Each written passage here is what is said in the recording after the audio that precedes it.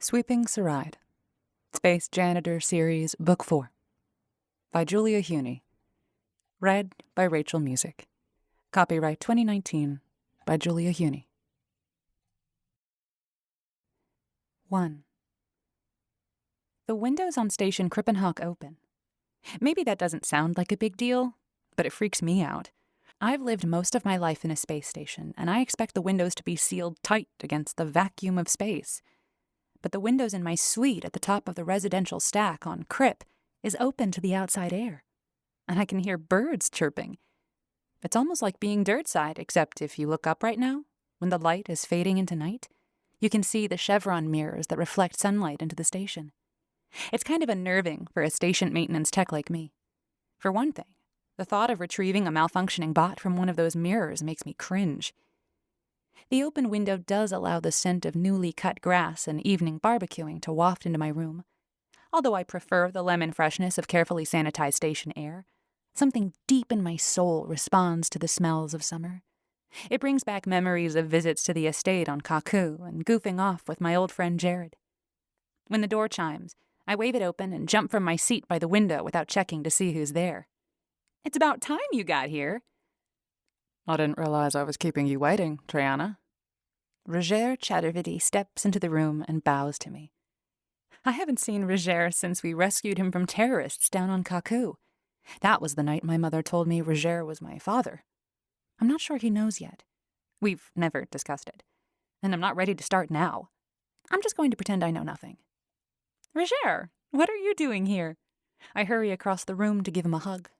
"I thought you were on SK2 with Mother." He gives me a squeeze and a kiss on the cheek. "No, I've been here a week or so.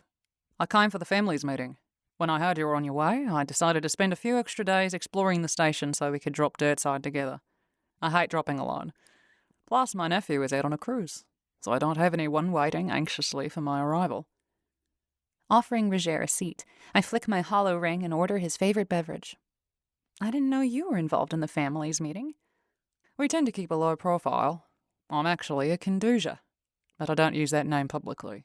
Too many expectations. My eyes widen. "You have an alias too?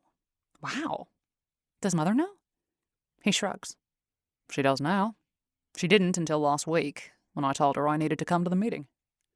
My lips twitch, and I can't decide if I'm angry or delighted. Or resigned. "Are you sure she didn't know? I never managed to keep anything from her." If she knew, she's a consummate actress. She is. We'll probably never know for sure. She likes to let people keep their illusions, so she can use it against them later, but I don't say that to Roger. The auto kitchen pings, and I get up to retrieve his drink, and an iced tea for myself. Nodding thanks, Roger raises the glass in salute. "To blissful ignorance." I roll my eyes. I wish. I glance at the window again. "When are you dropping dirtside? I don't like this place." Really? I love it. It reminds me of Station Aldrin back home. Of course, Aldrin is still the original station, so it's not nearly as glitzy as Krip, or as huge. I've spent the last few days exploring. I'll give you a tour if you like. I owe you one. But it will have to wait until the return trip. I'm scheduled to drop in the morning. I think you're on the same shuttle. I check my flight schedule. "Departs at 8 tomorrow?" He nods. What are you doing tonight? It sounded like you were expecting someone. "Yeah, Ty, Agent O'Neill, was supposed to be here a half hour ago. We're meeting our friend Joan from the cruise ship for a last night out before we all scatter. She's shipping out on the CSS Caledonia. She's a dance instructor." You're having dinner with my old friend No Bones Joan Leslie. I blink. It really is a small galaxy. She coached Ty in the crew passenger dance comp. He nods, the twinkle in his eyes countering his bland expression. Dancing in the Stars is big here on Krip. I caught the special episode with your slavery ring bust. They were supposed to pixelate my face. Was I recognizable? He shakes his head. No, but they didn't modify your voice. And I knew you were on that ship.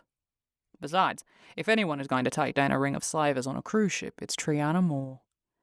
I had lots of help. How do you know Joan? Oh, we were in the Corps together. Roger finishes his drink and stands. Thanks for the drink, but I don't want to interrupt your date. Wait a minute. I leap up and grab his arm. You can't just announce that you were a Marine and walk away. I want details. How does a top-lev become a Marine? He smiles. Same way you became a space janitor.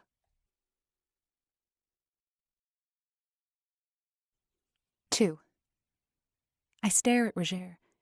You ran away? Changed your name and joined the Marines? When I was 18, I changed my name and paid the Polish mafia to help me run away from home.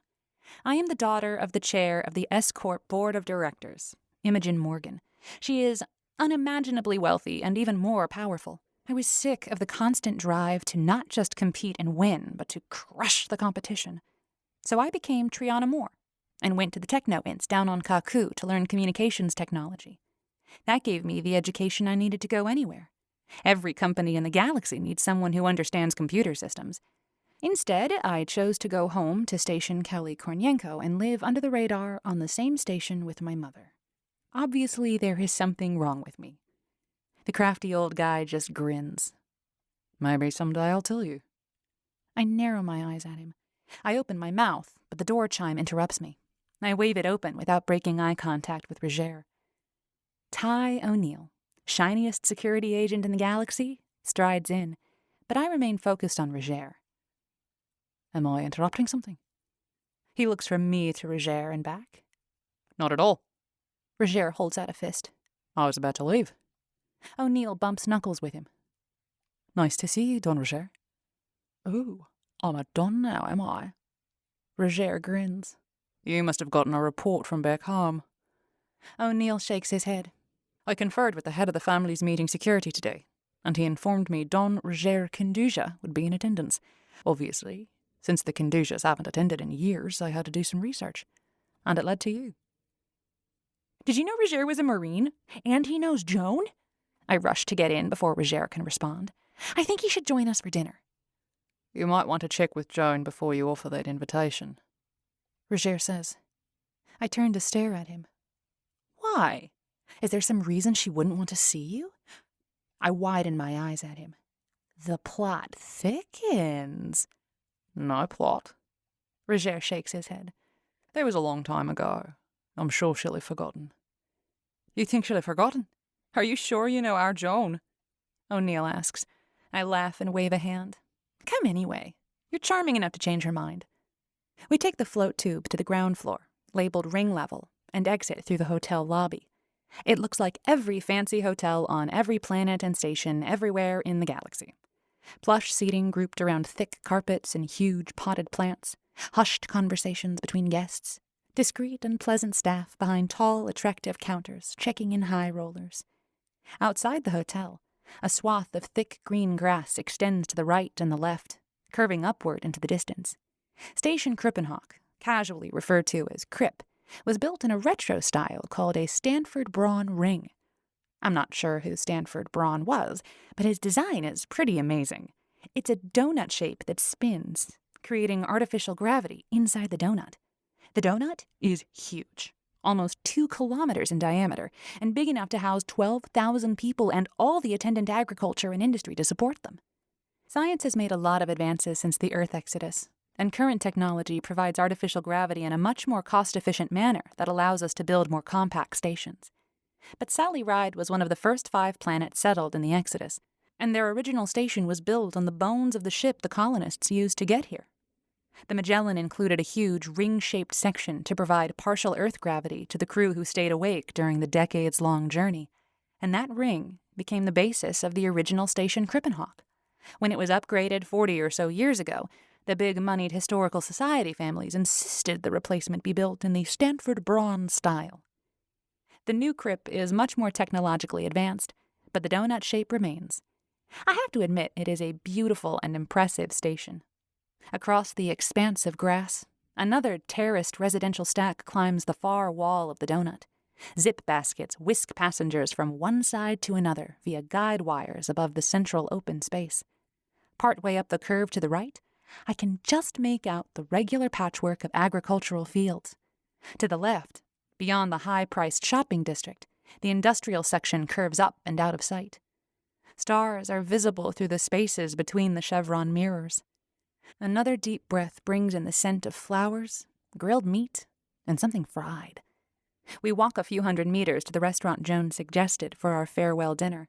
I'm sure she picked it with the dance floor in mind, since that's always her top priority. But the address she texted to us is a tiny bistro tucked into a corner behind a glitzy jewelry store, without a dancer in sight.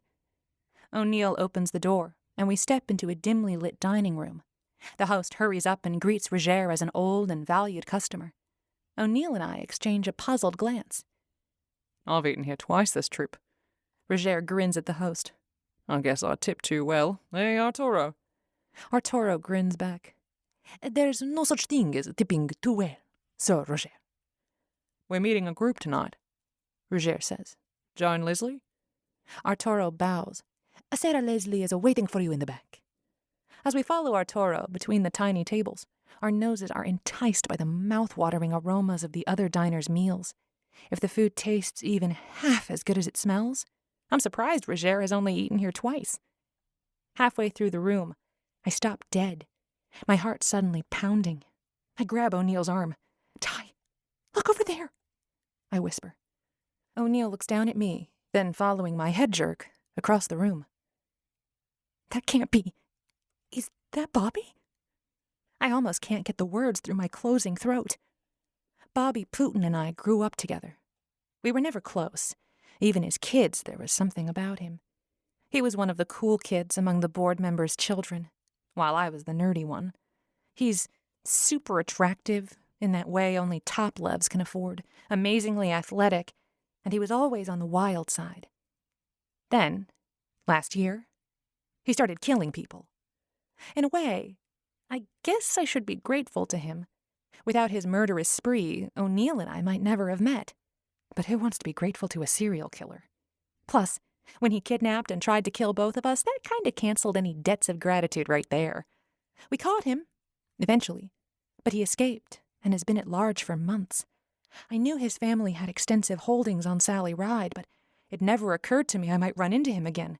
He should be in hiding, not hanging out in a nearby space station. O'Neill takes another look. Stay here. He walks casually through the tables, as I stand alone in the middle of the room, a human traffic jam. Arturo and Roger pause by the door at the far side of the room, looking back. When Roger starts my way, I wave him off. He stops. O'Neill approaches the table and says something. The man turns to answer. Relief pours over me like a bucket of cold water. Not Bobby Putin. My imagination must be working overtime. O'Neill makes a couple more comments and hurries back to me. False alarm. He takes my shaking arm and steers me toward Roger. Are you okay? That guy did look a lot like Bobby. I take a deep breath. I'll be okay in a minute. And really, Bobby probably doesn't look anything like that anymore. O'Neill wrinkles his nose. Good point. With all the resources available to the Putin family, I'm sure he's had plenty of aesthetic mods done. As we reach the door, O'Neill nods at an elderly woman with thin gray hair wearing a loud purple dress. He probably looks like that. I snicker and feel better. That would be a fitting punishment for a vain, arrogant jerk like Bobby. That and life in a penal colony. We step through the door at the back into a garden. Strings of lights loop through small trees, lighting several tables and a small dance floor. I pointed out to O'Neill. I knew it had to be here somewhere. Hanging vines bearing beautiful flowers hide the walls of the surrounding buildings. The blossoms give off a light citrus fragrance, enhancing the sense of the food. Above us, the space is open to the sky, or at least it's open to the chevron mirrors, tilted to reflect the sun away from us now for night, and a view of the starlit void. Joan waves from a table full of dance instructors and performers from the CSS Morningstar. 2 empty seats across from each other wait for O'Neill and I. Joan stands up, then freezes when her eyes fall on Roger. An emotion passes over her face, but it's so quick, I can't pin it down. Definitely not in the happy-to-see-him realm. Then she smiles her brilliant performance smile and turns to the man across the table. Move down, you lot. Triana brought an old friend with her. Amid good-natured grumbling, the crowd shifts, clattering drinks and tableware. Arturo brings a clean place setting and a free chair. O'Neill sits next to Joan, and I take the place across from him, leaving the seat across from Joan open for Roger. Sarah Leslie? Roger makes a small bow. So nice to see you again. Joan gives a regal nod. Sir Roger? A pleasure. O'Neill and I exchange a glance across the table. Sorry I didn't give you a heads up, I tell Joan. Roger surprised me this afternoon, and when I found out he knew you, I invited him to join us. Fabulous. Joan gives another stage smile. It's always wonderful to see an old friend. She turns to O'Neill. I'm sure you've heard we're being transferred to the CSS Caledonia. Your friends in station security want to go through the Morning Star with a fine-toothed comb. And magnets. Possibly trained drug-sniffing monkeys. O'Neill shrugs. Standard procedure. Stations usually quarantine any vessel involved in illegal activity until it can be thoroughly swept for evidence. It only takes a few days, but the Pleiades line has a schedule to keep. I guess it was faster to bring on the Caledonia than to wait for the Morning Star. The man to my left laughs. Cheaper, you mean? This way they can just move the passengers directly to the new ship without having to put them up on station. He reaches out a fist. I don't think we've met. I'm Cal Tiergarten, stage manager. He bumps fists with all of us as we introduce ourselves. Is everyone going to the Caledonia? I ask. Even the interns? Joan nods. Yeah. TC, Steve, Amber, the whole litter. They're down there. She nods toward the other end of the table. I grin. Who's volunteering for the dance comp this leg? Steve? Poor Steve is the figurative runt of the intern litter, always trying a little too hard to impress everyone else. Actually, I think I talked TC into a turn. Joan's lips twist into a self-deprecating grin. What can I say? I'm a glutton for punishment. The evening passes in a pleasant whirl of excellent food, fabulous wine, and entertaining stories. Everyone seems to have a crazy adventure to share, so I sit back and absorb it all. I chat with TC for a while, wave at Steve and Sandrine, and say hello to Amber. After the meal, a small dance band starts playing and the table empties as the dance professionals take to the floor. They try to outdo each other with impromptu competitions, spinning, jumping, throwing, and flinging each other around the floor.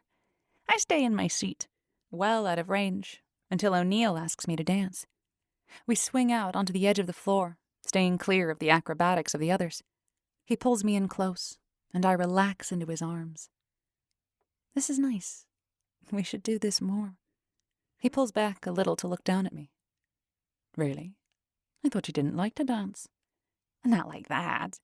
I jerk my chin at Joan and Cal.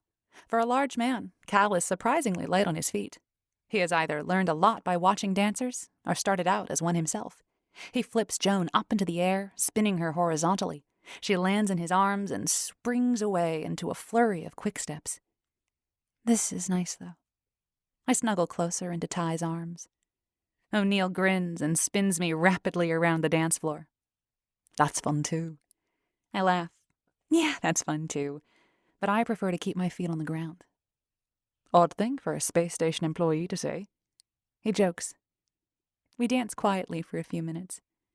Then he says, I'm glad Roger's here.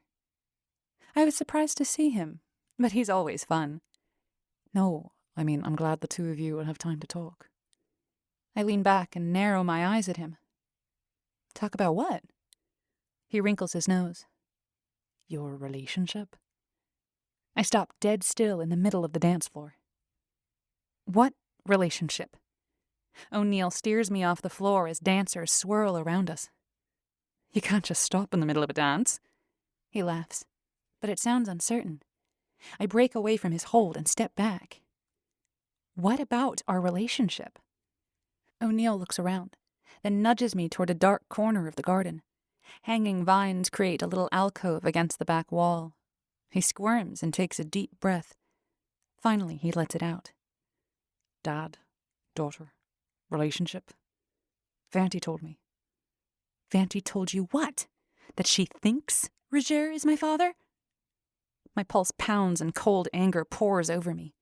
People have been speculating about my parentage for my entire life. There's a whole series of chat rooms and net pages dedicated to top-levs' lives. I have my own e-zine. What makes her think she knows any better than those trolls? And why is her crazy speculation any concern to me? O'Neill holds up his hands. I'm sorry. I've obviously hit a nerve. But if Roger really is your father, he deserves to know. I raise my chin. If he deserves to know, he should ask my mother. She's the only one who knows the truth. It has nothing to do with me. O'Neill stares at me. It has everything to do with you. Don't you want to develop a relationship with him? I have a perfectly good relationship with Roger. We're friends. My DNA and what did or didn't happen 25 years ago has no bearing on that. And why do you care about it anyway? I stand, hands on hips, shaking with anger. He gives me a confused look. Because I care about you. I want you to have a normal, loving relationship with your father. I don't have any sinister, ulterior motives. I just want you to be happy. His voice drops. I think I'm falling in love with you. My throat tightens, and a heavy weight lands on my chest. I gulp in air, but I can't get enough. I hold up both my hands, pushing him away. I gasp. Can't. Gotta go. Shoving past him, I race through the packed bistro and lose myself in the crowds of the ring.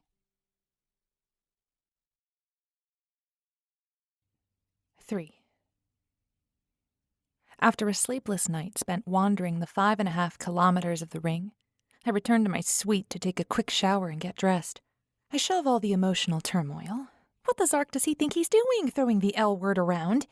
Deep into the bottom of my soul and lock the door on it. I have a job to do here.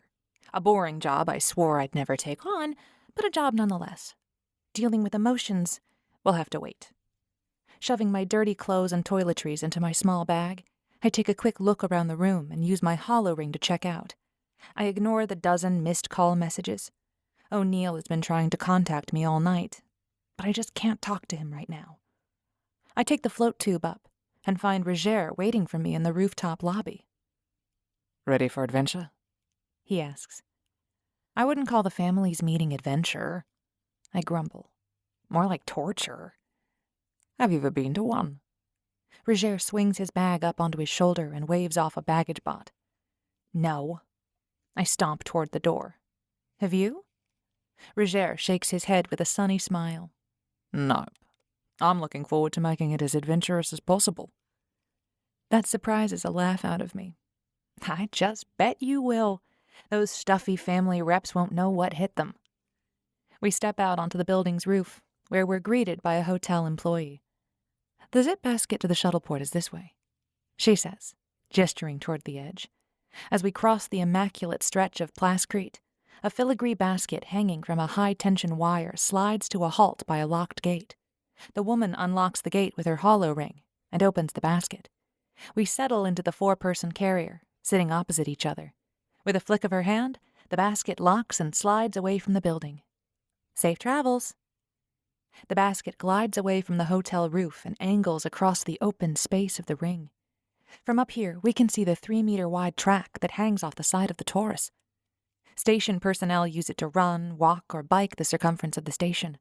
It's less picturesque than the meandering trail below, but more efficient, if your goal is exercise. You look like you didn't sleep well. Roger comments. Too much Jaeger hula. I give Roger the stink eye. It's not like you to comment negatively on my appearance. You're right. Sorry. He tries again. You just don't appear to be your usual self, and I thought you might like to talk about it. Nope. I look down at the shopping district below to avoid meeting his eyes. I don't want to talk about it. Ty seemed pretty upset after you left dinner last night. I glare at him. I don't want to talk about it. I just want to get off this donut, get this meeting over with, and go home. You really should take some time to see Sally Ride while you're here. Roger ignores my foul mood. It's a beautiful planet with a lot of historically significant buildings. It was one of the first 5 planets settled after humans left ancient Earth. I smile grimly. I've seen the vids. Look, I'm not in the mood to chat right now, okay? Roger looks at me gravely for a moment, then nods. Let's just enjoy the ride, shall we?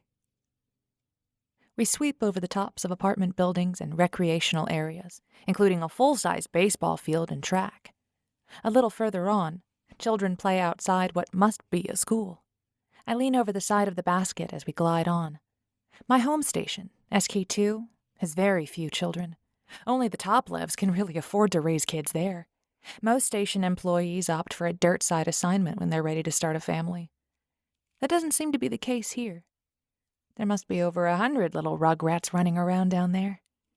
I glance at Roger, who is also watching the kids. Are there children on Aldrin?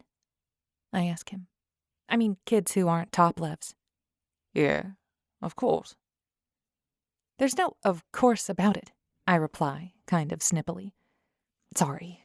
It's just that on SK2, everyone leaves when they want to have kids. Or when their kids are old enough to go to school.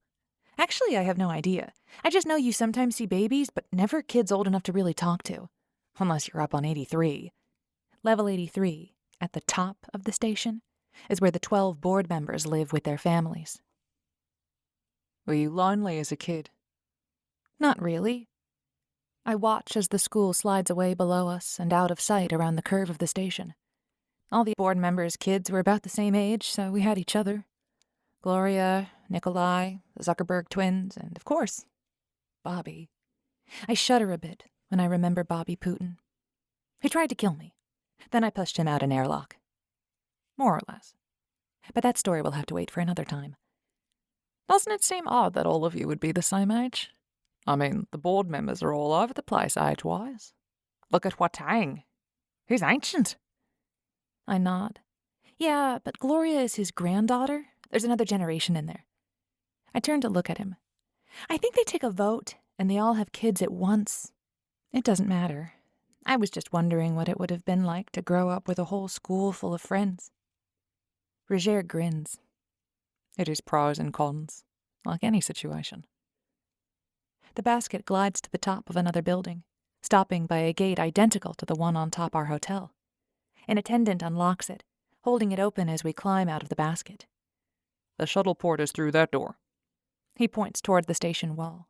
Roger and I ignore the offer of help with our luggage, shoulder our bags, and tromp across the roof. A door slides open as we approach, and we step into a lobby with several automated check-in stations. I wave my ring at one, and since I have no luggage to check, my hollow ring immediately begins tugging me gently forward. I step away from the check-in station and turn to wait for Roger. Except Roger is not there. Instead, Ty O'Neill stands by the bridge to the departure gates, clearly waiting for me. I look around and see Roger disappear into the restroom. Coward. Or maybe he's just trying to give us some privacy. Either way, I wish he hadn't. Ty looks at me. No expression on his face. Sarah Morgan? I close my eyes. He only calls me that when he's angry with me. Opening my eyes, I try a small smile. Sorry about last night. He glances away, then back to me. Don't worry about it. The shuttle will begin boarding in a few minutes. Let me take your bag. He reaches out and pulls the strap of my bag off my shoulder. So that's how we're going to play this? Fine. I lift my chin. Excellent. I'll just wait here for Roger and meet you in the boarding area. I turn away, looking at the restroom door, but every other cell in my body is focused on the man behind me. He stands there for a minute, and just when I think he's going to step forward and reach out to me, I hear his feet twist on the carpet. Then he strides away. Zark, I am forking terrible at this relationship stuff. When Roger comes out, he spots me. Surprise, then resignation, passes over his face. He crosses the empty space and turns, offering me his arm. As we start down the concourse, he pats my hand. You should really talk to him. I try to yank my hand away, but he holds on tight. I relax, gripping Roger's fingers. I don't know what to say, I mutter. Roger sighs. You'll figure it out. Just don't wait too long. I roll my eyes. Parents. We reach the boarding area, and O'Neill silently ushers us to the first-class waiting section. We wave our hollow rings over the check plate, and the door swooshes open. A neatly uniformed employee greets us and directs us through the plush seating, straight to the airlock. First class is boarding now. We stroll down the boarding tube and into the airlock. Both ends are wide open. Crip has external force bubbles that enclose the entire shuttle and create an atmospheric envelope. Stashing his bag in an overhead compartment, Roger offers me my choice of seats. With a quick, under-the-eyelashes glance at O'Neill, who is carefully ignoring me, I take the window seat. Roger sighs and sits next to me. O'Neill takes his place across the aisle. An attendant offers us beverages, but I learned many years ago not to eat or drink too close to a shuttle ride. The artificial gravity means there's no weightlessness or heavy G's on the trip, but try telling my body that. I get anxious on shuttle drops. Not enough mass between me and space. The fact that shuttles are as heavily shielded as many parts of the station makes no difference. I still get a little nauseous on drops. Roger leaves me in peace while the rest of the first-class passengers filter into the shuttle. He greets each person with a smile and pleasant greeting, looking like a child waiting for his favorite superhero to arrive at a comic book signing. A woman with a huge purple hairdo and wearing a tight wrap dress cut about 6 centimeters too low takes the seat next to O'Neill. I swear she makes a point of rubbing against him as he steps out into the aisle to let her into the window seat. I grit my teeth and look out the window. Thanks to the force bubble, the view is blurry, but I catch a glimpse of the green-blue planet below. I've been to Saride before, but it never fails to surprise me how similar, yet how different it looks from Kaku. All Terra-type planets have bluish water and greenish continents, but Saride is a slightly darker blue, while Kaku has hints of purple. Beautiful, isn't it? Roger asks as the flight attendant goes through her safety spiel. I'm partial to Armstrong, of course, but Saride is lovely too. I smile a little. I guess it's what you're used to. I know you grew up on Armstrong, but you haven't lived there in a long time, have you? I was off-planet for many years. Roger gazes across me and out the window. I was in the Marines for 4 years. Then I did a stint on a cruise ship. That's when I met your mother. Then I lived on Saride for a while. I went back to Armstrong about 10 years ago. I can't believe I ever left. But now that you and Mother are a, couple? I hesitate, but he nods. Do you plan to stay on SK2? Permanently? Roger blinks. Then he looks at me. I haven't really thought about it.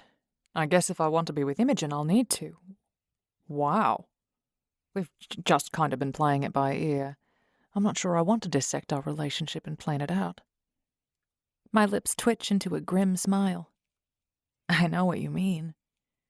I guess you do. Roger glances at O'Neill, who is chatting up the purple-coiffed woman, then back at me. Did I ever tell you about my nephew? 4. For the rest of the drop, Roger tells me about his nephew, Arun. He'd mentioned him before. Arun left home after finishing school, moved to Saride, and worked his way up in a small dirt-side trading company. He's now the owner and apparently has plans to grow the operation into the interplanetary markets. You've told me about him before, I say. That first week we met, you talked about how he left home to make it on his own. You didn't tell me the family he escaped was a top-lev, or that he was following his Uncle Roger's example. Roger shrugs, modestly. Details. I may have had some impact on the boy. I laugh. Maybe a little. Is he on Saride now? He's supposed to be getting back this week. That's why I had time to kill on Crip. I wanted to visit him, but he was off-planet on business. Maybe we can both visit after the meeting. I think you two would like each other. Definitely sounds like we have a lot in common. The flight attendant announces our imminent arrival and asks us to tighten our safety harnesses. Please don't unfasten them until we reach the terminal and the safety harness light has been turned off. This is the worst part of the flight. Up in space, I'm not too worried. Humanity has been safely traversing the void for hundreds of years, but landing a fragile shuttle on a huge, hard rock with potentially volatile atmosphere? That just sounds like a bad idea. Today's landing is completely non-eventful. We barely feel it, with the artificial gravity dampening any turbulence. The moment we touch down, O'Neill's seatmate starts to unbuckle her harness. Roger and I exchange a glance and shake our heads in a superior way. The jolt as we park and the anti-grav turns off nearly knocks the woman out of her seat. Shuttle pilots like to goose the overeager passengers. Despite her apparent wealth, She hasn't flown much, if she didn't know that. Once we exit the shuttle, O'Neill goes into full security mode. He escorts Roger and I through the special customs office set up for the family's meeting arrivals, and to a vehicle waiting just outside the private entrance. As much as I dislike being one of them, most of the time, some of the top-lev perks, like avoiding the lines, are awesome. Our vehicle, a long, sleek black thing with plush seating for 12 people and a built-in bar, glides down a mag track, deftly switching lanes and levels with smooth ease. A human controller sits behind one-way plasglass, but he doesn't appear to have much to do up there. O'Neill sits beside him, playing his role perfectly. In the back, I fidget as Roger relaxes and looks out the windows. The typical plascrete buildings of the shuttle port fall away, and we cruise down a wide mag track with hundreds of other vehicles. Most of them are larger public transports, but a few appear to contain only 1 or 2 passengers like ours. We zip across a lush greenish-blue landscape, with trees and bushes in all shades from mint to turquoise. A wide river separates this jungle from the city. The mag track soars up and over the water, the River Tam, and into a beautiful jumble of huge skyscrapers, strange curved structures, angular edifices, and low buildings. There was no master plan for River City, Roger remarks. It just kind of grew here. That's why the buildings are so eclectic, unlike in Pacifica City, back on Kaku. They didn't put much thought into the name either, did they? I smirk. It was one of the first settlements on Saride after the Earth exodus. They built settlements on the river, the plains, and one up in the mountains. Guess what those are called? Legend says the settlers were too busy to name them. The vehicle glides on, switching tracks here and there while the driver carries on an animated conversation with O'Neill. I nod at the plasglass. These things must be automated. Yeah, most of them are. He's just there in case something goes wrong. Like if a hacker changes our destination remotely. He has overrides. If you look, you'll see only the fanciest cars have drivers. No one else worries about kidnapping. He shakes his head. That's one of the reasons I don't advertise my family status. I hate the hemming in that goes along with it. Always under our handler's control. I nod. He is preaching to the choir. We slow down, switching tracks several times, then turning onto a side track. After a while, the vehicle leaves the track and glides along a side street. We stop in front of a tall, sleek building, and an ornate metal gate retracts, allowing us to enter a courtyard. The car pulls up next to a wide entrance that is flanked by thick, potted plants. A man dressed in a stylized uniform steps out of the shadows and pulls open the old-style swinging door. The car door doesn't open, so I wave my hollow ring at it. Nothing. Then O'Neill gets out of the front of the car and walks back to the door. He takes his time, looking around the courtyard, and finally waves the door open. I give Roger an exasperated look, then climb out. O'Neill steps back and gestures toward the building. I stop in front of O'Neill. May I have my bag, please? I'll bring it up to your suite. He doesn't even glance at me. I heave a sigh. Maybe when he gets there we can finally talk and get things back to normal. Fine. Inside the building, there's a small private lobby. A woman wearing another gaudy uniform steps forward and bows. Dame Morgan, welcome to the Anguille de Juju. I am Annika Smith Carolyn Zenderberg Ali. I would be your personal concierge. She flicks a code slip to me. Don't hesitate to contact me at any time, for any reason.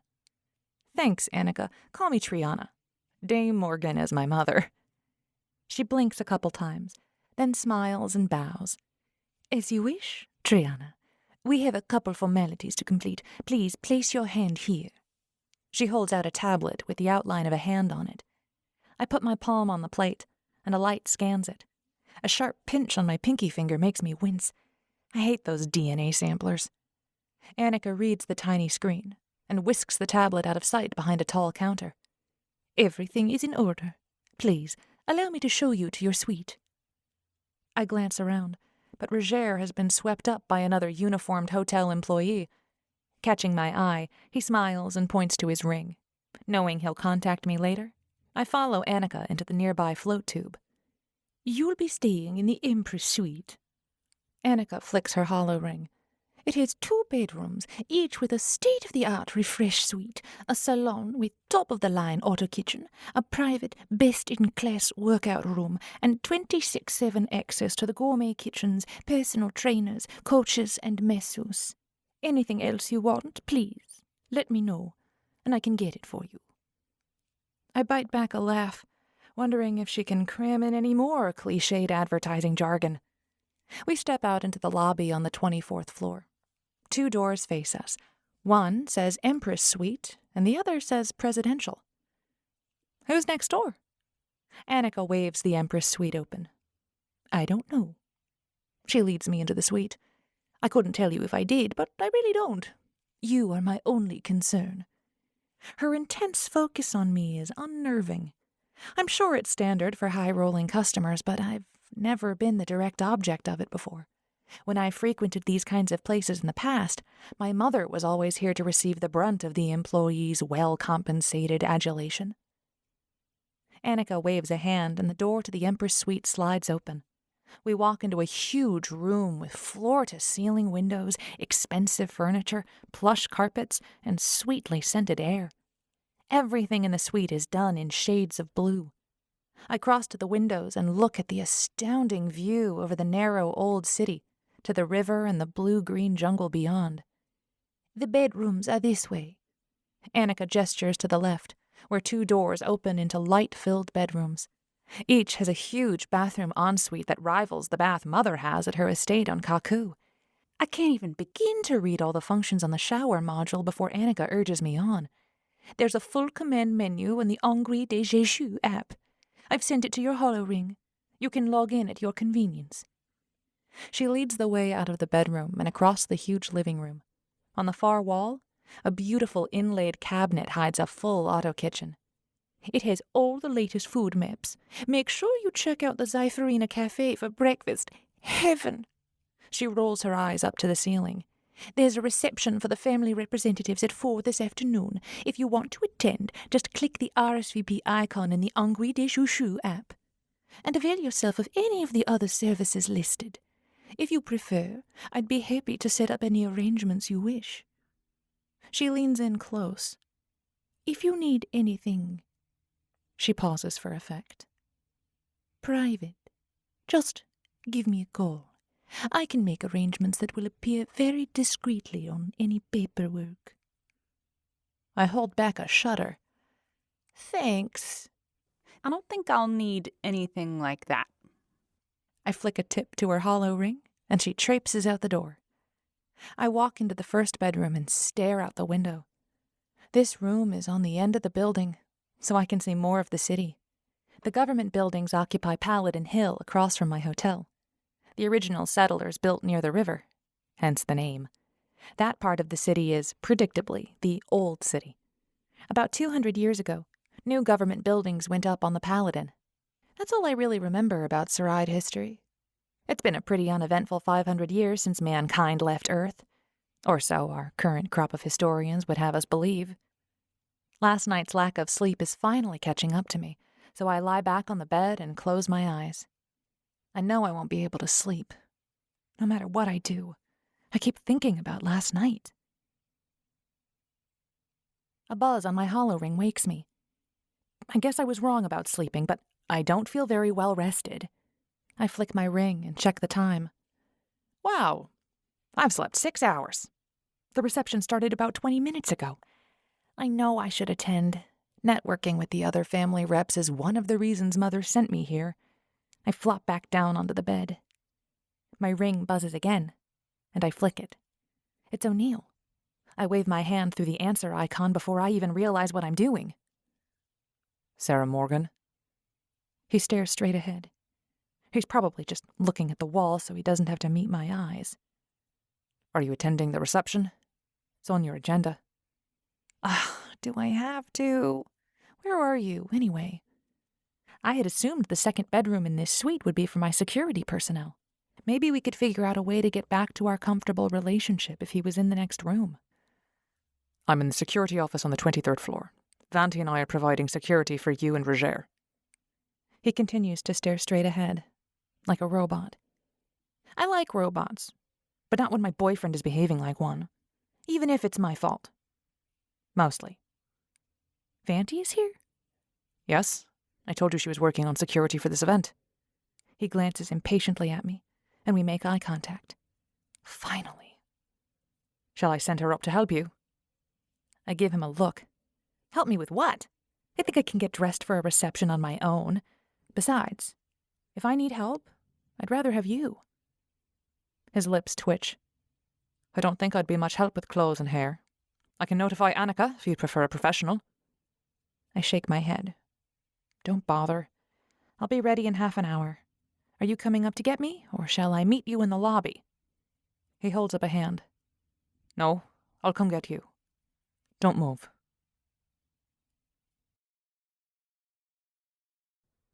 Five. Don't move? I assume he means don't leave the room, so I get up out of bed and open the closet. It's an enormous walk-in affair, bigger than my entire compartment over on SK2. Clothing high-me sent ahead for me fills the space. Formal dresses, robes, skirts, shirts, pants, I'm not even sure what that thing is. Plus shoes, for every outfit. I stare at it all in dismay. Maybe I should call Annika for professional help. I have no idea what is current or appropriate for this thing. I flick my hollow ring and find a message waiting for me. It's from Jaime.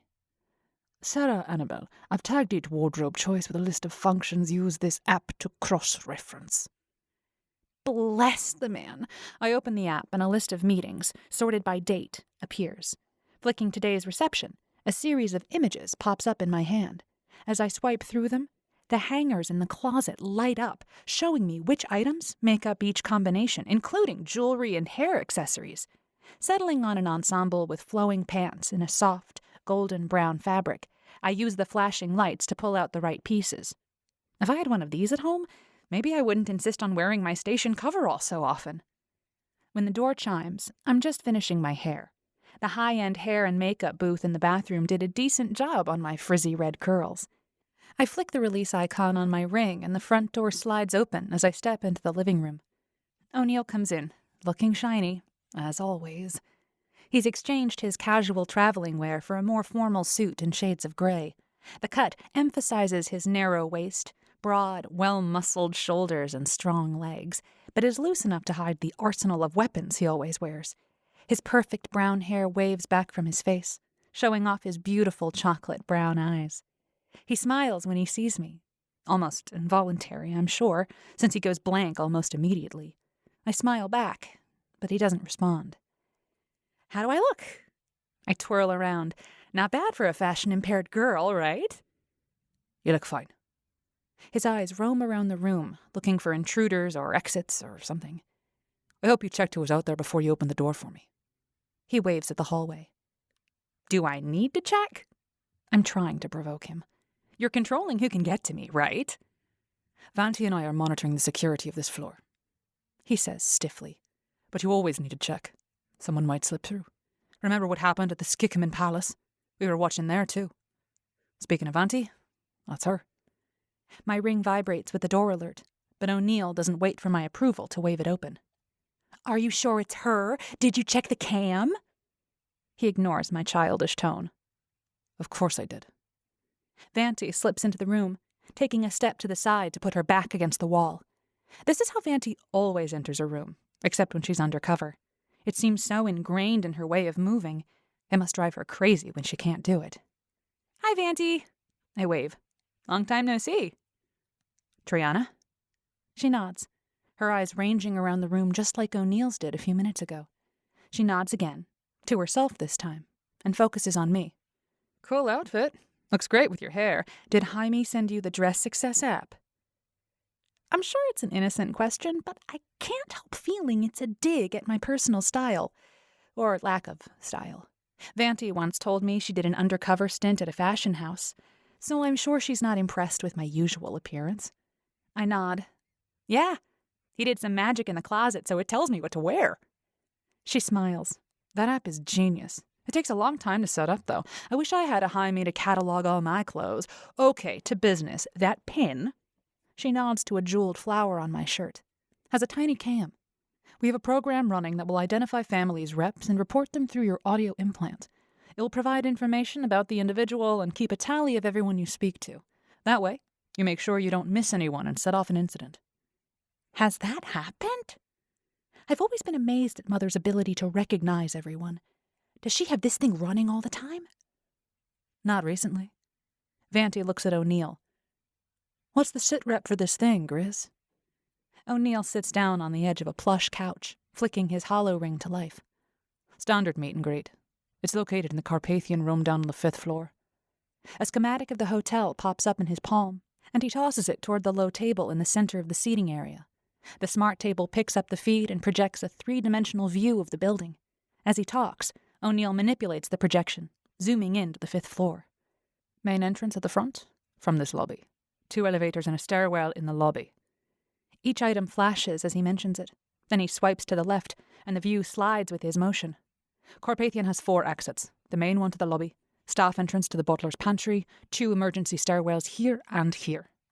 They flash red. All areas have been cleared by hotel security, the family meeting's official security panel, and probably 43 different individual security teams, including Vanti and I. Is all of this really necessary?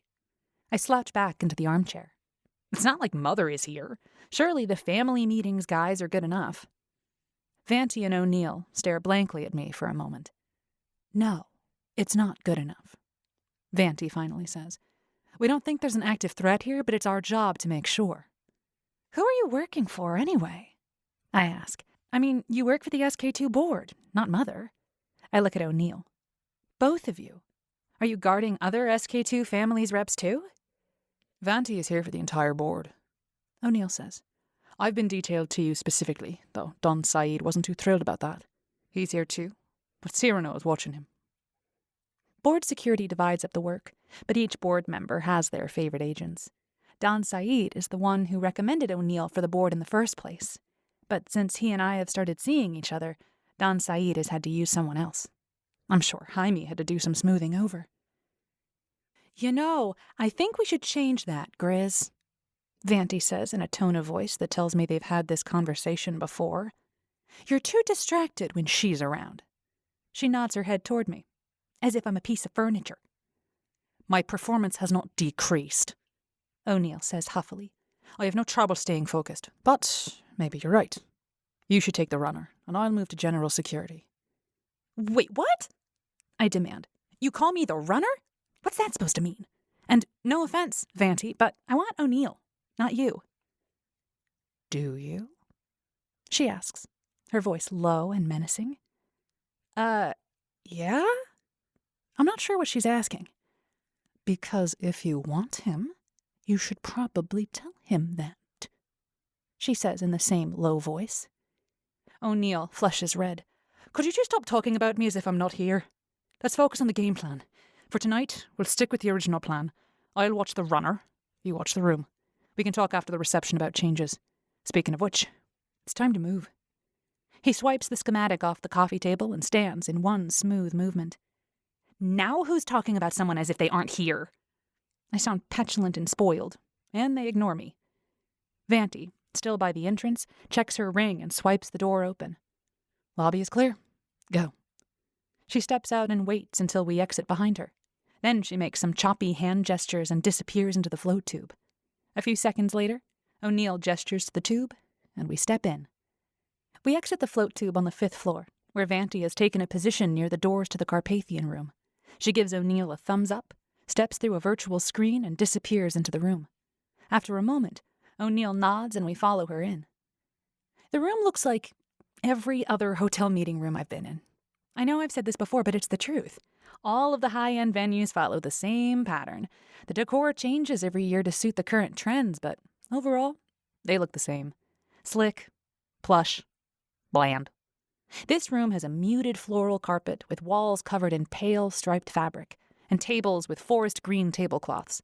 For this event, there are couches with low tables, dining tables with fabric-covered chairs, and tall bistro tables with upholstered stools. Around the perimeter of the room, buffet tables serve delicacies from a dozen different planets. Human waitstaff serve drinks on trays held high above their heads. The people also look familiar. These are representatives of the wealthiest families in the galaxy. Anyone over the age of 28 has probably had rejuvenation treatment, so they look 25. Some of the reps bear a strong family resemblance to people I know back on SK2. Fortunately, I can use my hollow ring and audio implant to clue me in as I make the rounds.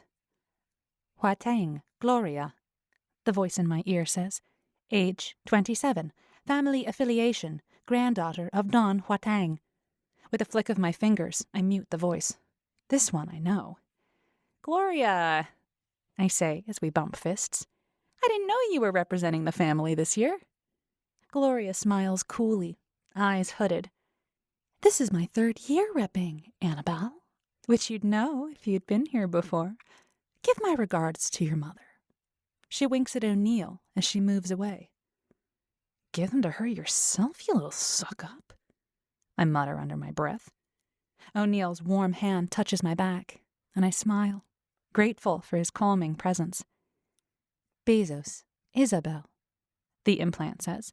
Age 84, family affiliation, Bezos matriarch. The woman standing before me looks younger than the Dame Bezos I know from SK2, even though this woman is her mother. I hold out my fist and bow my head, just slightly. As my family's rep, I can't be too deferential. Dame Bezos, so nice to see you. Annabelle. She flicks her long, raven black hair over her shoulder. How is Imogen? She's busy, as always. I glance at her necklace. I see you're wearing the Star of the Amazons today. It's beautiful. She touches the huge stone at her throat. Yes, poor girl, she doesn't get to come out very often. Too high a risk, but safe enough at a family's meeting. According to family's lore, the Star of the Amazons was mined on Armstrong soon after the first settlers arrived from Earth, and has been handed down through the Bezos family since. However, anytime the stone is spotted, the tabloids tell a different story involving theft, pirates, and a strange fortune-teller. Preferring to keep the rumors to a minimum, Dame Bezos rarely wears the jewel in public. The evening progresses like this. An interminable series of greetings and small talk with staggeringly old people who look like they're in their mid-20s. None of them have anything nice to say, and all of them are flaunting the family wealth. Aside from Gloria, I am the only rep who isn't also head of the family. I wonder again why Mother insisted on sending me. She loves these things. I circle around to the back of the room, O'Neill at my shoulder. I load a plate with the best of the buffet. I try to hand an empty plate to O'Neill, but he refuses to take it. I roll my eyes. I'm sure it's safe to have some food. I whisper to him. They must have testers in the kitchen. Of course they do. The newest tech available. That's one of the things Vanti set up last week. The food is safe, but I need to keep my hands free. I'll eat later. What do you think is going to happen here? This place is like... I can't even think of anything to compare it to. It's so safe. Everyone here has a security team. The best of the best. Just like you and Vanti. The corner of O'Neill's lip twitches, but he doesn't reply. I guess I'll have to eat his share of the chocolate. I reach for a mocha mousse in a white chocolate shell, and a movement catches my eye. One of the waiters at the far end of the table is replacing a platter. It looks like crab. I do a double take. That can't be. Calm down, Triana. It was a false alarm last time. I take a deep breath and look at the waiter again. My heart rate ratchets up, despite my pep talk. I can't see his face clearly because he's turned slightly away from me. I put another mousse on my plate and casually turn to O'Neill. Do you see that waiter? I ask. Behind me? O'Neill glances casually over my shoulder, then zeroes in on the man. He shakes his head. I feel like we're having delusions. That guy looks a lot like Putin. Come here. He takes my plate and leads me to a nearby table. Setting the plate down, he pulls out the chair. Sit. Vanti's checking him out. I turn in my chair so I can see the waiter as he finishes putting out the crab cakes. He straightens up and looks around the room. He steps back from the table and right into Vanti. Vanti says something, her face cheerful, her hands held up, palms outward, as if she's apologizing for getting in his way. They exchange a few words, and the waiter departs. Vanti strolls past us, her eyes flicking from me to O'Neill and back. She gives the barest of headshakes. O'Neill puts a hand on my shoulder. Vanti says it wasn't him. She took a voice recording just to double-check. But unless he had extensive mods, and we're talking about the kind that take months in a hospital, not just a visit to the salon, that wasn't him. The voice match will confirm. He could have had his voice modded too, I say, without conviction. It's possible, but the voice match software can still ID with 90% accuracy. I think we're just a bit jumpy, knowing he could be here on Saride. We might be jumpy, but we've seen two people who look enough like him to be mistaken from a distance. What are the odds of that? O'Neill shrugs. After a moment, he says, Vanti says there was a trend here on Saride a few years ago of people getting modded to look like top-levs. Maybe these guys are big fans. Fans of a serial killer? My voice gets louder. O'Neill shushes me. You know that was kept under wraps. These folks have no idea their hero is a psycho. Or maybe they just look like him. The Putins have had a presence on this planet since it was settled. Maybe these guys are distant cousins. As he talks to me, his eyes continue to range around the room, constantly assessing the crowd. Let's focus on the current mission. Have you talked to everyone yet? Nope. I pop the last bit of mousse into my mouth. Not even a false alarm will make me waste good chocolate. Got a few more to go. I pat my lips with a napkin, just like Sarah Marfine, my decorum teacher, taught me. Onward. When the program reports through my implant that I've spoken with everyone in attendance, I turn to O'Neill. Okay, that's the last of them. Can we get out of here? He nods, and his eyes on focus for a second. Vanti says we're good to go. Well, if Vanti says it's okay, I guess we can leave. Without waiting for his reply, I sweep out the door. Vanti is waiting in the lobby and takes the float tube up to my suite. 30 seconds later, O'Neill and I follow her up. When we arrive, she's already opened the door and cleared the suite. You should wait for me to get here before you run a sweep. O'Neill ushers me inside and shuts the door. What if you needed backup? Security has been monitoring the floor and rooms constantly, she says. We got no pings on anything and you were 10 seconds behind me. I didn't come in until you were on your way up. She brings a glass of water and hands it to me. You want a drink? Schmoozing can be thirsty work. Next time, wait for me. O'Neill sounds out of proportion angry. Vanti flips him a salute as she heads out the door. Aye, aye, boss. The door slides shut before he answers. I chug the water, then flop down onto the couch. I never want to do that again. I pull off the heavy earrings that went with this outfit. Maybe I can set a weight parameter on that fashion app. My ears ache. O'Neill strides over to a side chair and drops into it. We need to talk. That doesn't sound good. About what? I ask cautiously. It's your security. This was fine with just me and Vanti because we were in a controlled location. But if you plan to go out at all, we need to work out some strategies. He pulls up some files on his hollow ring. Going for all professional, are we? Fine. I hold up a hand. Don't worry about it. I have no intention of setting foot outside this hotel until after the meeting is over. Maybe afterwards we can make it look like Annabelle Morgan went home and I can do a little sightseeing on my own. With you for protection, of course. If Sarah Morgan went home, I would go with her. It's my job as her head of security. I shrug. Well, sure, but I didn't think you'd let me stay here by myself. I wouldn't. He thinks for a moment. I don't think you should stay. I jump up and stride across to the huge windows. Sun is setting over the jungle, and the sunset is spectacular. Reds, oranges, yellows, with just a hint of green and blue along the horizon. Sunset from space is beautiful, but each planet is just a little different, and the weather adds all kinds of amazing, unique permutations. I can see why people live down here. This is why I ran away. I turn back to the dim room. O'Neill looks like a shadowy lump in the huge chair. I don't like this families thing. The constant monitoring, the need for security. I just want to be free to do my job and be myself. Is it so much to want? I didn't ask to be born the Morgan heir. O'Neill stands up, walking toward me. He speaks slowly and thoughtfully. So, what's your plan? Are you going to run away again? I might have to. I really can't do this. I don't want to be responsible for a huge corporation and millions of jobs. Would you want to be? No. But don't forget one of those jobs is mine. He turns away and looks out the window. I love my job, but Dame Morgan made it quite clear my mission is to bring you here and then take you safely home. If you run away, I'm out. You could run away with me, I whisper. Sorry, Vanti is calling, he says at the same moment. She's got some plans we need to go over. Are you staying in for the rest of the evening? He heads toward the door without waiting for my reply. Yeah, I'll be here, I say, but the door is already closing behind him.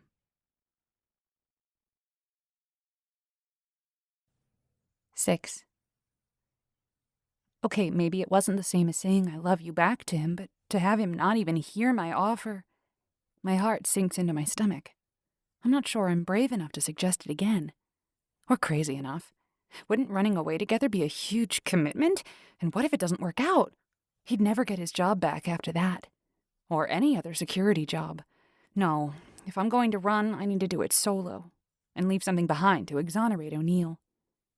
I need a distraction. I message Roger on my hollow ring. Are you free? He pings back almost immediately. Looking for an excuse to leave the reception. Oops, maybe I left too early. Nope, already did. Am I missing anything important? Only if you enjoy barbs exchanged by ancient family heads over minor details. Dame Gates just accused Don Medeiros of stealing the Lestrelanian oysters. This sounds like one of your recow stories. Much worse. And true. Are you in your suite? May I join you? Yes, please. I flick off the message app and order a drink for Roger and a beer for myself. A few minutes later, the door chimes. I dutifully check the cam, send a message to O'Neill that Roger has come to visit me, so he can't get all huffy with me later, and open the door. After the usual pleasantries, Roger sits down and takes a gulp of his drink. You, my dear, are a lifesaver. They really had their claws into me. Everyone wanted to know where the Condujas had been and why we hadn't sent a rep in so many years. What did you tell them? I curl up in the corner of the sofa facing Roger at the other end. He laughs. I told them the family's meetings were boring, so we didn't bother. My eyes grow wide. Really? Maybe not in those exact words, but close enough. He smiles. I'm sure you could find the recordings if you cared enough to look. I grin back at him. I'm sure I could too. I might have to, just to see the look on Dame Bezos's face. We order dinner, which is delivered by Annika, with O'Neill running interference. While Annika sets the food out on the dining room table, I quietly invite O'Neill to join us. He glances at Roger and declines. After the door shuts, I sigh. You two still fighting? Roger asks. I shake my head. I wish. At least fighting would be something. I've been demoted to Sarah Morgan again. I pace around the room, ignoring the enticing aromas coming from the table. I hate this. I hate these meetings. I hate the security. I hate all of this. I was so happy just being a maintenance tech. The last 6 years have been the best of my life. I catch Roger's grin out of the corner of my eye. Yes, I know, I'm only 24. I have no real frame of reference. I swing around and face him. How old were you when you ran away? I was 20. He gazes out the windows at the dark city before us. Lights twinkle below, outlining grids and circles, with the black, blank line of the river delineating the edge. Beyond that, the jungle stretches dark and mysterious, with a single bright square of the shuttle port.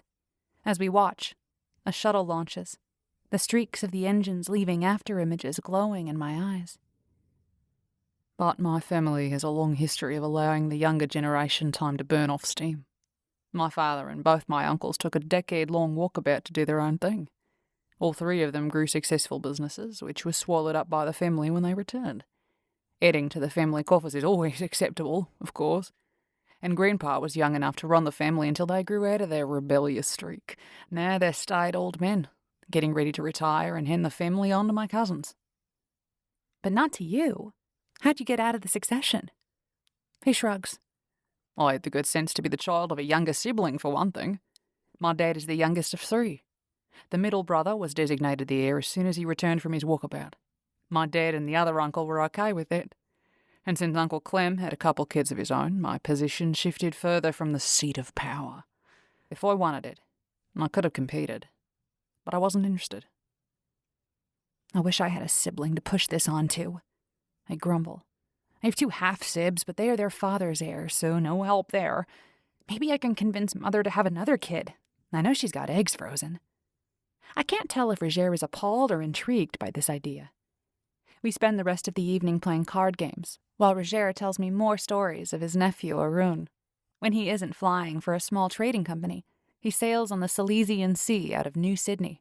He also runs a non-profit that helps build schools on some of the fringe planets. And he has nothing to do with the family business, I ask. He just does his own thing. Yes. Roger swirls his ice in his almost empty glass. But our family is very different from yours. The Conducias have been out of the limelight for a long time. This is the first time we've sent a rep to the meeting since Grandpa was in charge. Your mother lives for this stuff. I sigh. Yeah, I know. Roger looks at me for a moment. You know, there's another option. What? I ask. If I can get out of this, I want to know now. You could have a child and designate her your mother's heir. What? Okay, I just need to breathe. In, out, in, out. I'm not going to have a kid. I'm only 24. Roger holds up his hands, backing away. It was just an idea. A terrible one, I know, but it's an option. 24 is plenty old enough to have a child. And you could use a surrogate or an artificial womb. No. I leap up and stalk across the room. I'm not going to sentence some poor kid to the life I hate just so I can escape. That's worse than Mother having another child. Besides, I don't think she's ready to be a grandmother. I think of my mother with her artificially young face, long blonde hair, and perfect 20-something figure. Of course, Dame Bezos didn't look much different, and she's well over 90. Maybe I just need to get away for a few more years. Your uncle got a whole decade. I just need a few more to get all the rebellion out. Right? I stomp around the room for a few more minutes. Look, Roger, I finally say. I think I need to be alone. Can I meet you for breakfast in the morning? Thanks for spending time with me. I hustle him out the door before he can say another word. The moment the door closes, O'Neill messages me. Are you going to bed? Are you coming up to join me? I hit send before I can decide it's a bad idea. What did I just do? I pace around the room, hyperventilating while I wait for his reply. Nothing. No response at all.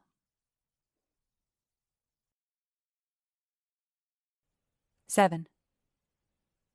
I toss and turn all night. O'Neill never replied to my message, and I don't know what to think. Is he angry? Maybe he's decided he's done with me? I punch the pillow and turn over. Enough of this. I'm normally a surface dweller, and I don't like to get too deep into anything emotional. So maybe it's time to just go back to my sunny, easy attitude. Forget about the burning hole in the pit of my stomach and focus on my life. But how? At 3 a.m., I get up, pack a small bag, leave a note for O'Neill and Vanti, and walk out of the hotel. It's surprisingly easy. At least, it's easy if you're good at hacking. I use my old trick of recording a vid loop from a cam and then sliding that into the live feed. Remembering what Vanti said about internal cams, I prowl through the hotel OS and find one watching my living room. Another is pointing directly at my bedroom door, but none seem to have invaded the privacy of my room. I think even Vanti knows that would be way out of bounds. Once I have the feeds from my suite, the lobby, the float tubes, and the VIP door in the parking garage doctored up, I dress in my most casual clothes and head out. When I reach the bottom floor, I detour through a staff area. This late at night, the staff break room is empty, so I take a few minutes to remove my loops from the cams. I don't want to be responsible for an external breach.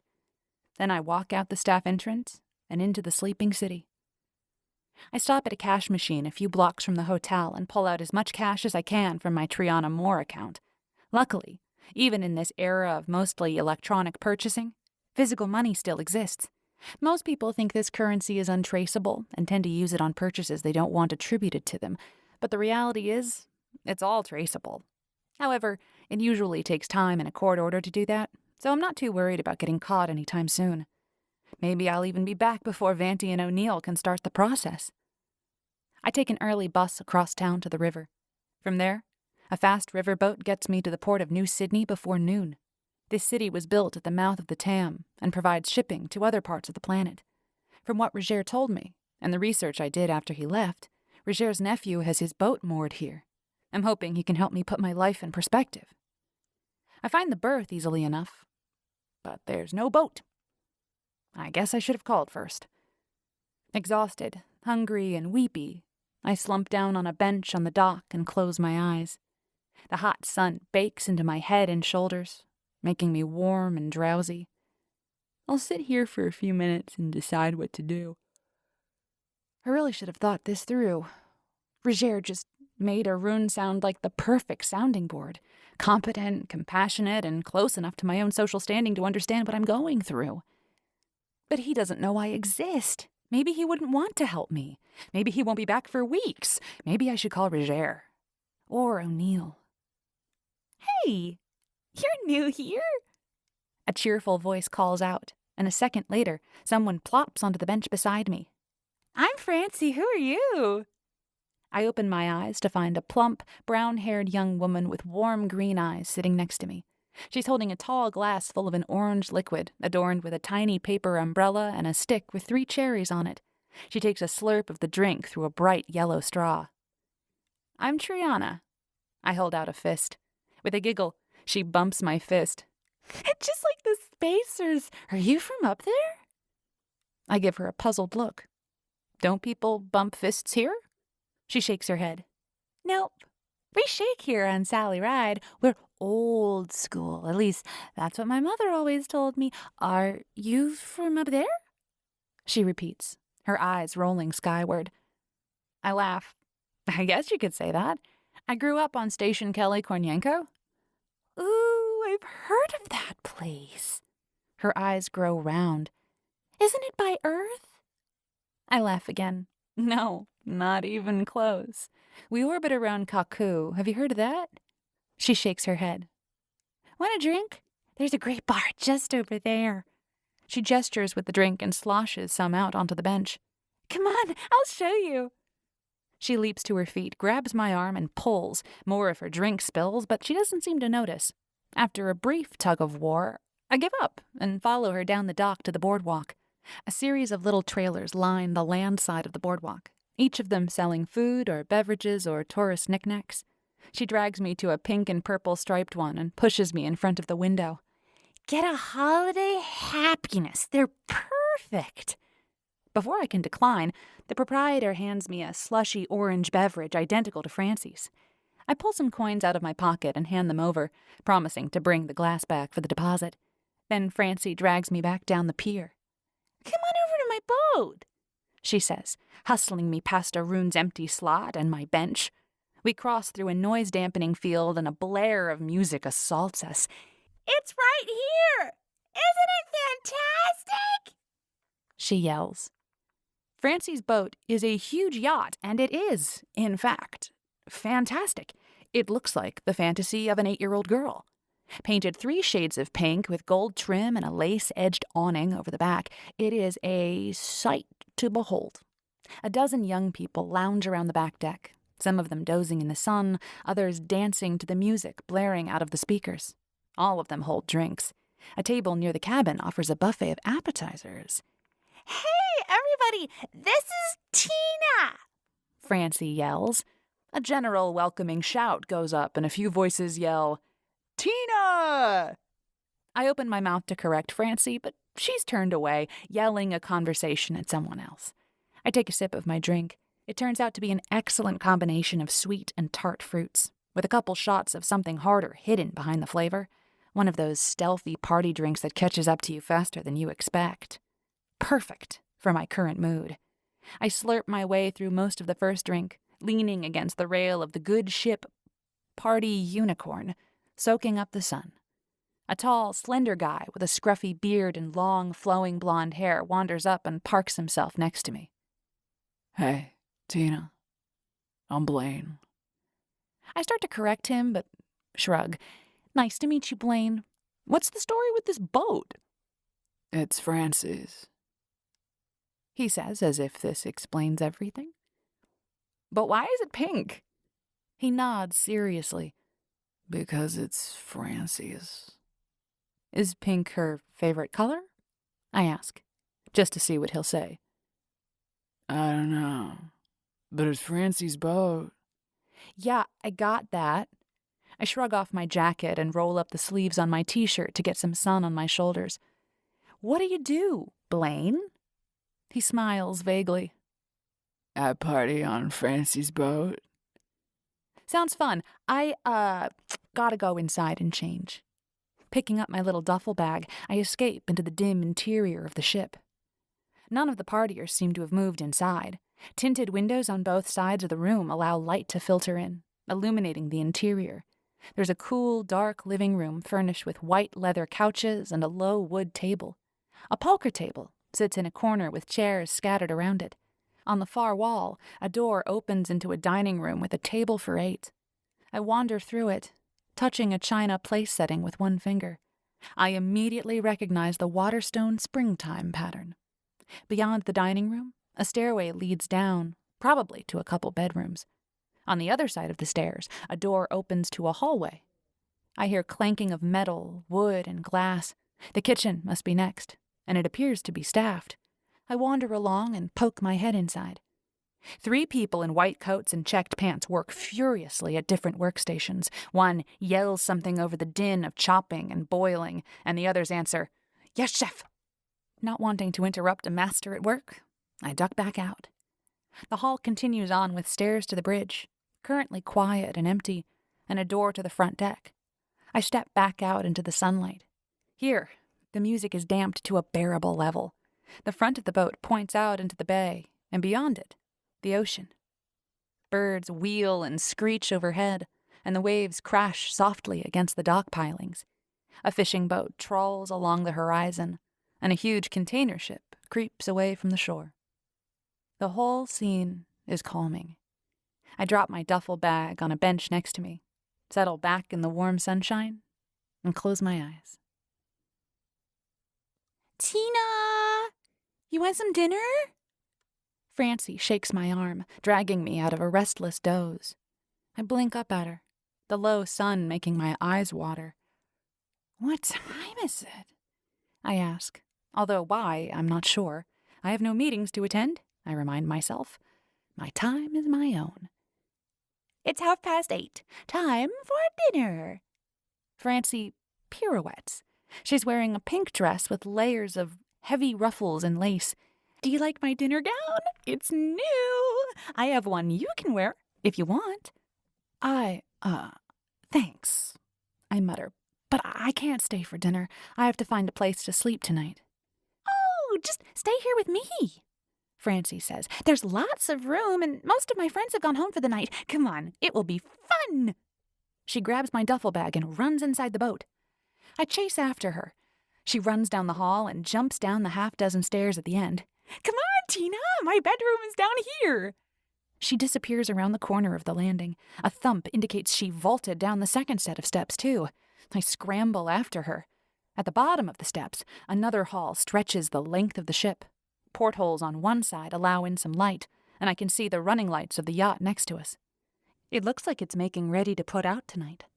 5 doors break up the plain brown wall across from the portholes. Francie stands in front of the second one from the end. This is my room, she says, pushing the door open. It swings inward, and Francie screams. Running to her door, I peer in and see a body lying in a pool of blood. 8. I choke back a scream and pull Francie away from the door. Don't go in there. We don't want to mess up any evidence. Pushing her against the wall under one of the portholes, I turn and step carefully into the room. I lean down to check the body, but there's no pulse, and it's cool to the touch. I back out and look at Francie. We need to call the authorities. Do you know who we should call? Francie looks at me blankly. Can you lock this door? She nods, eyes wide, but doesn't move. I close my own eyes for a second. Then try again. Francie, lock the door. Moving slowly, she flicks her hollow ring, and the door behind me clicks. Come with me. I take her hand and lead her back up the stairs and into the dining room. It is quiet, but the lights are on, and appetizers sit at each place setting. I pull a chair away from the table and push Francie down into it. Stay here. When she nods, I run down the hall to the kitchen. I run inside and grab the first white-coated arm I see. It's attached to a huge wooden spoon on one end and a tiny woman on the other. Call the authorities. Someone's been killed. The woman sets her spoon down on the counter and peels my fingers from her arm. Sarah, we don't have time for this game. Please return to the public areas of the boat. She turns her back and retrieves the spoon. I'm serious. I grab her arm again. There's a body in the stateroom. Sarah! She snaps. I have to stir this or the gravy will burn. Find someone else to play your tricks on. When I open my mouth again, she waves the spoon at me in a threatening manner, gravy flying off the end, leaving an arc across the ceiling in my shirt. I take a step back and fling up my hands. Never mind. As soon as she returns to her gravy, I run across the room to a second chef. This one is taller, with a bald spot showing beneath his chef's hat. He's flipping chops of some kind on an indoor grill. Call the authorities. I tell him, someone's been hurt. They're lying on the floor in the bedroom, bleeding. What? The man turns from his meat. Call them yourself. I'm busy. You got a hollow ring, ain't ya? Holy Zarquan. I do, but I'm from off-world. I don't know who to call. Plus, I don't want anyone tracing a call back to me. That would be the fastest way for O'Neill to find me. He stares at me from beneath huge, dark eyebrows. This had better not be another joke. I hold out my hands. The right one has a smear of blood from when I checked the corpse's pulse. It's not. Please. He's hurt. The man tosses his tongs on the counter and flicks his hollow ring. I can't leave the kitchen, but I'll send for the medics. They'll probably bring the police too, so make sure there's nothing illegal going on. He growls at me, then begins the call. Thank you, I cry, running back out of the room. I wait outside the door for a few seconds to make sure the gravy woman doesn't stop him, but when he starts talking to a dispatcher, I turn and race back down the hall. Francie is sitting exactly where I left her, huddled into her chair in the dining room. She's pale and shaking, her eyes tightly shut. I run into the living room to grab a blanket I saw earlier. Back in the dining room, I wrap it around Francie's shoulders, then hand her a glass of water. Take some deep breaths, I say. She takes a sip of the water and breathes deeply for a few minutes. Then she opens her eyes. Was that Raphael? I stare at her a moment, confused. Who is she talking about? The guy at the grill? Then it hits me. She means the body. I don't know who it was. I've never met Raphael. Oh. Tears trickle down her cheeks, one at a time, but she makes no sound. I pat her back, not knowing what else to do. Should I get one of your friends? I wave toward the living room and the deck beyond. I can still hear the music playing, but much more quietly than before. Are they still here? No, they left. She takes another sip of water and puts the glass back on the table. Her hand shakes so violently the base of the glass rattles against the knife. Who's coming for dinner? I gesture to the 8 place settings at the table. Some of them will be back for dinner, she says. They just went home to change. We're going out afterwards. I offered to share, but I guess they don't like my style. Looking at the pink dress, with the 3 rows of ruffles on each sleeve, I can't blame them. Yeah, I don't think that blouse would look very good on Blaine. A snort escapes Francie, followed by a giggle. Soon, she's laughing hysterically. I wait it out, knowing it's shock, not appreciation of my humor. The laughter turns to tears, and she starts to sob in earnest. I let her lean against my leg and pat her awkwardly on the back until the shaking slows. Banging and clattering overrides the music from the back deck. Francie, I think that's the medics. I need to go talk to them. I hand her a napkin. Dry your eyes and wait here. She takes the napkin and wipes her face, then shakes herself all over. Thank you, Tina. I make my way through the living room and out on deck. 2 women and a man in white medical uniforms with a green star on them guide a float full of equipment onto the boat. We were called here for a medical emergency? Yeah, sorry about that, I say. I'm pretty sure you won't need any of that. I point to their float. I think the victim is dead. No pulse. Not responsive. Then why did you call us? The man whines. We have too much to do already. You just have a Sudoku you want to finish. The taller woman mutters. I tried to get the kitchen crew to call for the authorities, but when I told them someone was dead, they thought it was a sick joke. I glance around the deck at the piles of discarded cups, cans, and bottles. Apparently, it's been done before, so I told them someone was hurt. We need to check anyway.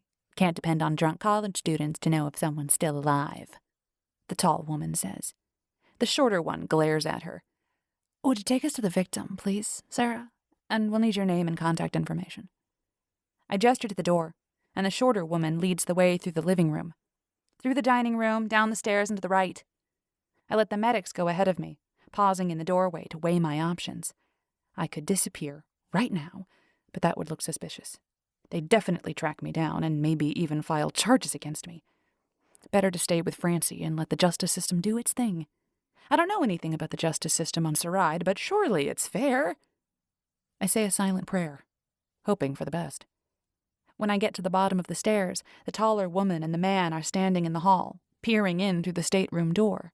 Francie must be inside. She wasn't in the dining room. The shorter woman's voice comes from inside the room. Get that girl in here, and someone call the cops. The taller woman turns and spots me in the hallway. You, get over here. Puzzled, I move closer to the doorway. I don't want to destroy any evidence. Are you sure you want me here? She grabs my arm and swings me to face the room. Inside, the shorter woman stands with her hands on her hips, the float of equipment hovering beside her. She stabs a finger at the floor. The empty floor. I thought you said there was someone injured here. Are you sure this is the right room? Or are you high? I feel a stab in my arm and whirl around. The male medic holds a small, sleek box with blinking lights and a MedCheck logo. Running a blood analysis now. Hey, you can't take blood without a warrant, I cry. And there was a body right here. Tell them, Francie. I turn to look for the short girl, but she's nowhere in sight. Where's Francie? Who's Francie? The tall woman asks. Francie, the girl who owns this boat. She was here, and she saw the body. I stare at the 3 medics. I'm not crazy. Look! I point to a spot on the floor. The short woman looks, then reaches down to touch a spot on the floor. Her gloved finger comes away with a red smear. That's blood! I point. There was someone injured here. Dead. I know dead when I see it. But I don't bother saying that. This feels too familiar. Dead bodies that disappear. I shudder. We'll leave that for the cops to figure out. The short woman hustles me out the door. False reporting is a crime. So's taking a blood sample without a warrant. I rub my arm where the guy poked me. Not here, it ain't. The short medic gives me a weird look. You must be from off-world. Here on Saride, we have the authority to test anyone who might be a danger to themselves or others. Calling in a false medical report is probable cause. The medics take me up to the lounge and push me down on the couch. You sit there until the cops arrive, the short one says. Tox scan is clean. The man stands by the door, looking down at his little box. The lights are all flashing green. She ain't high. Must be crazy. I start to reply, but give up. The taller woman called in some kind of authorities. At least I assume that's what the cops are. I've never heard that word used outside an ancient TV show. I choke back a slightly hysterical giggle. Maybe the cops will be more reasonable. Where's Francie? I ask again. They ignore me. A commotion on the deck a few minutes later announces the cops' arrival.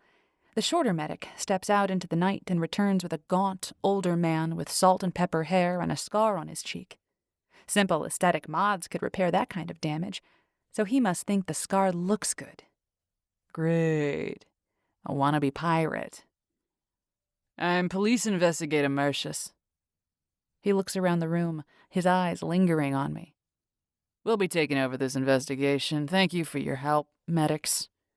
The 3 medics pack up their equipment, and one hands me a piece of paper. "What is this?" I ask. Itemized bill, The guy says. Caller has to cover the cost of frivolous calls. I stare at him. "It wasn't a frivolous call. There was a body. You saw the blood." And they print paper bills? How archaic. The medics ignore me, shaking hands with the police as they depart. Mercius directs his minion to set up in the dining room. I will speak with you in a few moments, He says, his voice surprisingly kind. Stay with her until I'm ready for you.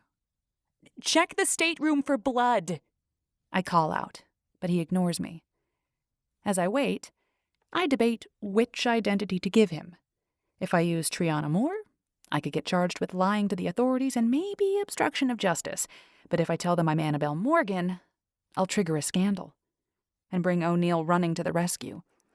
My mind spins trying to work out what happened and what to tell the inspector.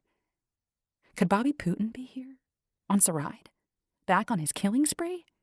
How could I possibly have stumbled onto it like this? There are millions of people on Saride, and Bobby is in hiding. Maybe it's a copycat situation. One of those crazies who modded their body to look like him somehow learned about the murders on SK2 and decided to emulate him. Maybe the family's meeting sparked the urge even. But it makes no sense that I'd be the one to find the body. That's too big a coincidence. When Mercius finally calls out, Sarah, come here, please. I have no answers and no idea what to do. The older man sits at the head of the dining table. Dishes have been stacked at the far end, and he has several devices arranged before him. I will be recording this session. Please state your full name, occupation, and address.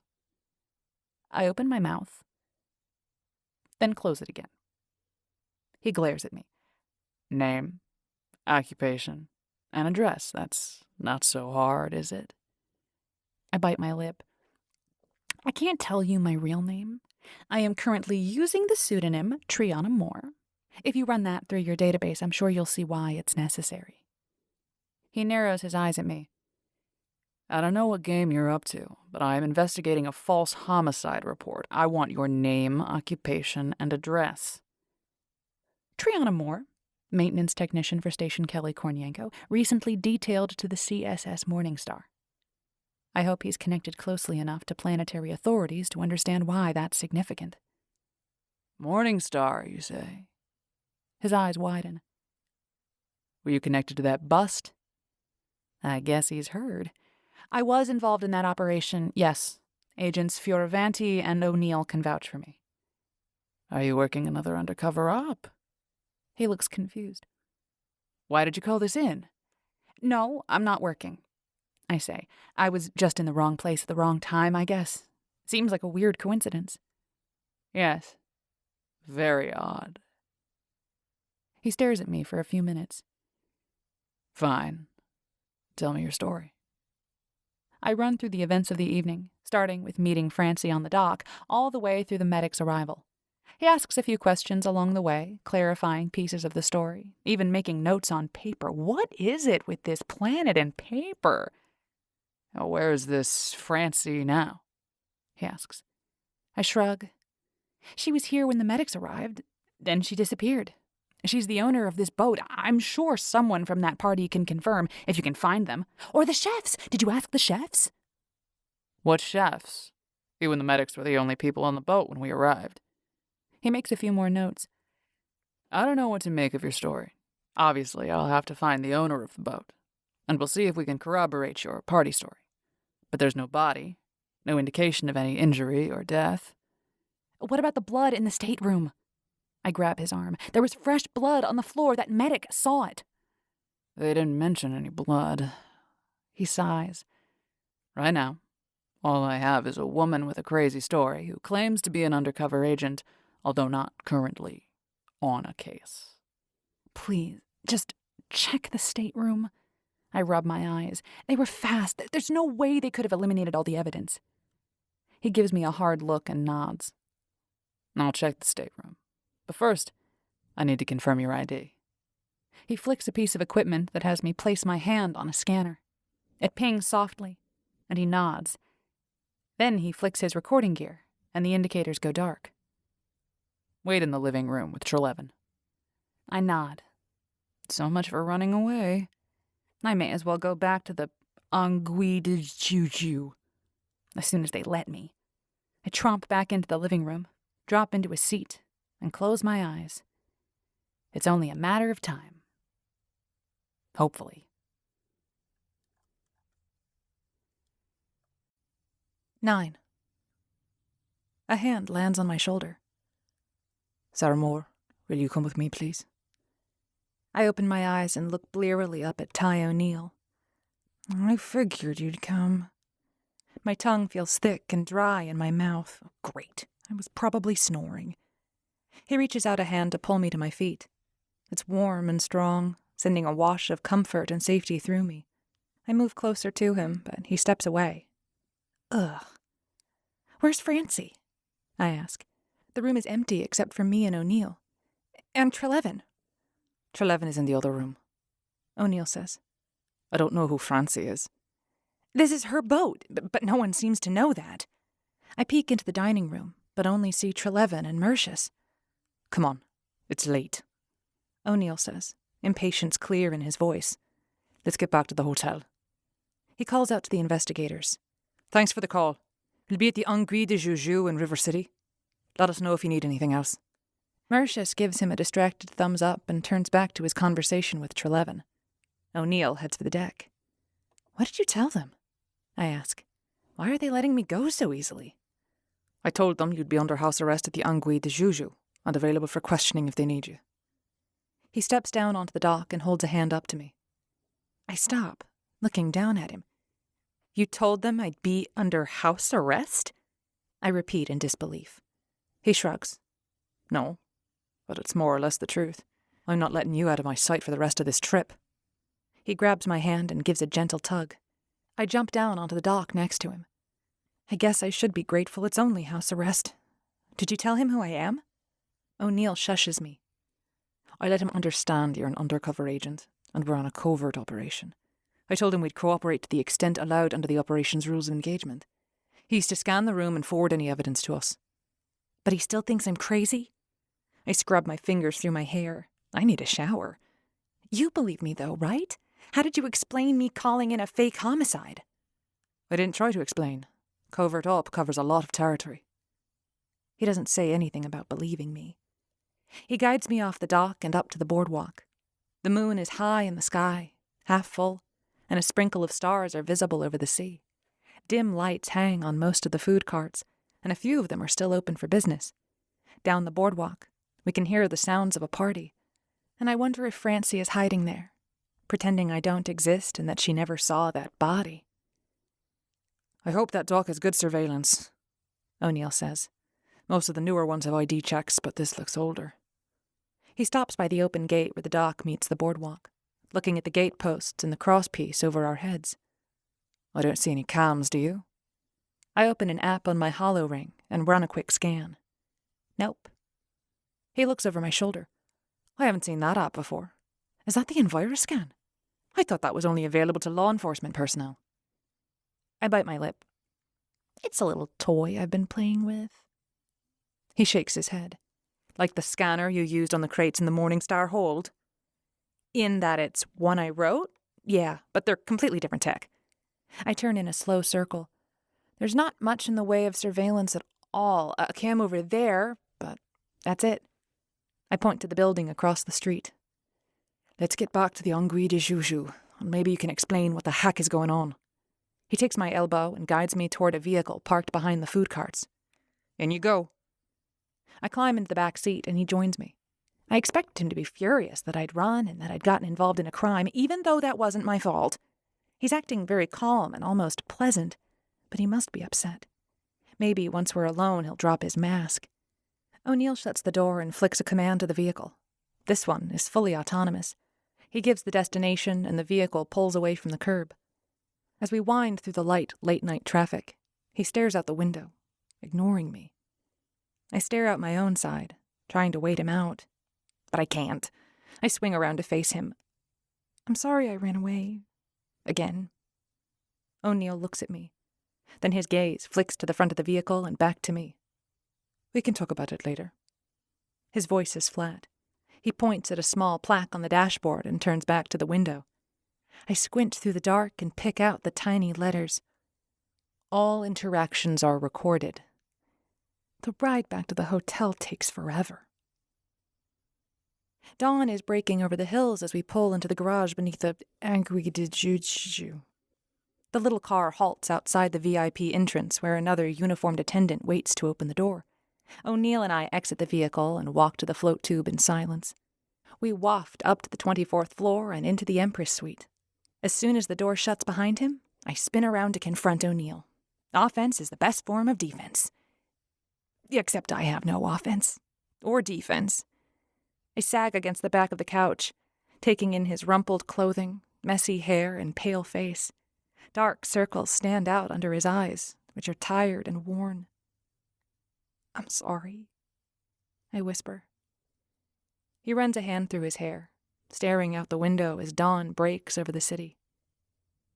I need to sleep. Vanti is on point today. Should be debriefing you on your excursion.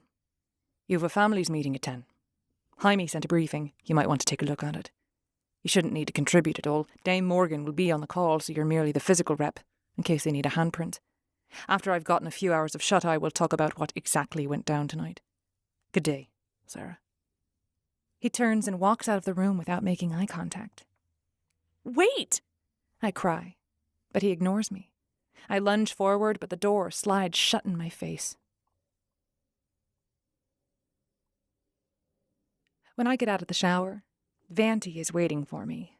She's sitting cross-legged in the middle of the huge bed, eyes closed, hands in her lap. I stand in the doorway, wrapped in the plush hotel robe. I really don't want to have this conversation. "What were you thinking?" Vanti's voice is mild, conversational. "You don't get to take a vacation in the middle of the families meeting." "I needed to clear my head," I say. "I told you I'd be back." She opens her eyes and holds up a scrap of paper. "Do you know how long it took to find this? Grizz was frantic." I level a look at her. "No, he wasn't. I checked the vids before my shower. He came in yesterday morning and saw the note straight off." "Fine." She unfolds her legs and steps off the bed in one fluid motion. "He wasn't frantic until after he found the note. Why couldn't you clear your head here?" "I needed to get away from all of you, all of this." I wave a hand around the room. "How'd that work for you?" She stalks across the room and over to the auto kitchen. "Coffee?" She leans down to punch in a code. "Yes, please, lots, with cream and sugar, and a donut. Oh, eggs, bacon, a waffle. I'm starved." I drop onto the couch and curl my legs up under me. It didn't work well at all. Yeah, who else would end up at a missing murder scene? Vanti pulls 2 coffees out of the auto kitchen and flicks a few more commands. Crossing the room, she hands 1 cup to me. "You all right?" "No." I sip my coffee. That whole boat thing was just weird. Francie, Blaine, the body, the investigator. I rub my eyes. Too much like what happened on SK2. Is Bobby back to his old MO? Or is there some kind of copycat killer? And what are the odds that I would end up in the middle of something like that? She looks at me for a moment. "Or maybe you're having some kind of breakdown. You keep seeing guys you think are Bobby, and then you imagine a murder scene reminiscent of what he did on SK2. "No, I didn't imagine any of this. You saw that waiter at the meeting. He looked so much like Bobby. I don't care if it was some kind of fad. That's just creepy. And I didn't imagine a murder last night." I rub my eyes. "I need to sleep." "What did you tell the families?" "We told them you were experiencing travel lag and needed time to adjust to the current time zone. No one believed it, but they didn't question. Dame Bezos was also absent, so nothing got done anyway. Your mother wasn't happy." "She didn't try to call me, though." I glance at my hollow ring. "Grizz told her you were sleeping, and I think Sir Roger put in a word." She shrugs. "Doesn't matter, as long as it worked. And you're back. But you can't miss today's meeting. The other families might take that as a personal insult." She hands me a stim patch. "Suck it up, Buttercup." The meeting is even more boring than I expected. We're seated in a small auditorium, with Gloria and I relegated to the back row as mere representatives rather than actual heads of family. A large projection of my mother and Don Huatang fill the stage, allowing them to attend virtually. Don Huatang is accompanied by his daughter. Rumor has it she makes all the actual decisions, since the Don's mental state has failed in the last couple of years. But the charade of the head being all-powerful must be maintained. To be honest, even with the stim pad, I can't focus on the discussion. They're arguing about the wording in some announcement, everyone demanding the chance to add their 2 credits.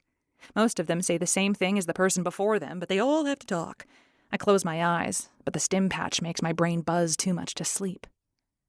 Does poor Annabelle have a hangover? Gloria moves into the seat next to me, her voice low and cloying.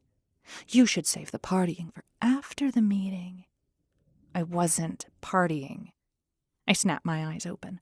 I try to focus on the discussion, but Dame whoever that is keeps droning on about something I can't begin to follow. The hollow of my mother nods in response to her points. I look more closely at the hollow. I think it's an avatar, rather than my mother in person. That's why she didn't attend the meeting. She knew how boring it would be. Repping for the family is an enormous privilege. Gloria leans closer as she whispers to me. When Don Medeiros glances back at us, Gloria nods gravely, as if in response to the speaker. You have to earn it. I roll my eyes. I'm sure you did, Gloria. I whisper. So go annoy someone more important than me, okay? She glares and flops back in her chair with a huff. 10. The meeting breaks for lunch, and Vanti meets me outside the conference room to escort me back upstairs. We aren't taking any chances until this thing is over, she says with a smirk. We'll have lunch in the suite. Grizz is waiting. She does her secret agent thing and gets us safely to the Empress suite. O'Neill stands by the auto kitchen, entering commands and removing dishes as it dings. Good thing I like cooking, he grumbles to Vanti. She grins. No pudding, please. They both laugh. I wonder what that's about, but I'm too tired to care. O'Neill places the food on the table, and there's silence as we all dig in. After a few minutes, O'Neill takes a drink and looks at me. Now, perhaps you'd like to tell us what happened last night? I rub my forehead. It almost seems like a dream now. Did that inspector share my statement with you? O'Neill holds up a hand. Tell me what happened, please. I tell them about needing to take some time to organize my thoughts, and about my uneventful trip to New Sydney, about looking for Arun's boat and finding it gone. Wait, who's Arun? O'Neill asks. He's Roger's nephew. I sip my lemonade. He has a boat at that marina, but he must have gone out for a few days. Roger says he likes to sail every chance he gets. Why were you going to see this guy? O'Neill's face is a blank mask. I don't know. I shake my head. Roger told me about him, about how he wasn't following in the family business, but doing his own thing. And there was this brochure for New Sydney here in the suite, so I just thought it looked like somewhere nice to visit. I guess I figured maybe Arun could help me get some perspective on my life. There was a brochure in this suite? Vanti asks. For New Sydney? Were there any others? I shrug. I didn't notice. What's the big deal? It's a popular destination for visitors to River City. I don't remember seeing it when I checked the suite before you arrived, Vanti says. In fact, I didn't see any brochures. I mean, who uses paper advertising anyway? They seem to use a lot of paper on this planet. Anyway, I decided to visit New Sydney. Hang on. Vanti interrupts. If that brochure wasn't here when I checked the suite, how did it get in here? Maybe Annika dropped them off? That's kind of the thing concierges do, right? I give her a puzzled look. Why does it matter? I guess it doesn't. She gives O'Neill a look. Continue.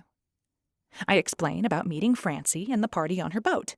O'Neill throws up a hand again. You went to a party on a boat with some woman you met on the dock? Are you insane? What if she was a kidnapper? Do you have any idea how hard we worked to keep you safe? And how would she have known who I was? I stand up, leaning over the table to get in his face. She was a random woman in a random city. There's no way she was stalking me. I straighten up. Besides, I've been living like a normal person for the last 6 years. No one has tried to kidnap me. Well, not until I met you. This is why I became Triana Moore, so I could live a normal life. And that's why I am done with this. I will stay here until the end of the meeting tomorrow, and then I'm done. I'm leaving. Annabelle Morgan will be dead.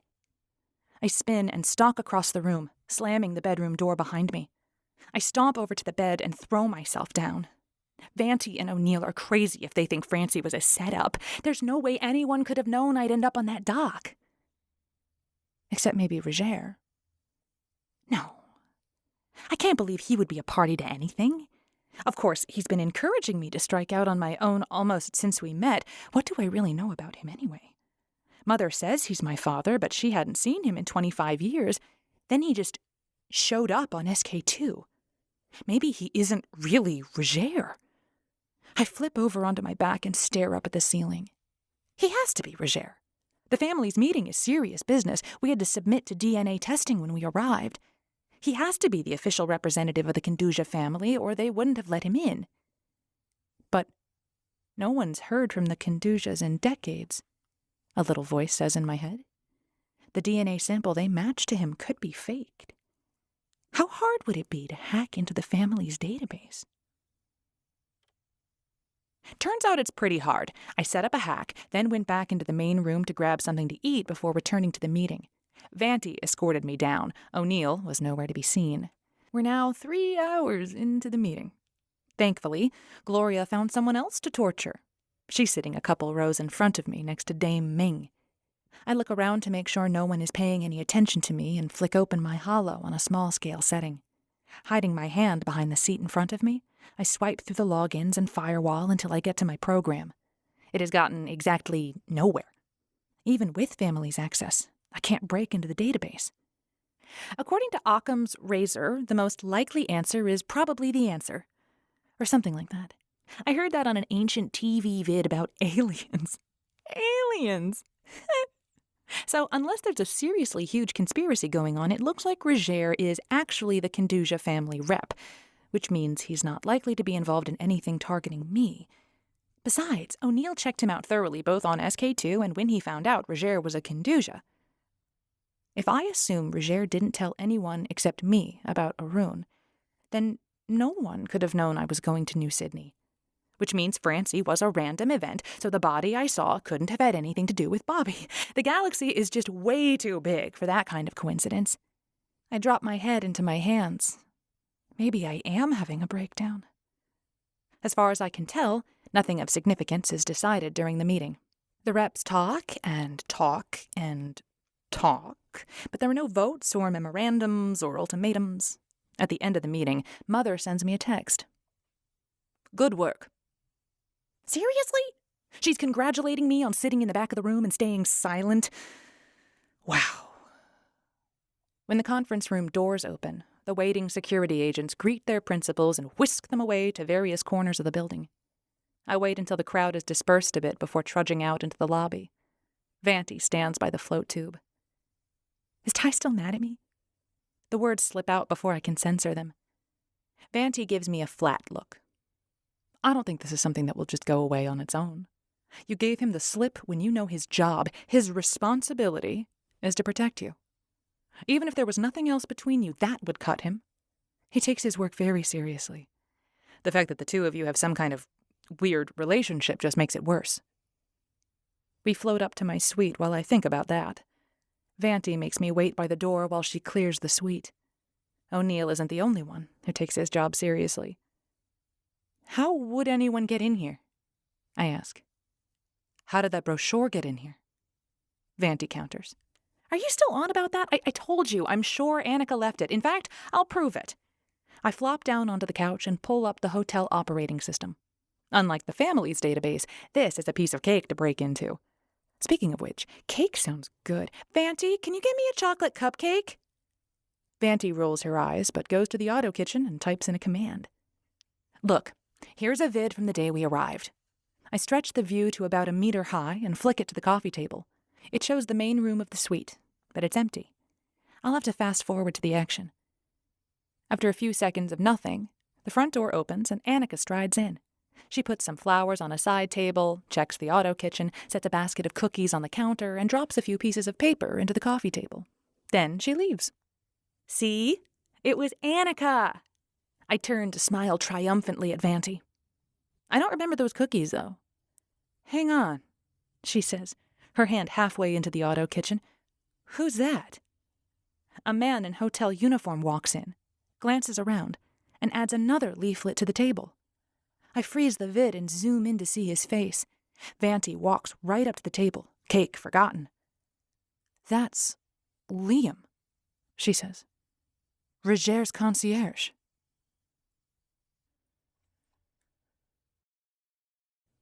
"11. Vanti flicks her own hollow ring and starts something running. I'm pulling his background info. Can you unpause the vid? Sure. I flick the play button. Liam steps away from the coffee table, takes a furtive look around, and grabs the basket of cookies. Then he slips out the door. He stole my cookies! That reminds me. I jump up and pull the cupcakes out of the auto kitchen. You want one? Vanti frowns. Rewind the vid and zoom into the coffee table. I want to see what he left. I set the cupcakes on the table. As I rewind the feed, she reaches out and takes one of the cupcakes without taking her eyes off the vid. I pause it and zoom in. Looks like the new Sydney brochure, just as you suspected. I take a bite out of my own cupcake. Warm, gooey chocolate. Right. So Liam wanted you to go to New Sydney. She nibbles the chocolate frosting. This is really sweet. I know. I take another huge bite. I might have to get a second one. You can have mine. She sets her cupcake down and heads across the room to order some wheatgrass juice or carrots, probably. When she returns with a glass of greenish juice, she sits next to me on the sofa. She waves her hand at the vid, so I flick it off. Then she swipes her own hollow onto the table. This is Liam's background check. Pretty standard. He's been working here for a long time. I'll have someone dig deeper to see if we can ascertain motive. If I were a guessing woman, I'd say he needed money, and someone offered a hefty bribe if he'd just slipped that brochure to you. Maybe they even bribed him to put one in every suite. That would look completely harmless, probably posing as a tourism rep from New Sydney. That doesn't explain why he took my cookies, though. You don't suppose he took everyone's cookies, do you? I give Vanti an appalled look. She rolls her eyes. Forget the cookies. The important thing is there was a concerted effort to get you to New Sydney, which makes me think the whole weird situation was contrived to get you in trouble. Or rattled. And since we suspect Bobby Putin is here on Saride, I'd say it's a fair guess he's behind it. But how did he get you to that particular dock? I squirm a bit. I don't want to throw Roger under the bus, but on the other hand, if he's involved somehow... Vanti snaps her fingers. Doesn't matter right now. What does matter is finding Bobby or whoever was behind it. I'm going to get someone to look into Liam. You, she narrows her eyes at me, you will stay here. The last thing we need is for you to go out there on your own again. If Putin is behind this, he's trying to get revenge, and that means he'll be waiting for another chance to get to you. You stay here. She glares for another 10 seconds, then takes her slimy green drink and stalks out the door. I lick the last of the chocolate frosting off my fingers. One thing doesn't make sense to me. If Bobby Putin is trying to get revenge, then why did he let me go last night? Instead of the elaborate disappearing body, he could have made me disappear. After Vanti left, I went to bed and slept straight through until this morning. It's about 9 by the time I get out of bed, which leaves me only an hour before the last families meeting. I let the Magic Closet app select another outfit and head for the shower. 30 minutes later, dressed and ravenous, I stride into the main room of the suite and freeze in the doorway. Why are you in my suite? I channel my mother, the ice dame. Annika glances across the dining table and smiles. I came to offer you my services. She picks up a cup and takes a sip, then cuts a slice of something and takes a bite. You should have breakfast. It's really fabulous. I stare at her, dumbfounded. You're eating my breakfast? I didn't order anything, although that bacon smells fantastic. My stomach grumbles. I told you. I have a proposal for you.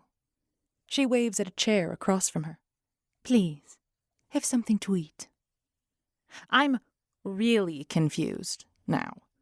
As my concierge, she's supposed to be available but unobtrusive, like a vacubot, not invite herself up to my suite for brunch.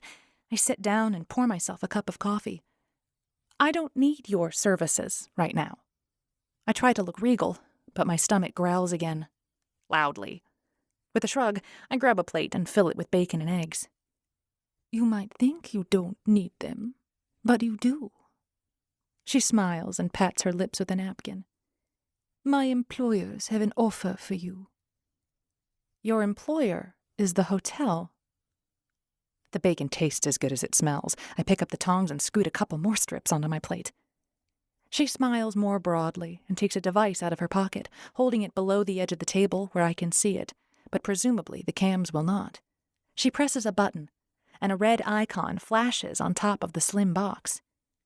Sound jammer. Your security team is getting white noise now. We'll have to conclude this quickly before they arrive to check on us. She slides the box back into her pocket and puts her hands on the table, leaning forward. The hotel is one of my employers. Actually, they pay crap, so they're more like slave masters, but my real employer compensates me well for my, less conspicuous services. I sit back in my chair. And who is your real employer? I cross my arms over my chest and make the duress signal with my fingers where Vanti or O'Neill will see it.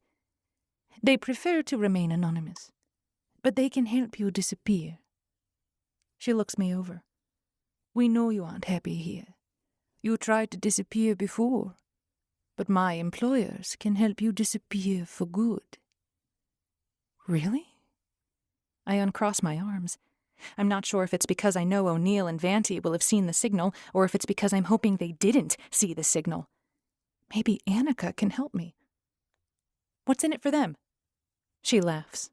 A great deal of money, of course. We know you have access to the family accounts. You transfer money to our secure accounts, and we make you disappear. It's a win-win. And how do I know you won't make me disappear for real? Assuming I could pay you a shuttle load of money, why wouldn't you just dump me in the river and run? Cheaper than relocating me. Annika draws herself up. We don't operate like that. We're honorable people. This is all starting to sound familiar. Don't tell me you're Polish mafia. They supposedly helped me disappear once before, took all of my money, and then told my mother exactly where I was and what I was doing. For a fee, of course. The door slides open, and Vanti and O'Neill rush in, weapons drawn. Annika freezes, her hands flat on the table. We all stare at each other for a few seconds. Then I wave them in. You could put those away. False alarm. Pull up a chair and have breakfast if you want, though. Vanti checks the other rooms while O'Neill strides to the table. Stand, please. He waits for Annika to comply, then runs a device around her. He pulls the scrambler from her pocket, looks it over, presses a button, and puts it into his own pocket. Clear. Vanti returns to the room. The two agents exchange a look and pull out chairs on opposite sides of the table. O'Neill angles his away from the table, so he's facing Annika, and can watch the door behind her. Why don't you tell us what's going on, Sarah? He says to me without taking his eyes off Annika. Annika looks relaxed, but her eyes are narrow and alert. Vanti raises her eyebrows at me and drops into her chair. I play with my fork, but they just wait. Annika offered to help me disappear. I finally blurt out. She has contacts, probably Polish mafia. I raise my eyebrows at her as I speak. Vanti shakes her head. Not them again. My entire career seems to involve the Spretzei. Really? I'm intrigued. I didn't know you. Long story. She looks at Annika. You know we're going to start digging into your background, and if you're smart, you'll realize we won't stop until we find out everything, so you may as well tell us what your deal is. Annika looks from Vanti to O'Neill and back. Then she shrugs. I am Spretzei. My grandmother is the head of the clan here on Saride. We'd heard Sarah, she nods at me, might want to, let us say, defect. So, Babcha, Grandma, had me make an offer. We did nothing illegal. And you weren't working with anyone else? Vanti presses. What do you know about Liam? Annika gives her a puzzled look. Liam? Liam Irigo? She shrugs. He's kind of a weasel. He steals my cookies every chance he gets. She raises her eyes to the ceiling and mutters something in Polish. I flick my hollow ring and it translates the phrase, moron cookie thief. I bite back a laugh. O'Neill gets to his feet. Okay, you haven't done anything illegal, so we aren't going to press any charges, but you need to leave. If you contact Sarah Morgan again, I will inform the hotel of your other affiliations. He points to the door. We no longer require your services. Annika's eyes grow big and she stands. You won't tell them? How will I explain that you don't want me to contact the Sarah anymore? O'Neill shrugs.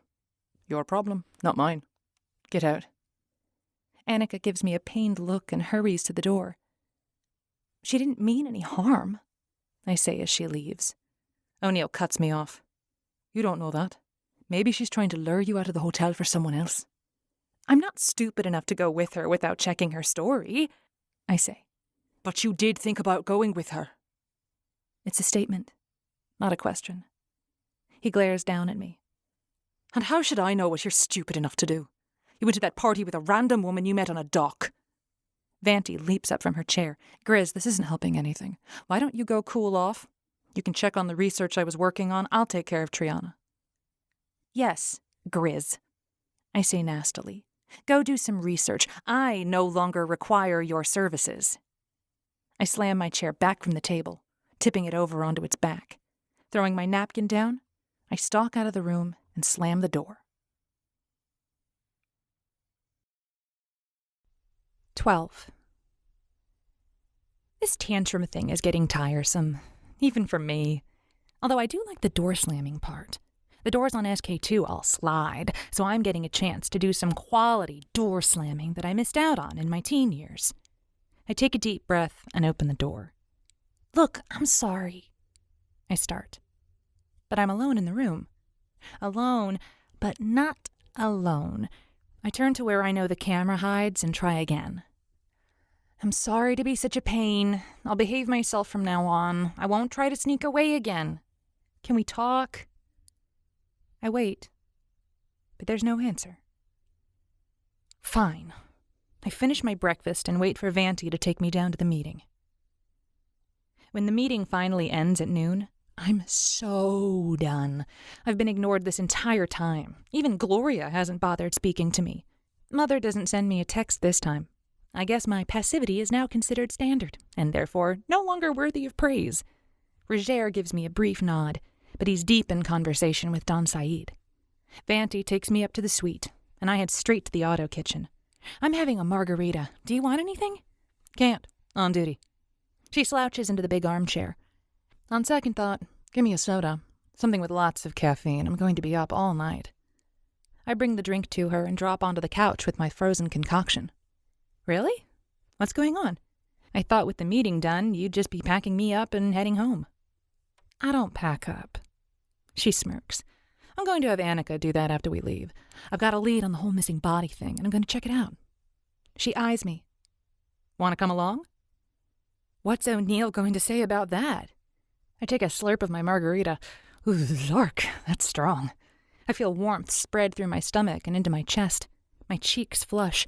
Probably should have some lunch. He's not here, she says. What? Where is he? The ice dame sent him back up to Crip. He's supposed to arrange your transport back to SK2. She sucks down the rest of the soda and gets up to order some food. Why did he have to go up to Crip to do that? I fiddled with the branded stir stick in my drink. He can book a cruise from here. Vanti grins.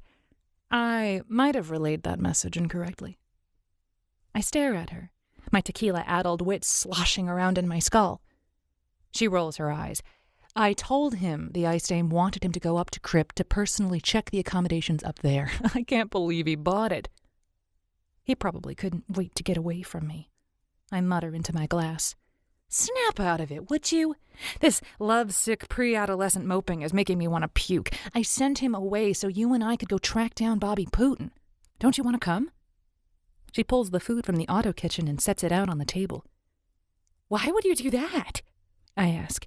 Aren't you worried about losing your job? If anything happens to me, you're toast.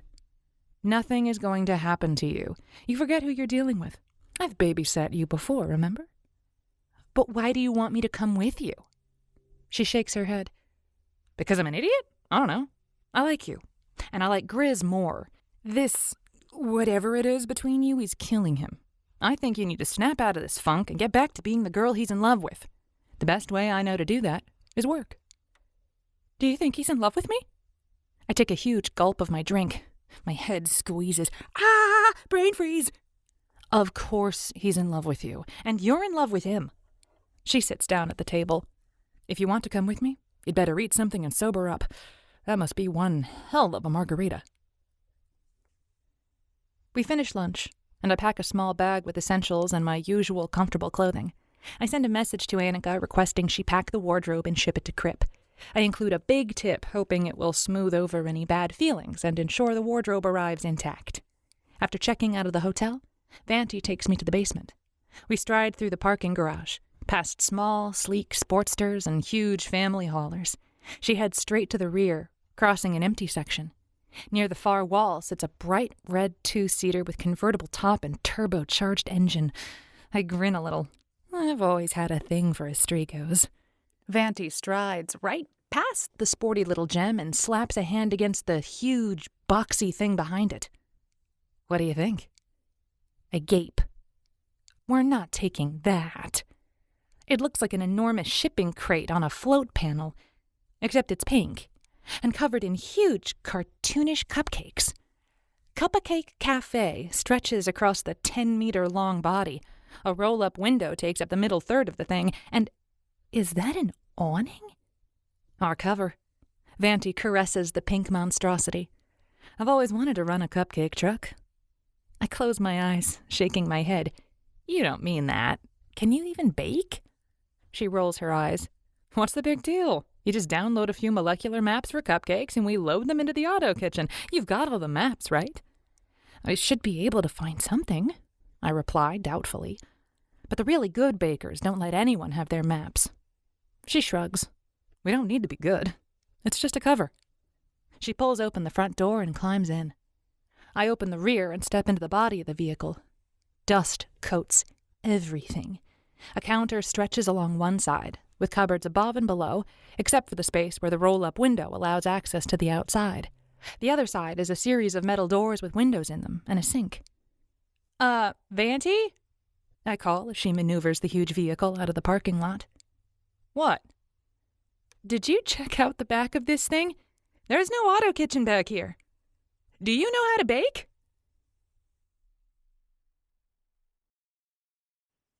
"13. The truck slams to a halt, blocking the parking garage exit. Vanti leaps from her seat and strides to the back. What do you mean there's no auto kitchen? She starts flinging doors open, peering inside. What the hell is this thing? I think that's an oven. It looks like the thing Dav bakes his croissants in. I poke at the controls.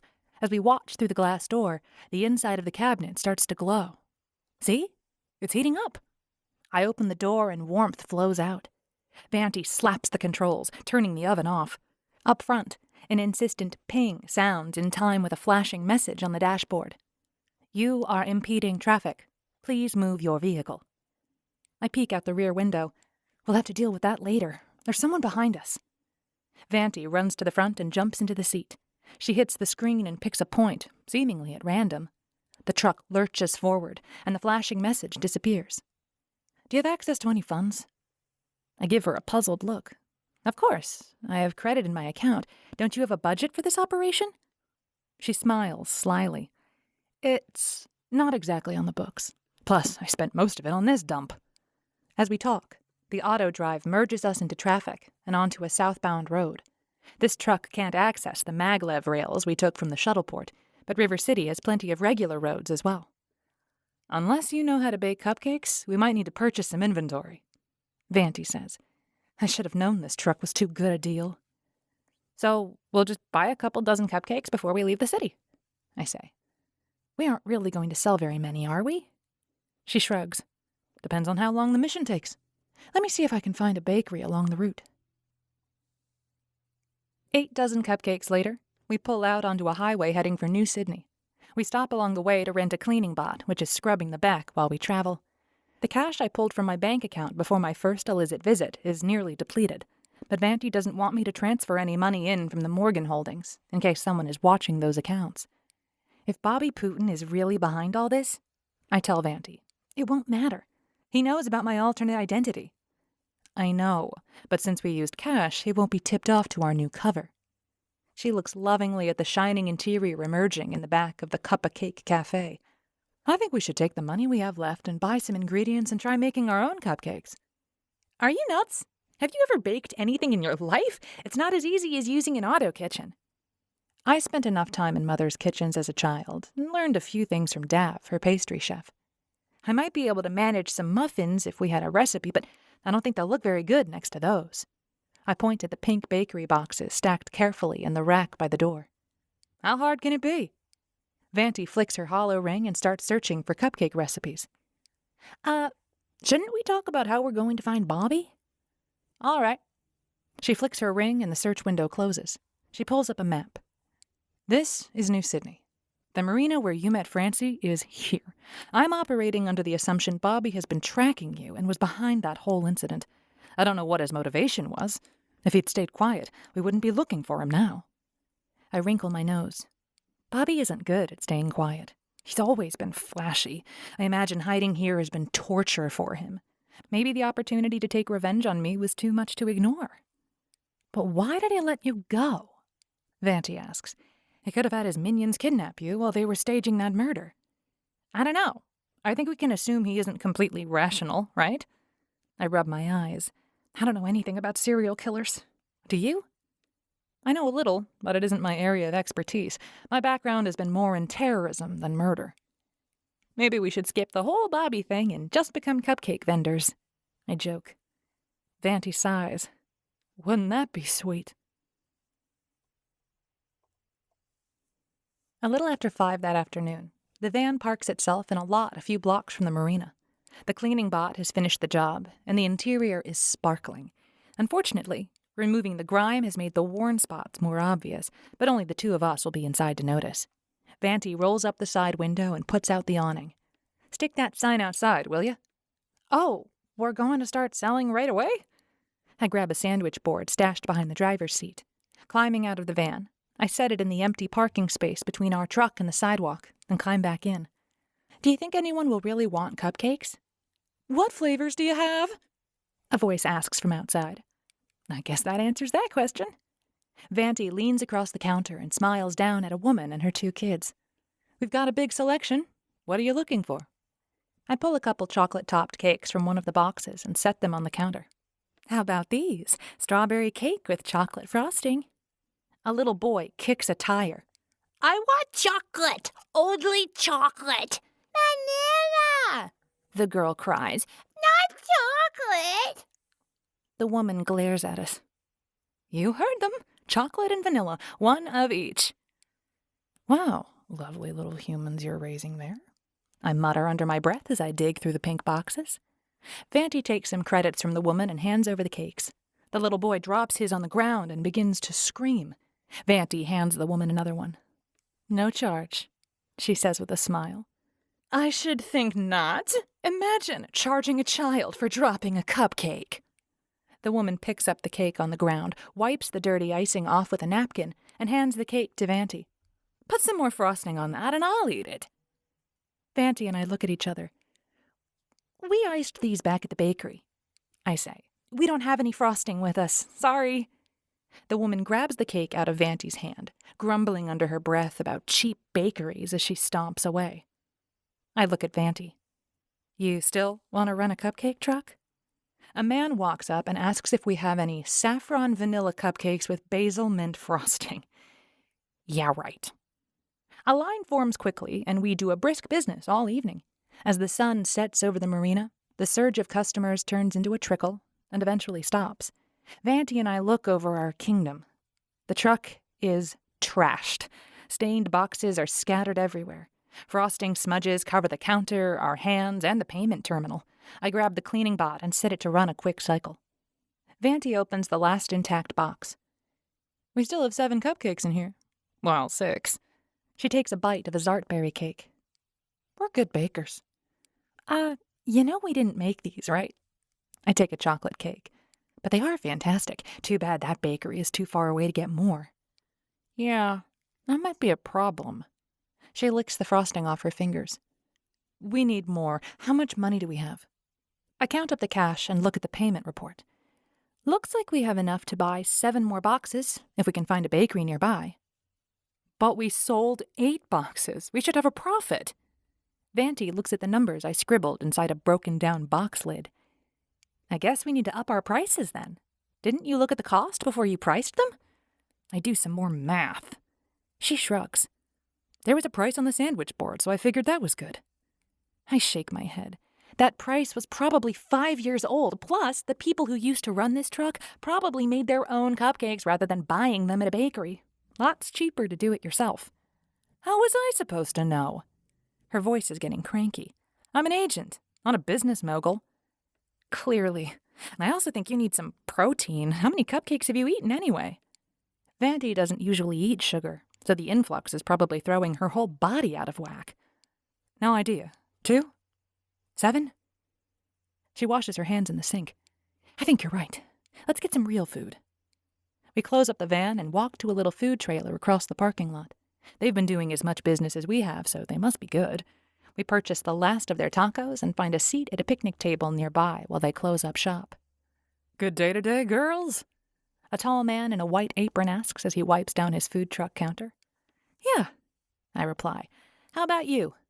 I think your cupcakes brought in a new crowd. He gives me a thumbs up. Sold more today than we have all week. Glad the city gave you a license. We've been on our own for a month now.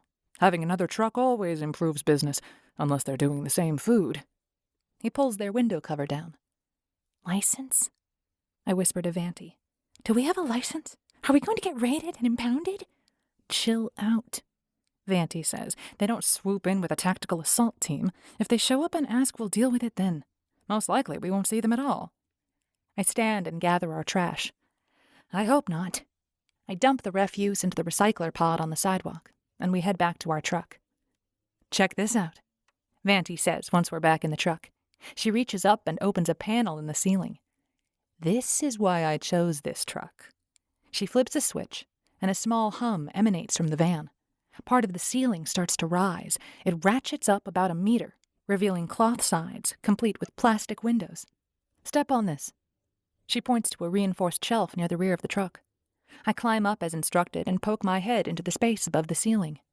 A mattress stretches the full width of the van. We can sleep up there, Vanti calls up to me. Isn't that cool? Who are you, and what have you done with Vanti? You're acting more like Lindsay the super perky recruiter than Vanti the agent. I climb down again. She shrugs. I get tired of being an agent all the time.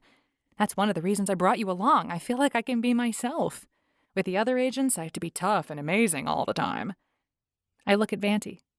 Wow, I'm flattered and kind of frightened. No offense, but when we go after Bobby, can super competent Vanti come back? She gives me her familiar condescending look. Of course. Just because I'm having fun doesn't mean that I'm incompetent. A knock on the back of the van stops her mid-word. We exchange a look. I shrug and open the rear door. Sorry, we're out of cupcakes. A short man with a shock of thick green hair looks up at me. City regulators. He flicks an ID code at me. It pops up on my hollow ring. Everard Peters Alvorhees, Inspector. Hi. I look over my shoulder, but Vanti is nowhere to be seen. How can she hide in such a small van? What can I do for you? First, his nasal voice sends a creeping feeling through my shoulders. You can't camp here. This is a parking lot, not a campground. No overnight parking. Second, I need to see your vending licenses and food handler's permit. 14. Oh, I wasn't going to camp. Playing for time, I pretend to carefully read his ID. Could you point me toward a good camp? What did you call it? Campground? campground, he says. And no, I can't. I'm not a tourism office. I am an inspector, and I need to see your license and your permit. He says the words as distinct syllables, not irritating at all. Just a minute. Wait right there. I'll get them. I pull the door closed and run the 5 steps to the front of the truck. Vanti, I hiss. Where are you? She's huddled down behind the seats in the front. Here, give him this. She flicks a document to my hollow ring. Why are you hiding? I ask. Well, if he tries to take you in, I need to be free to break you out. Wow, thanks. I stomp back to the rear door and flick the file out to Everard before I even get the door open. Here you go. This is a receipt for 8 dozen cupcakes.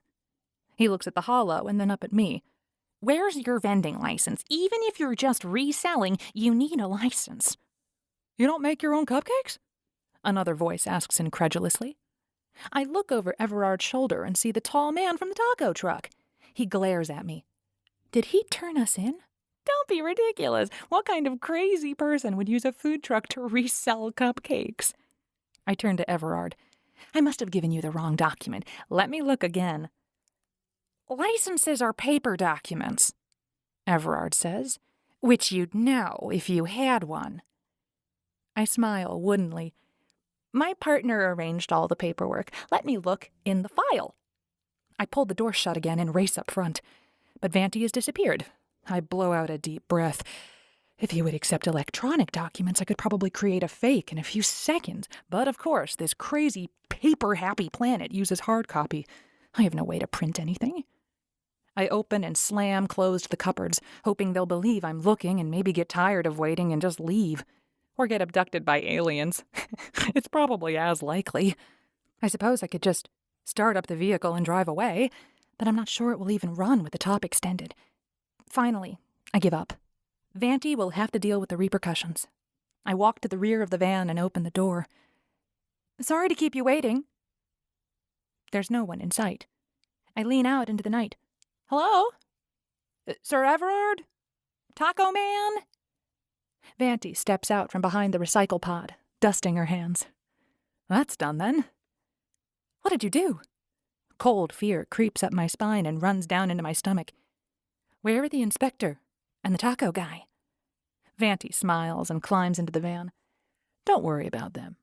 Let's go find a place to camp. Vanti starts the truck and inputs a destination. The internal lights dim, the top ratchets back down tight into the ceiling, and we pull out of the parking lot. What did you do? I ask. I showed them our paperwork. She replies. What did you think? I thought we didn't have any paperwork. I thought we were winging it. Winging it doesn't mean completely unprepared. At least, not when I'm winging it.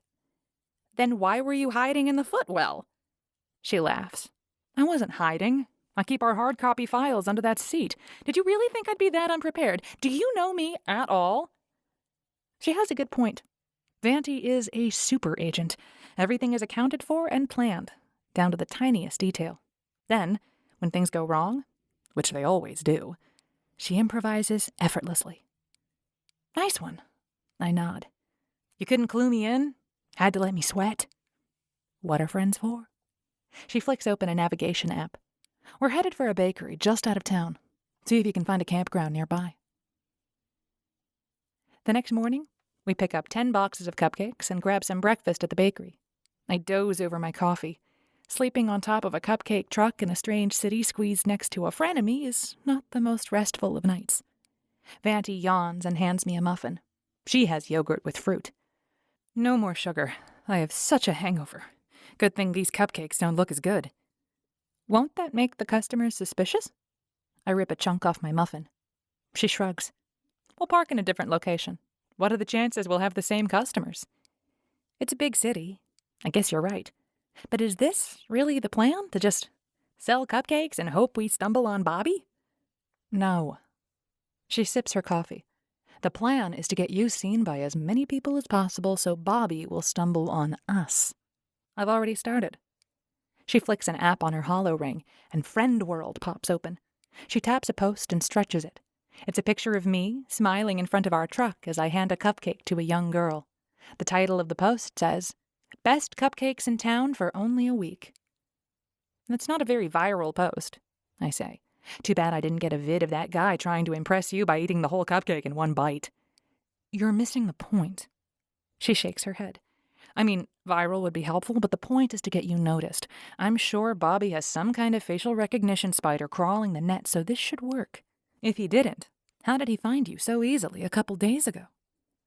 I mull that over as I eat my muffin.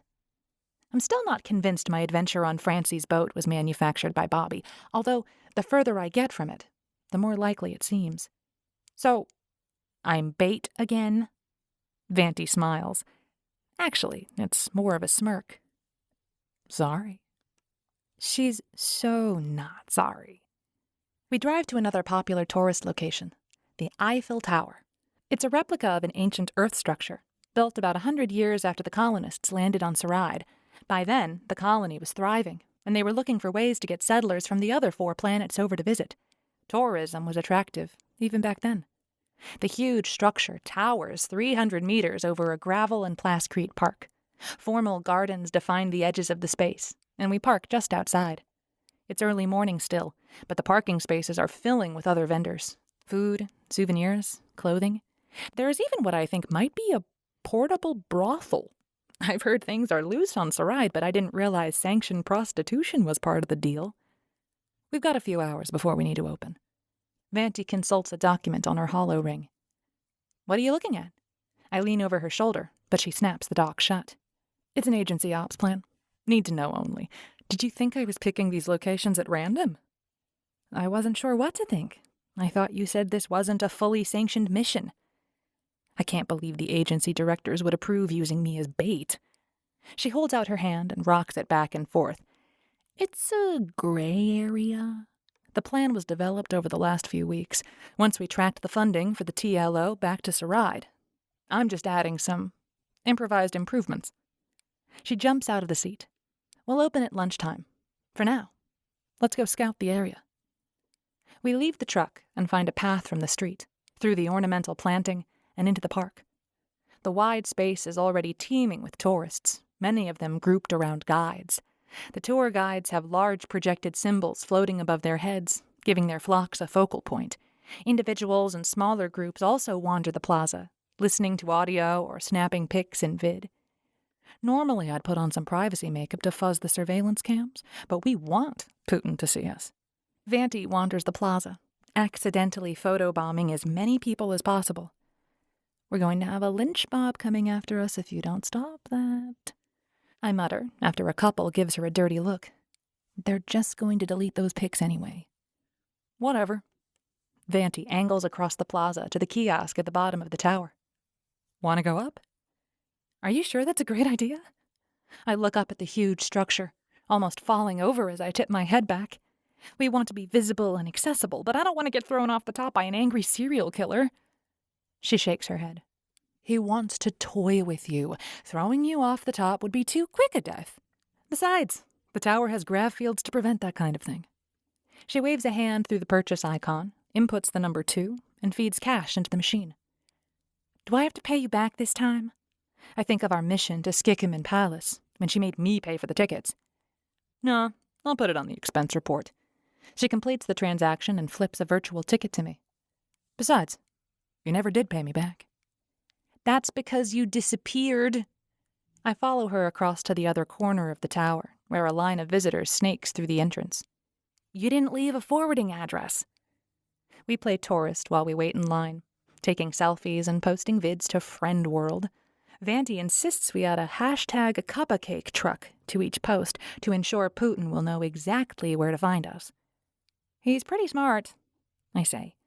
Kind of an evil genius. I don't think we want to be too obvious. Besides, won't he wonder why I'm here playing cupcake salesgirl? She shushes me. Don't worry about that. You've done all kinds of crazy things. Station technician? Believe me, Cupcake Girl is the least of your worries. Louder, she says. I've never been here before. This is so exciting. Fortunately, the elevator is running, so we don't have to climb the 1,700 steps to the top.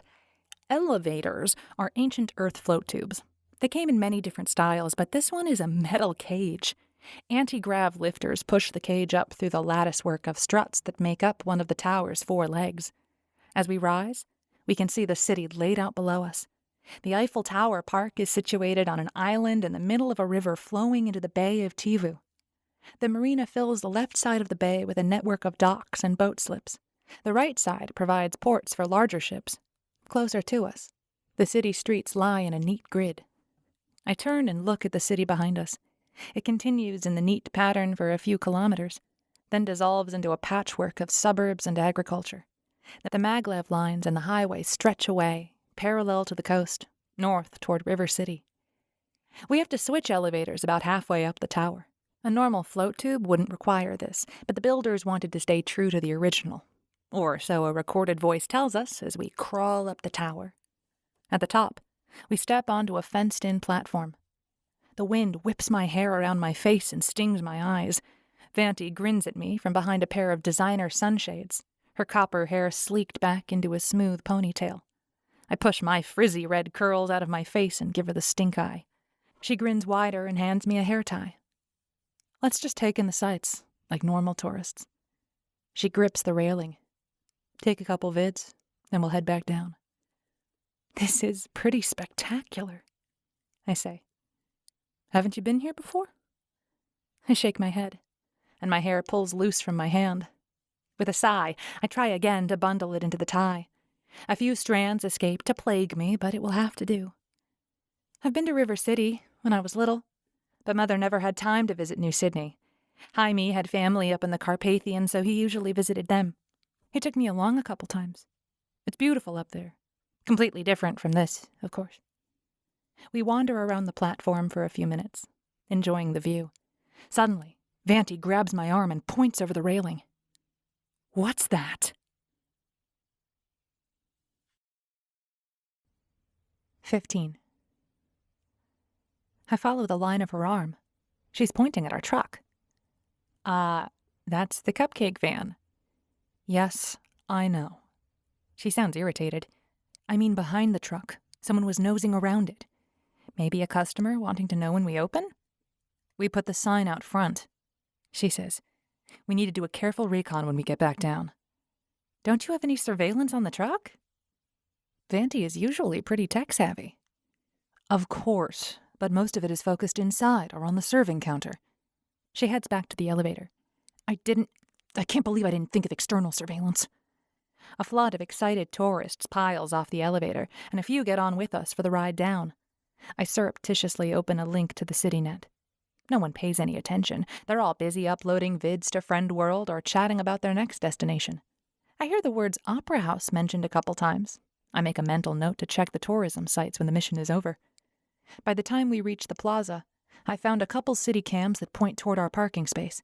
When we exit the last elevator, Vanti drags me across the plaza to a bench opposite our truck.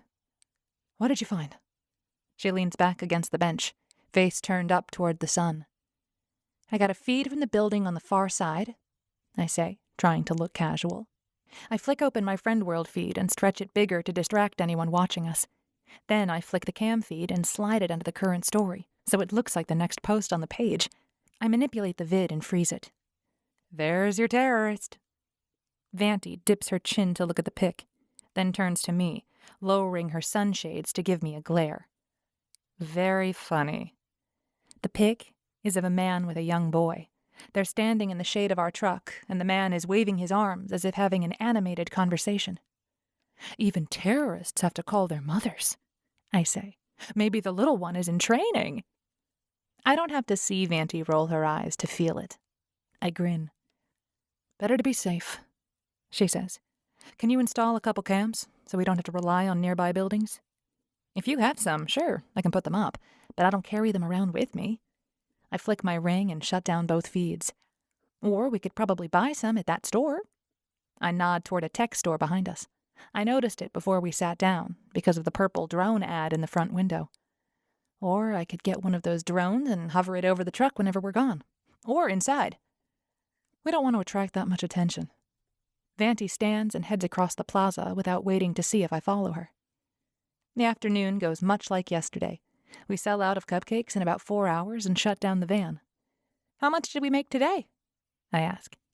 Vanti looks at the money on the counter and the sales terminal screen. Less than last time. But we had more cupcakes. Did you change the price on the sandwich board? I pull it out of the slot behind the front seats. Vanti, you lowered the price. What were you thinking? I wanted to sell them all. She drops the coins into the cash drawer. It worked. We have to charge enough to cover the cost of the cakes, though. I wipe off the price and write in a higher one. But these weren't as good as yesterday's, so it doesn't make sense to sell them for more.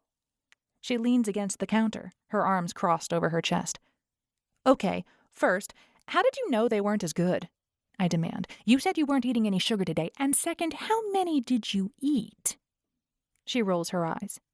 I only had 2, and they weren't as good. It doesn't matter if they didn't taste as good. These were different customers, remember? I wave a hand around, indicating the plaza we can't see outside the truck. And you need to stop eating the inventory. It's a good thing this isn't a real business. My hollow ring chimes, and I pull up the vid feed from the cams outside the truck. I haven't installed any new ones, but I did put a perimeter alert around us, so we'd know when someone is approaching. What is it? Vanti asks, reaching under the counter and pulling out a weapon. The ditzy cupcake seller is gone. She's all agent now. I don't see anyone out front. I pull up the vid from the building behind us, but traffic on the street between us is too thick to see clearly. No one behind, but I can't see on the left. Jump up front and look in the mirrors. Although the truck is self-driving, there are mirrors so the occupants can see along the side. There's a guy standing by the... Ugh! I spin around and see Vanti's arm and leg as she's pulled from the seat. An electrical crackle makes the hair on my neck stand up, and Vanti leaps back into the truck. Let's go! She slams her hand on the control panel, and the van lurches forward, narrowly missing the kebab truck parked a few meters away as we swerve into traffic. I am thrown against the edge of the sink, and water sloshes over my chest and stomach. The truck lurches the other way, and my back slams into the sales terminal. Ouch! I grab the edge of the counter and drag myself forward to the seat. Dropping into it, I pull the safety harness across my lap and latch it. I thought we wanted them to find us. We want them to find us, but not abduct us, she says. I tagged that guy with a nano tracker. We'll make sure we've lost them, find a place to hide, and track them back to Putin. It seems like you haven't thought this through.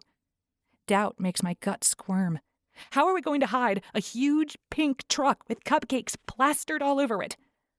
Watch and learn. Vanti sits back, refusing to say anything more. As we travel through the city traffic, she occasionally enters new commands into the driving program. Because the programs prioritize safety and comfort, the ride is smooth, with the truck executing leisurely turns and lane changes. Not to doubt your expertise, but this is hardly a high-speed chase. Are you sure you can lose them? She grins. The vehicle turns a corner and slides into an underground parking garage. Tuck and roll! Vanti cries as the truck makes a hairpin turn onto the next level. The doors swing wide and my harness snaps open, hurling me out of the truck. Instinctively, I curl my head into my chest and throw my arms over it, pulling my legs up. I slam into the ground at an angle and shoulder roll into a plascrete wall. Seconds later, Vanti crouches beside me. Move! Behind that car! She drags at my arm, hauling me up into a crouched run. We dash behind the vehicle, every muscle and bone screaming. What the sark? I hiss. You could have warned me! She slaps a hand onto my shoulder and pushes me to the ground, ducking beside me. A small beige vehicle prowls down the ramp behind the cupcake truck. Vanti's hand stays on my shoulder, but I have no inclination to stand. I nurse my bruised elbow and knees. We stay there for what feels like hours, but was probably a minute or less. Then she's got me by the arm again, urging me up. Come on, this way. She runs across the ramp and ducks between a couple cars, then zigzags her way between the vehicles and up to the top. Spitting out a couple swear words, I follow her. We duck into a stairway, and she heads up 2 steps at a time. Rubbing my elbow, I follow more slowly. She waits at the top, and we stroll casually out into the lobby of an office building. A few folks stride from the float tubes, intent on the front door. We head directly across to a short hallway marked by a restroom sign. I stumble to a sink and turn on the tap. I look in the mirror, but my face is untouched by my recent ejection seat ride. I wet a recyclable towel and dab at the blood on my elbow. After checking each of the stalls, Vanti turns the deadbolt on the door and joins me at the sink. Sorry about that. She looks me over and points to my knee. You've torn your leggings. Thanks for that. You got a first aid kit? Vanti reaches into a hidden pocket at her waist and produces a couple Medipads. I slap one on my throbbing elbow, and the analgesic takes effect almost immediately. Yanking up my pants leg, I apply the other one to my knee. I take my time washing my face and hands before turning to Vanti. Now what? Now we track them. But first, let's get to a safe house. She flicks her hollow ring and swipes through some screens. I lean against the sink and close my eyes. Great. There's one near here, she says. How are we going to get there? I glare at her from beneath half-closed lids. Walk.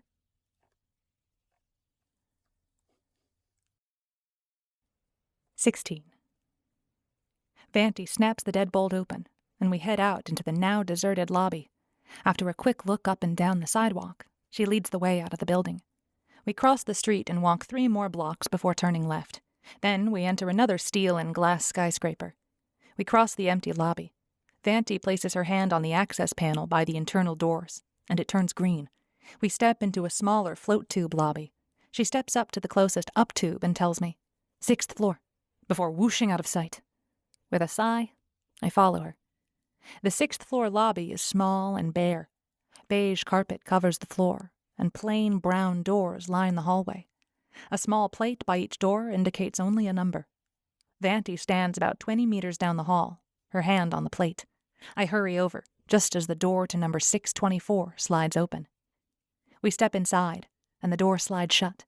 Lights come on, the glare reflecting off a dull, black floor. We're inside a small studio-style apartment, with a threadbare couch, a chair losing its stuffing, and a bare table with 4 plastic chairs. A door in the corner leads to a utilitarian bath, and an auto kitchen sits on a narrow counter in the other corner. Vanti crosses the room to twitch the curtains over a small gap, allowing sunlight into the room. She turns, stretching her arms out. Home, sweet home. At least for tonight. Whose place is this? I open a few random cupboards. The kitchen boasts 3 plates, a cracked bowl, and 2 glasses. A scattering of forks, knives, and spoons covers the bottom of one drawer. Another holds a sharp knife and a small cutting board. A half-empty shaker of salt sits alone near the sink. It belongs to the company. Distantly, lots of shell companies to hide the connection. She flops down on the couch and flicks an app on her hollow ring. With a swipe, she flips it to the coffee table projector, and a map expands to fill the entire space. Let's take a look. I sit down on the scruffy chair and peer at the hollow. Is that the cupcake van? I point to a pink dot zipping along the highway that leads into the mountains. Where's it going? It'll stay on that highway for a while, hopefully leading our tail out of town. Then it'll double back. Right now, I have it set to return to the Eiffel Tower. I don't know if that's the best plan. She rubs her eyes. What's that green dot following the pink one? That's the guy who tried to pull me out of the truck. Vanti glares at the hollow, and I swear she growls a little. We're going to track him and see where he goes. Maybe the cupcake truck should come back to town sooner rather than later. That way he'll realize he's lost us and maybe give up and go back to his base. Vanti looks at the time. Yeah, I guess I can recall it now. After we jumped, it went through several other parking garages, so even if they backtrack to all of them, it will take a while. And there's no way they'll find us here. They'd have to track us through the closed-circuit city cams, and I used Annika's little device to jam some of those. I nod. Good idea. He couldn't be tracking us, could he? I mean, he might have tagged you with a nano-tracker at the same time you tagged him. She stares blankly at me for a moment. Crap. Gotta do a scan. Be ready to run. She stands and flicks a few commands on her ring. Then she hurries to a closet next to the bathroom. She fiddles with something, then steps inside the closet. A blue light glows, moving from ceiling to floor. She steps out. Nothing. Good catch, though. It's what I would have done. What I did do. I get up and order some food from the auto kitchen while Vanti uses the bath. I eat some macaroni and cheese, but Vanti has a salad.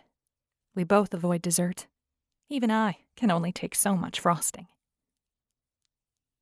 In the morning, I wake early. It's still dark, but Vanti is awake and flicking through some information on her hollow ring.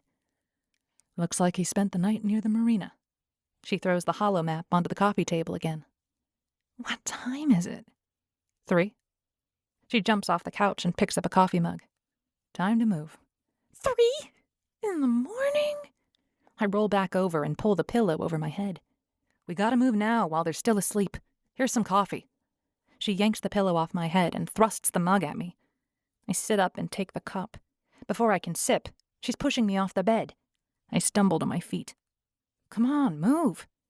Vanti squeezes past me and folds the bed back up to the wall. There's a bagel on the table. Hit the toilet and let's get out of here. I gulp the coffee down and head for the bathroom. 3 minutes later, she hands me the bagel and another coffee, this one in a travel cup, and pushes me out the door. We take the float tube down past the lobby to an underground tunnel. Turning left, she leads the way at a trot down the sloping passage. 5 minutes later, we exit into a subway station. These buildings are all connected via tunnel. The weather here gets kind of extreme in the winter. Do subways even run this early? I nearly crack my jaw with a huge yawn. She just rolls her eyes. A train pulls into the station about 30 seconds later. We get off at Marina Station. These riders are not imaginative with their names. A float tube takes us to the surface, and we exit not far from the dock where I met Francie. At least I think it's the same dock. It's hard to tell in the dark. They're a couple blocks inland. Vanti strides away. We're going to sneak up on them. We reach a building that looks exactly like every other building we passed along the way. Vanti peers at her hollow and nods. She makes some hand signals at me, but I just stand there. She rolls her eyes and points, then starts off again. I follow her through a narrow passageway to the back of the building. We crawl down an external stairway and hunker down next to a door. Can you open this? She whispers. I shrug and flick my hollow ring. Probably not, but I can try. While I try to connect to the building system, Vanti creeps up the steps and disappears into the alley. I find the login and set a password cracker to work in the background while I stroll through the city's websites. Emergency services might have a master access which would be easier to hack than the individual building. Plus, if I can get that, we can get into any building. 10 minutes later, I'm still swiping and flicking. Vanti creeps back down and grabs my hand. I found a key. She slides the metal device into the old-fashioned tumbler lock and turns. Click. The door opens and dim light spills out into the stairwell. Well, that was easy. I flick my screens closed. Where'd you find that? Her lips quirk. Under a rock. Do you have some kind of key locator? I follow her into the building. She shakes her head. Nope. But there was only one rock in the alley, so I figured it was worth a shot. Nobody uses old-fashioned keys anymore, so it was pretty safe. Unless Vanti is after you. She grins. We find the stairs and climb to the 5th floor. My legs are screaming by the time we reach the top. Vanti gives me a knowing look. Let me guess. You need to start working out. I give her the stink eye. But, yeah. Vanti opens the door, and we step into a hallway that looks surprisingly similar to the place we slept last night. We tiptoe across the beige carpet and up to a door marked 519. Vanti pops the access panel off the wall and does something to the guts. The door whirs open. I give her an impressed look, but she's already easing into the room, weapon drawn. I give her plenty of space before shuffling along behind. She's just a shadow moving across the darker room. I close the door behind me, and the room goes black. Feeling my way across the space, I bite back a yelp when my shins find a side table. The dark form ahead of me stops and the head turns. I can feel her glare. She eases open a door and steps to the side of a bed. The lights flare on, and Vanti says, "Crap." 17. Vanti stands beside the bed, her weapon aimed at the lump lying there. I take a look, then bolt to the bathroom to lose my bagel. Try not to touch anything, Vanti calls softly. I grab a piece of toilet paper to keep my fingerprints off the flush handle and use it again to open the tap in the sink. I run the water over my wrists and use my hands to scoop some more into my mouth. After I turn off the faucet, I wipe down the sink with toilet paper and flush it down the toilet, with my foot, this time. Then I step out into the living room, hoping I was careful enough. Looks like he's been here at least 5 hours. Vanti whispers as we sneak back out into the hallway. Do you think they knew you tagged him? Cold sweat still rolls down my spine. She doesn't answer until we're back in the alley. No way to be sure, but we've lost our lead. We need to get back to the cupcake truck and see if anyone else shows up. If we report that body, do you think it will still be there when the authorities arrive? Vanti gives me a considering look. Good question. Let's find out. She flicks her ring and institutes what looks like some kind of anonymizer. After tapping in a message, she turns and strides down the alley. We need to get away from here. As we take the float tube back down into the subway station, the sound of sirens filters to our ears. We find the cupcake truck parked in the same spot we occupied on the first day here. While Vanti takes 20 minutes to scan the truck, I find a nearby shop and pick up some coffee. We climb in the truck, and Vanti lays in a course to the south. So now what? I ask as the truck pulls away from the curb. Are we just going to keep selling cupcakes forever? Nope. New plan. We're headed to an estate owned by the Putin family. No one checked it very thoroughly before because it was too obvious. She takes a sip. I mean, Bobby would have to be an idiot to hide in a home known to belong to his family, but now we're giving it a look. Wait, what? I juggle my coffee cup and splash the drink onto my hand. Luckily, it has enough cream and sugar that it isn't very hot. Grabbing a towel from the cupboard behind me, I mop up the mess, then risk my life going to the back to wash my hands. I thought we were headed to a bakery. I click my seatbelt back on, then swipe at the coffee still dripping down the side of my plastic seat. While I was checking the truck, I got a message from my handler. She says it casually, like everyone has a handler. She told me to check out the estate. It's on the south edge of town. They did a quick scan of it when Bobby first arrived, and, of course, they've been watching it for unusual activity. But it's a pretty heavily forested area, so unless they send in drones, they can't see beneath the canopy. There's a geothermal vent on the property, too, so thermal scans don't work. Why didn't they send in drones? My voice squeaks a little. Vanti cocks her head. Are you nervous? No, of course not. Why would I be? I give her a massive eye roll. The guy tried to take me out, me and my best friend and my, O'Neill. Why would I be nervous about finding him? You don't have to come. She stretches a hand out to the navigation screen. I can drop you off at another safe house. Don't, I say, sharper than I intend. I mean, I want to come with you. I feel safer with you or O'Neill around. She reaches for her coffee and takes a sip. Speaking of Grizz, you need to talk to him. I'm not having this conversation with you. I turn to stare out the window. The truck pulls off the road and grinds to a halt. Vanti cuts the motor and spins her seat to face me. Yes, you are. Grizz is my best friend, and you treated him like dirt. I hoped if we spent a little time together you'd figure it out, but obviously you haven't. He's crazy about you. I've never seen him like this with anyone, and you stomped all over his feelings. I thought you might be the one, but clearly you're just a selfish, spoiled rich girl. So you need to let him go. Dump him with no second chances. Then maybe he can find someone who deserves him. As she speaks, anger boils up in my chest, overflowing into my arms, legs, and face. I can almost feel steam coming out of my ears. How dare you talk to me like that? My mother would burst an O-ring if she heard an employee speak to me that way. Vanti's eyes go hard, and she breathes fast. I don't give a flying fig what your mother would do. You need to hear the cold, hard truth. I like you. Most of the time, but you're being a real bitch about this, and it needs to stop now. Call him and break it off. He's already up on Crip. He can head back to SK2 without you.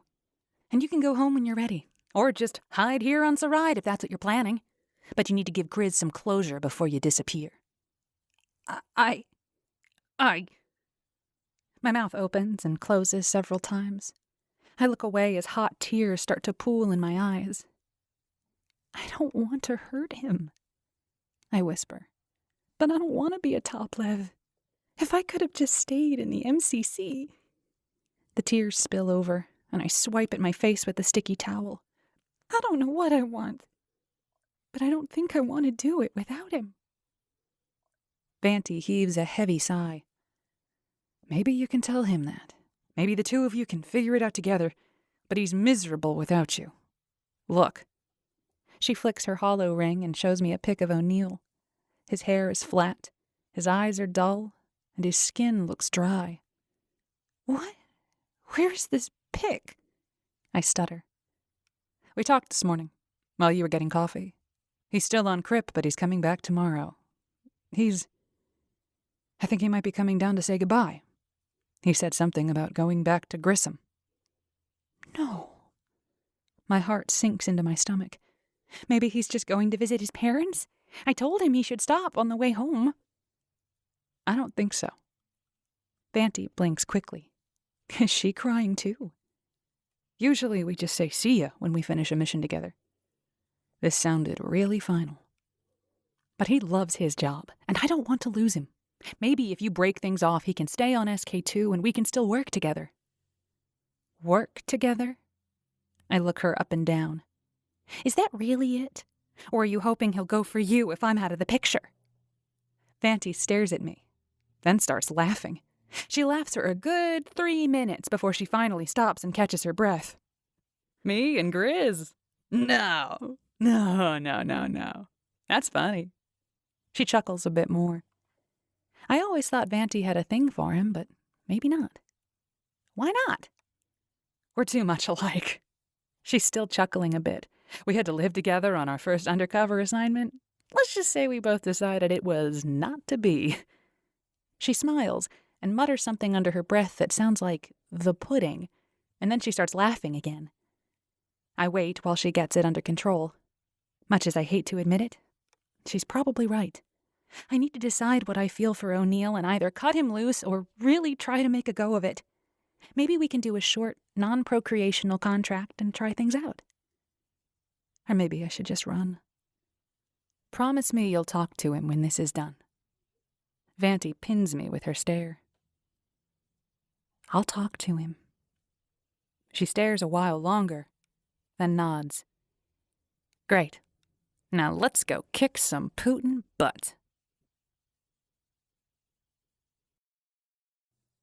18. The truck pulls to a stop in an alley behind a convenience store a few clicks out of town. We run inside for some supplies.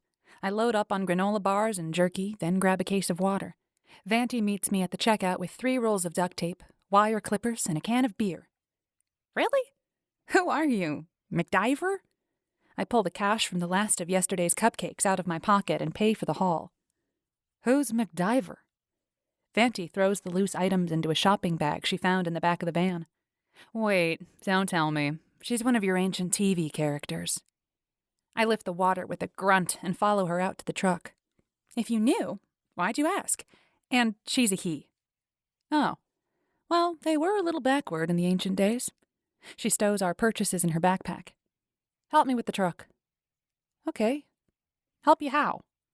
But she's already opened the back door and climbed up onto the bumper. She puts a foot on the counter inside the vehicle and boosts herself up onto the roof. She takes a step back and leans over so I can't see her. As I step back to get a better view, I hear something like paper ripping. Pull this corner, Vanti says. I step to the side and look up. The top of the cupcake is flapping loose from the side of the van. What did you do? Just grab this and pull. She lays down and pulls the flapping corner away from the truck. It peels off, noisily, and she drops the corner. I'll go start the other side. Her head disappears over the top of the van. I jump up and grab at the loose stuff. It takes 3 tries, but finally I snag the edge. As I land, the ripping sound accompanies the material peeling away from the truck. Underneath, the van is white with some black lettering. I grab the colorful stuff and walk toward the front of the vehicle, peeling the fabric away as I go. It comes off cleanly, like a huge reusable sticker. Underneath, the van says, Morton Catering, and has contact information. The ripping sound comes from the other side, and in a moment, Vanti steps around the front of the truck, bundling up the cupcake wrapping. I love this stuff. But it's so boring now. I stare at the white van. Nondescript, blends in well. The cupcakes were great for getting noticed, but not so good for hiding. She takes my armful of the bright-colored sticker and dumps the lot into a recycler. Don't worry. We got some good pics, remember? You can make a page for your scrapbook. She grins maliciously. We climb back in, and the newly bland truck slides out of the alley and back onto the highway. We've got another 10 clicks to go. Vanti leans back in her seat and closes her eyes. I grab a granola bar and stare out the window. The buildings give way to trees, and the vegetation gets denser the farther we get from New Sydney. By lunchtime, we're driving through a tunnel of jungle. A few vehicles zoom by going toward the city, but we see no one headed our direction. There's not a lot out here until you get to Neue Berlin, and most people take the maglev train instead of driving there, Vanti tells me. We pull off the highway and follow a smaller road deeper into the jungle for a few clicks until we reach a crossing. A charging station stands on one corner, with a vendo mat on the other. We plug in the truck and sit out on the tiny patch of sun created by the small parking area. Walls of trees, vines, and shrubs block our view, except for the narrow stripes of road. This place is kind of creepy, I say. You can't see anything. I know. Vanti shudders. I feel exposed and trapped all at once, but we're almost there. We'll leave the truck here. After it's charged, Vanti climbs back into the truck. I thought we were going to leave it here. I pull the passenger door open to talk to her. Yes and no. Get in. She starts the van and pulls out onto the street. I've lost track of which way we came in. The roads all look the same. She drives a few meters along the road, then turns off into a narrow driveway. A rusted gate blocks the way, and a dirty no trespassing sign hangs drunkenly from one corner. Open the gate.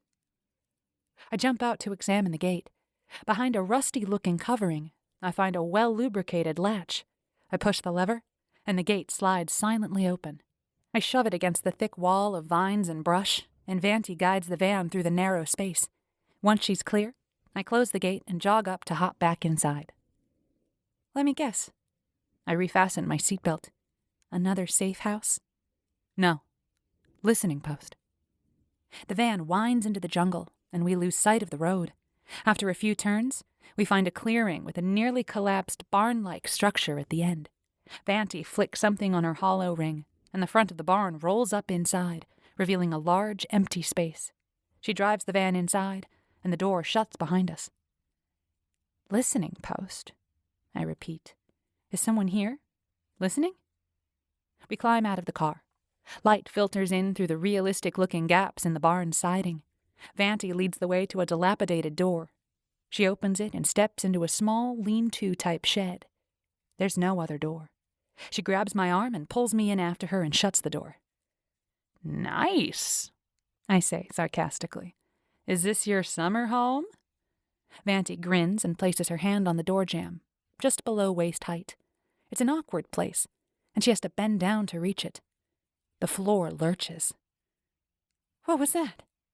I ask, unlocking the door. She pushes me against the side wall, reaches down and flips open a panel on the floor. With a twist of her wrist, a larger panel in the floor pops up a few centimeters. She lifts it, and it hinges open to reveal a stairway down into the ground. Ooh, secret tunnels! I follow her down the steps. Don't get too excited. This is nothing like the control center in Pacifica City. At the bottom of the steps, she places her hand on another panel, and a door slides open. I step in, and Vanti does something to turn on the lights. No one home? I look at the empty desk, ancient chair, and locked control panel. Everything in here is at least 50 years old, but it's all clean, as if someone swings by every week to dust. Nope. Anything they pick up is automatically relayed to HQ. This was built ages ago by the planetary government. They used to be very, interested in what everyone was doing. Kind of a dystopian state for a while, maybe 50 years ago. People disappeared if they stepped out of line. She shrugs as if this is no big deal. That government was overthrown, or at least infiltrated and corrected, and these sites were forgotten. But when we first learned about the connection between those frozen people you found on SK2 and the Morning Star, and a suspected slavery ring here on Saride, we reactivated this facility. Or at least, the surveillance capabilities. It's all forwarded to HQ, as I said, but it makes for a convenient place to park the truck and hide out for a while. She opens a door next to the stairway. There's a bed and bathroom in here, food in the cupboard over the console. I'll be back for you in a couple days. You can watch my OCCam feed on the console here. She leans over the ancient hardware and types in a few commands. Keep watch for me and let me know if anything looks off. Wait! I grab her arm, her words suddenly sinking in. You're leaving me here? While you go into the Putin estate? I don't think so. You didn't think I'd let you come along on the really dangerous bit, did you? She gives me an incredulous look. Your mother would kill me if anything happened to you. Well, first she'd have me beaten, drawn and quartered, then she'd kill me. And my entire family. And probably everyone in the agency. Not gonna happen. I don't mind using you for bait, but I'm not bringing you into the dragon's den. You can't seriously expect me to just sit here, though. I stare at her. Why not? That's what you do back on SK2. She raises an eyebrow at me. You just sit around in the maintenance center and watch the screens. Unless something happens. She's got me there. Yeah, but on SK2, I only work an 8-hour shift, and I can order in food, or go to the gym, or... She cuts me off with a snorting laugh. Yeah, the gym. Well, good news for you. There's a few free weights in the barn upstairs. Knock yourself out. She turns back to the console. Put your hand here and create a passcode so you'll have access. Gritting my teeth, I follow her instructions. Okay, so now you have access to everything. HQ says the compound hasn't gotten any deliveries in a few days. They usually get a big truck once a week. The schedule matches up with Pleiades Line cruise ships docking up at Crip, so we're operating on the assumption those deliveries are frozen people. They should be getting one today if Pleiades is connected. Unless they were smart enough to stop once we busted the crew on the Morning Star. I drop into the old chair and cough when a cloud of dust envelops me. Yeah, that's a problem, Vanti says slowly. I hadn't thought of that. So, let me get something straight. I spin the chair to face her. You knew Bobby was here. You've been watching him. What was all that business of the cupcake truck? You didn't need them to see me. You knew exactly where to find them. Triana, you are way too smart. I always underestimate you. She pulls out her weapon as she moves toward me. 19. Don't shoot me! I throw my hands up in front of my face.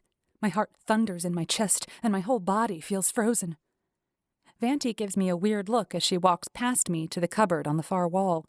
She opens it and pulls out a disruptor charge pack. With fast, precise movements, she extracts the pack from her weapon, snaps in a new one, and places the old one into a charger. Why would I shoot you? I was afraid you were working with Bobby and you were going to... She laughs, shaking her head. If I were working for Bobby, I could have killed you at any time over the last week or so, and no one would ever have known it was me. I'm that good. Then what's going on? Why did you say I'm too smart? I take a couple of deep breaths, trying to slow my heart rate. She puts the tiny weapon back in its hidden pocket. Then she grabs a folding chair leaning against the wall and opens it. Spinning it around backward, she straddles the chair and rests her arms along the back with her chin propped on top. Remember how I was a double agent in that case on Kaku? Al Petrosian thought I was working for him? I nod. Yeah, and I gotta say, I always wondered how he got away at the end. Seemed pretty convenient, and you were the only one who could have done it. She gives me a nod. Good catch. Yes, I let him escape, and I convinced him I was really on his side. What? Like a triple agent? Exactly. She stares across the room for a few seconds, and I can practically see her sifting through what to tell me. They think my mission, or at least the mission they assigned to me, is to bring you in. I was told to get myself assigned to your protection detail and hand you over. What? What? My brain whirls, too fast to pick out a coherent thought. When you took your unscheduled visit to New Sydney, you almost blew it. Luckily, I had set a tracker on you and was able to derail that little surprise. She smiles a little self-satisfied grin. What do you mean? I stutter again. Derail what? And how? My only contact within Putin's organization is Al Petrosian. So much of this is speculation. When you went to New Sydney looking for Roger's nephew, Al Petrosian, and presumably Putin, knew. Because of the tracker you put on me? Right. I was sure we could keep you inside the hotel, so I wasn't worried about them knowing where you were. But then you slipped your leash. I grit my teeth and glare at her. Sorry. They tracked you to the marina and improvised a plan. Sent Francie and the chefs in to take over a boat and throw a party. It's easy enough to find partygoers. All you have to do is walk down the boardwalk and yell, "Free beer!" So they picked a yacht, checked the records to make sure the owner wasn't nearby, filled it up with partygoers, and she went to lure you in. She pauses, her nose wrinkled. I'm not sure what the point of the faked murder was. I think Putin is just trying to mess with you. He's like a cat with a mouse. He could have just grabbed you. When you insisted they call for help, they were supposed to bring in their own team of medtechs, but I intercepted that call and directed it to the real emergency response agency. I had just arrived in New Sydney and figured out where you were. They didn't fill me in on their improvised scenario. You were there? I didn't see you. How much of this does O'Neill know? She shakes her head. He knows I tracked you. He even suggested it, but I'd already placed the mite. He doesn't know about my connection to Alpetrosian. It's need to know, I say with her. Yeah, as always. How'd you place the tracker? I just dropped it into your drink after that first reception at the plaza. It goes into your bloodstream and stays active for about a week. I dropped another one a couple of days ago, just so we didn't lose you when the first one fades. I glare at her. You put a tracker in my drink? I wondered why you were so helpful with the glass of water that first night. And you say O'Neill suggested it? She holds up her hands, palms out. He said it might be a good idea since he'd scared you off up on Crip. He was afraid you'd run. But he was waffling. I told him it was already done, so it's not his fault. If it makes you feel any better, we track all the top levs when they're traveling. No, that doesn't make me feel better. I grouse. Just makes me want to run farther and faster. And don't say I don't like to run. It's not funny when you say it. Her lips twitch, but she doesn't smile. Fine. I get up from the chair and open the cupboard over the console. I push aside the stacks of dehydrated meals looking for something, anything, edible. Nothing. Grabbing my duffel bag, I dig through and find the box of cookies I stashed in the bottom. I pull it out, rip open the top, and offer Vanti one of the packets inside. So now what? They must know I'm here, right? Vanti waves off the cookies. I turned on a disruptor before we got to the safe house. It makes it look like the tracker has died a natural death. They'll be expecting me to feed you another one, but obviously I can't do that if you're here. I thought about leaving you behind in New Sydney, but I don't have a team I could drop you with there. Grizz was supposed to meet us there this evening, but clearly that isn't going to happen. She flicks her hollow ring and opens a secure messenger app. I'm telling him to meet us here. That way you two will have lots of time and privacy to talk. What? No! I gasp. She gives me the stink eye. You said you'd talk to him. I will, but not now. I'm not ready. I rip open another packet of cookies. She bats them out of my hand and the cookies scatter. Yes, now. He'll be here this evening. Now I need to go meet up with Alpetrosian. Nothing I say can change Vanti's mind. I argue, plead, threaten, but she ignores me, going through her gear and making sure she's ready. Finally, she goes into the tiny bathroom and shuts the door. I pick up the scattered cookies, blow them off, and plunk one into my mouth. Dropping onto the chair, I choke on another cloud of dust. Then I start flicking through the programs accessible through the ancient console. A red icon pops up on the screen. It looks familiar, so I flick it open and see Vanti. She smooths down her hair. Behind her, the tiny bathroom looks cold and dingy. Is there a cam in the mirror? Ew. I flick the app closed. Vanti strides into the room, looking over my shoulder. Did you find the AUC cam? The app should have activated. Understanding pops into my brain. The AUC cam is a special lens she wears in her eye that allows me to see what she sees. We used this tech once before, down on Kaku. Right, that's what I saw. I was wondering why you'd have a cam in the bathroom. Her lips twitch. That wouldn't be creepy at all. I nod and flick the app open again. Now I can see myself from Vanti's perspective. I look like crap. My hair is frizzier than usual, standing out around my head like a clown's wig. My face is pale, with dark circles beneath my bloodshot blue eyes. Yikes! I didn't like to say anything. Vanti's lips twitch. Yeah, well, you don't look so perfect yourself, I retort. But it isn't true. Vanti always has it together. Okay, I'm going in to meet Alpetrosian. You keep watch from here. Fill Grizz in when he arrives. Vanti heads up the steps, and I watch as she stops by the van to grab a small backpack.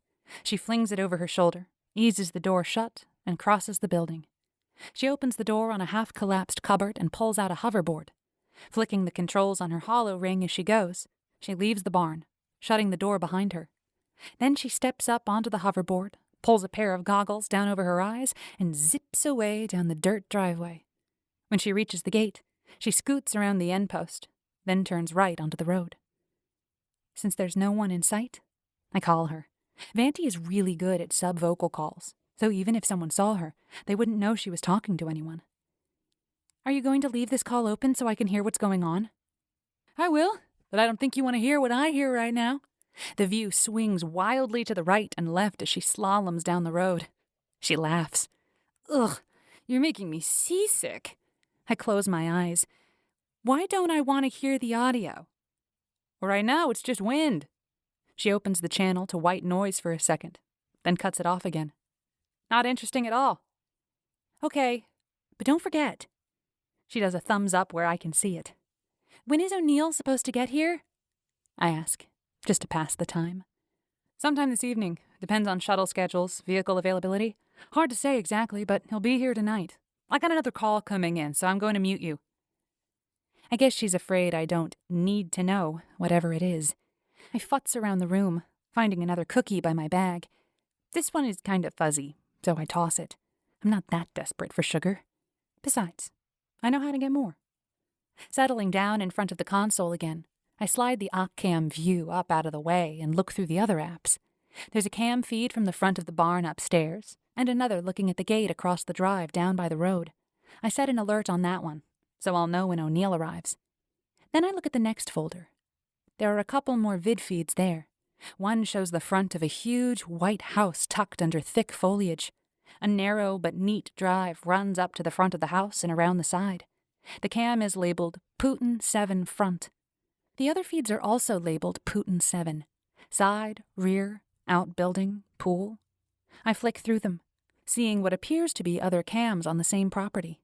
They're all pointed at the house rather than away. Someone installed these to observe the estate. Another folder, called Interior, contains feeds from Putin 7 Hall, kitchen, and office. I pop open that last one and almost scream. Bobby Putin is staring right into the cam. 20. After a few seconds, I realize it must be an old-style picture of Bobby placed in front of the cam. I look for controls, but there doesn't appear to be any way to pan the feed. Vanti must have placed this cam on the desk, and someone else moved the picture in the way. You there, Triana? Vanti's voice comes through the speakers and my internal implant. I turn off the external feed and pull her Occam back down to the middle of the screen. Yeah, I'm here. Just looking at the other cams. The one in the office isn't very useful. I flick that one off and open the front hall. The office? Why not? It's blocked. Looks like someone put a picture in front of it. I flick the kitchen cam. Nothing going on in the front hall, but the kitchen is busy. They've got 2 guys in there working on... I stretch the picture larger. Ooh, looks like chocolate cake. My stomach swoops when the Occam vid swings wildly up and down. Don't do that! Do what? She asks. Roll your eyes. It makes me want to hurl. She laughs. The cams have audio, so the office feed should still be useful. If he actually uses the office, seems more like a sit-by-the-pool type to me. He's more of a spectacular dive into the pool type. That and water polo. I think he was station champ when I lived up on 83. Vanti continues to speed along the road. The guys in the kitchen beat and stir. The front hall sits empty, a narrow beam of sunlight shining through the stained glass, leaving a purple blotch on the floor. If the sun is getting in, there must be a cleared space around the house. I flick the external feed folder open again and pull up the cam pointed at the front door. Yup, there's sunshine in the front yard too. Flicking open an external data line, I pull up Googlesat. The Googlesat provides an overhead view of most of the planet. Saride is only occupied on the 2 larger continents. The settlers decided not to bother with terraforming the 9 smaller ones.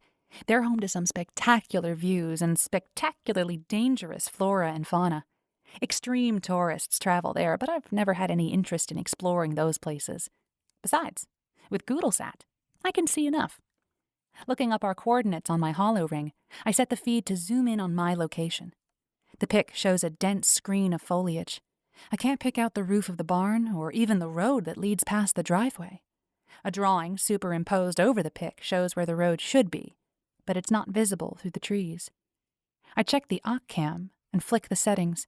With a grin, I copy Vanti's coordinates and plug them into the Googlesat. Again, all I get is green. But scrolling out a little reveals a couple gaps in the cover. The cams on the estate don't have coordinates, so I extrapolate from Vanti's current location and direction. Assuming she's headed toward the estate, I start zooming in on cleared spaces nearby.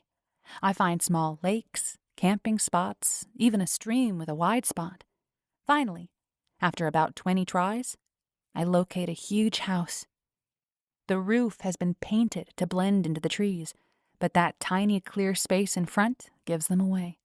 I zoom in closer and identify the fancy door knocker on the front. It matches the one on the front yard feed exactly. Found them. I mark the spot on the map. Found how? Vanti asks. I start to explain, but she cuts me off. Never mind. I'm supposed to meet Al Petrosian right up here. I'll turn on the external feed. We can talk later. She glides off the road into a tiny parking lot in front of a small, unmarked building. It looks like some kind of utility shed. The feed jogs as she steps off the board, then swoops while she leans down to pick it up and sling it over her shoulder. We stand there in silence for 5 or 6 minutes. I open my mouth to suggest he's going to be late when a low roar alerts Vanti, and she turns. A small white vehicle pulls up in front of her, and the door opens. Vanti leans down to look inside. It's Will Al Petrosian. I haven't seen Will since we cracked his terrorist ring on Kaku a few months ago. He'd been planted at the Kaku Techno Inst and happened to take the same class I was required to complete. Although, now that I think about it, that seems just a bit of a coincidence.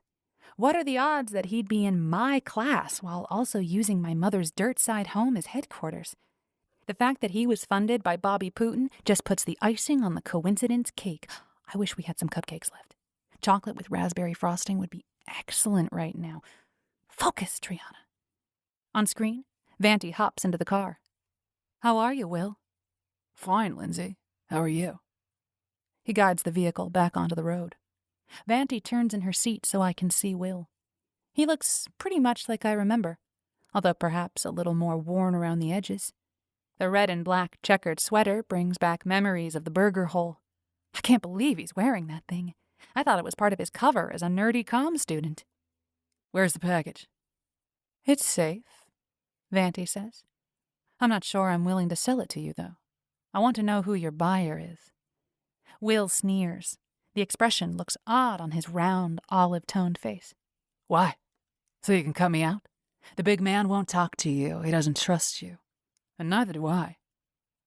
Am I the package? I whisper to Vanti, but she ignores me. I won't cut you out, but I want to know what she plans to do with her. I mean, it. The package. He laughs. You can't keep the story straight, so don't even try.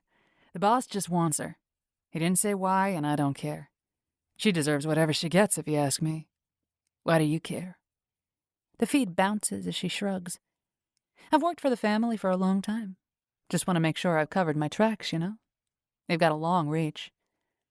You probably need to change your identity and move to Armstrong. Will laughs.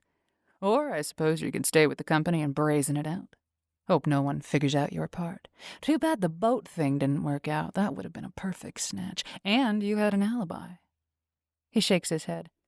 Don't know what the boss was thinking. He's got some kind of weird obsession with the girl. Anyway, that doesn't matter. We need to go pick her up and bring her in. Where did you stash her? He folds his arms over his chest and stares Vanti down. Any ideas? Vanti asks me. She is really amazing with the subvocal thing. To be able to talk in front of someone staring right at you and have them not even notice? Incredible. I need to get him to take me to Bobby. I flip wildly through the cam feeds until one catches my eye.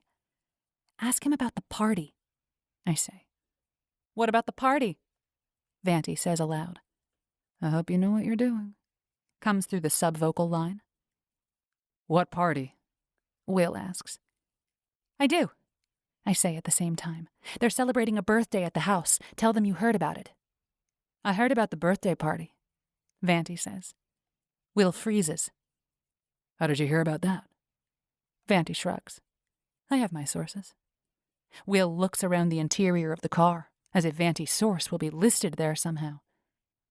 Did they invite you? Of course. I can hear the smile in her voice. Fine then. I'm on my way there now. You're not exactly dressed for it, though. Will gives her a haughty look over. Neither are you. She reaches out a hand and plucks at his sweater. I'm sure they'll forgive us. They'd forgive us if we bring the package, as a birthday present. The view swings side to side as Vanti shakes her head. I need to make sure I'm covered before I deliver the package. Why don't I come with you? I ask. You can break me out later. No, Vanti barks. Will gives her an odd look. No what? No, I won't bring the package until I'm sure I'm covered, she says, trying to cover her gaffe. Surely the boss can understand that. He stares a few more seconds, then shrugs. It's your funeral. He touches the controls and the vehicle begins to move. I'm not taking the fall for you. They drive in silence for a few minutes, then turn right off the road. Half a click into the jungle, they reach a tall fence with a gate across the driveway. Obvious cameras swivel to focus on the car. Since current tech makes cams almost invisible, this is clearly intended to intimidate. As Will's window slides open, a voice demands, Identification. A panel slides out of the meter-tall square column beside the road.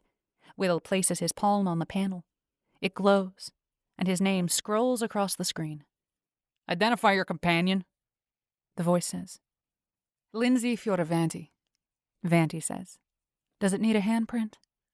Voice recognition confirmed. Proceed. The gate retracts. That was easy, Vanti says. Not even, Will replies. Just the beginning. He's not kidding. After the voice recognition, they pull into a narrow space about 20 meters long. On each side of the paved stretch, a 3-meter-tall plascrete tower stands. A slit near the top allows the armed guards inside each tower a full field of view. Remain inside your vehicle for the scan, one of them calls down. 2 tall metal posts with a bar across the top slide slowly forward on tracks recessed in either side of the road. The crossbar hovers just above the vehicle, a red light shining down. I don't know if the light is part of the technology or just another intimidation technique. As the posts slide past, the light runs over the full length of the vehicle. Once the device reaches the back of the car, it retracts to its original location. A man in full body armor steps out of the tower on the left side and approaches Will's window, stopping a full meter away. Another man with a blaster steps up on the right. Weapons. The first holds out a metal box. Will reaches under the seat and pulls out a disruptor and a tranq gun and puts them into the box. He gestures at Vanti. She heaves a sigh, but hands him her blaster, a projectile gun, and a large knife. Will adds these to the pile. Small knife strapped to the woman's leg, the man in armor says. He pauses, as if listening, then continues. Pistol in the small of her back, mini blaster in underarm holster. They've got some top-notch tech here, Will says. You may as well turn over any weapons they haven't asked for. They'll find them.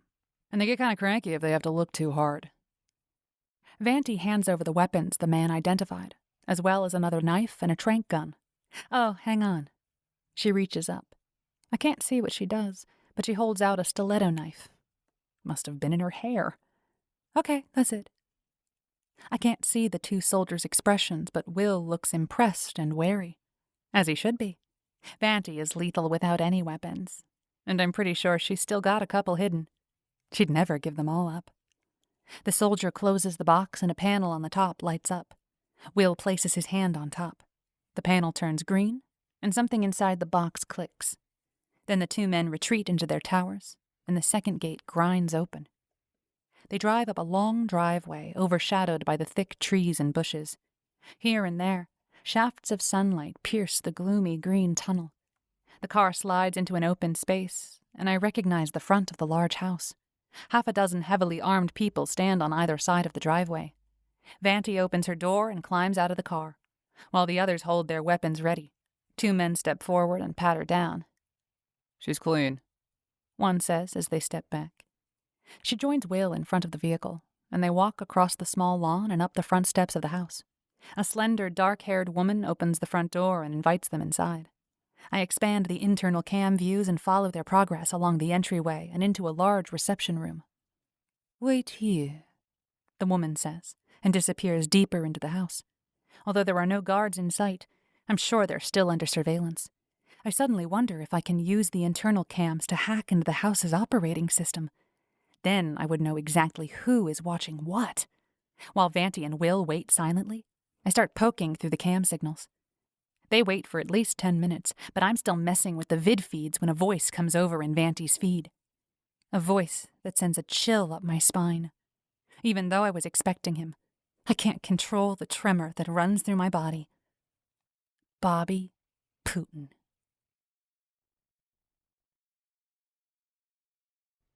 "21. Well, I didn't realize you were bringing a +1, Bobby Putin says. Vanti swings around, and I get my first sight of him since our little dust-up on SK2. Or rather, outside SK2. He looks polished as always. He hasn't altered his appearance at all. Tall, with thick blonde hair waving around his perfectly chiseled face. Broad shoulders, narrow waist, long legs encased in well-tailored pants. Everything about Bobby screams money and perfection. Even his voice is smooth and musical. Will leaps to his feet. She said you invited her. The weak, nasal tone of Will's voice is magnified after hearing Bobby's. Vanti steps forward, ignoring Will's statement and his glare. I'm Lindsay Fioravanti. She holds out a fist, currently employed by the SK2 Board of Directors Security Department. Bobby's eyes flicker. A flash of confusion passes over his face, but he blanks it immediately. I'm sure there's a reason Will brought you here. Of course. Her voice is warm and friendly. I have a birthday gift for you. A certain package you've been anxious to obtain. Bobby smiles. And you wanted to bring it in yourself? He swings around to look at Will.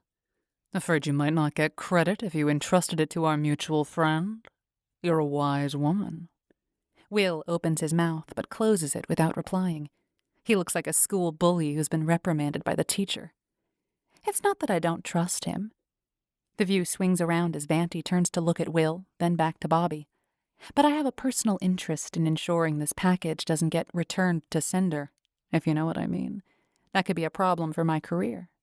Not to mention my freedom. Bobby's eyes harden.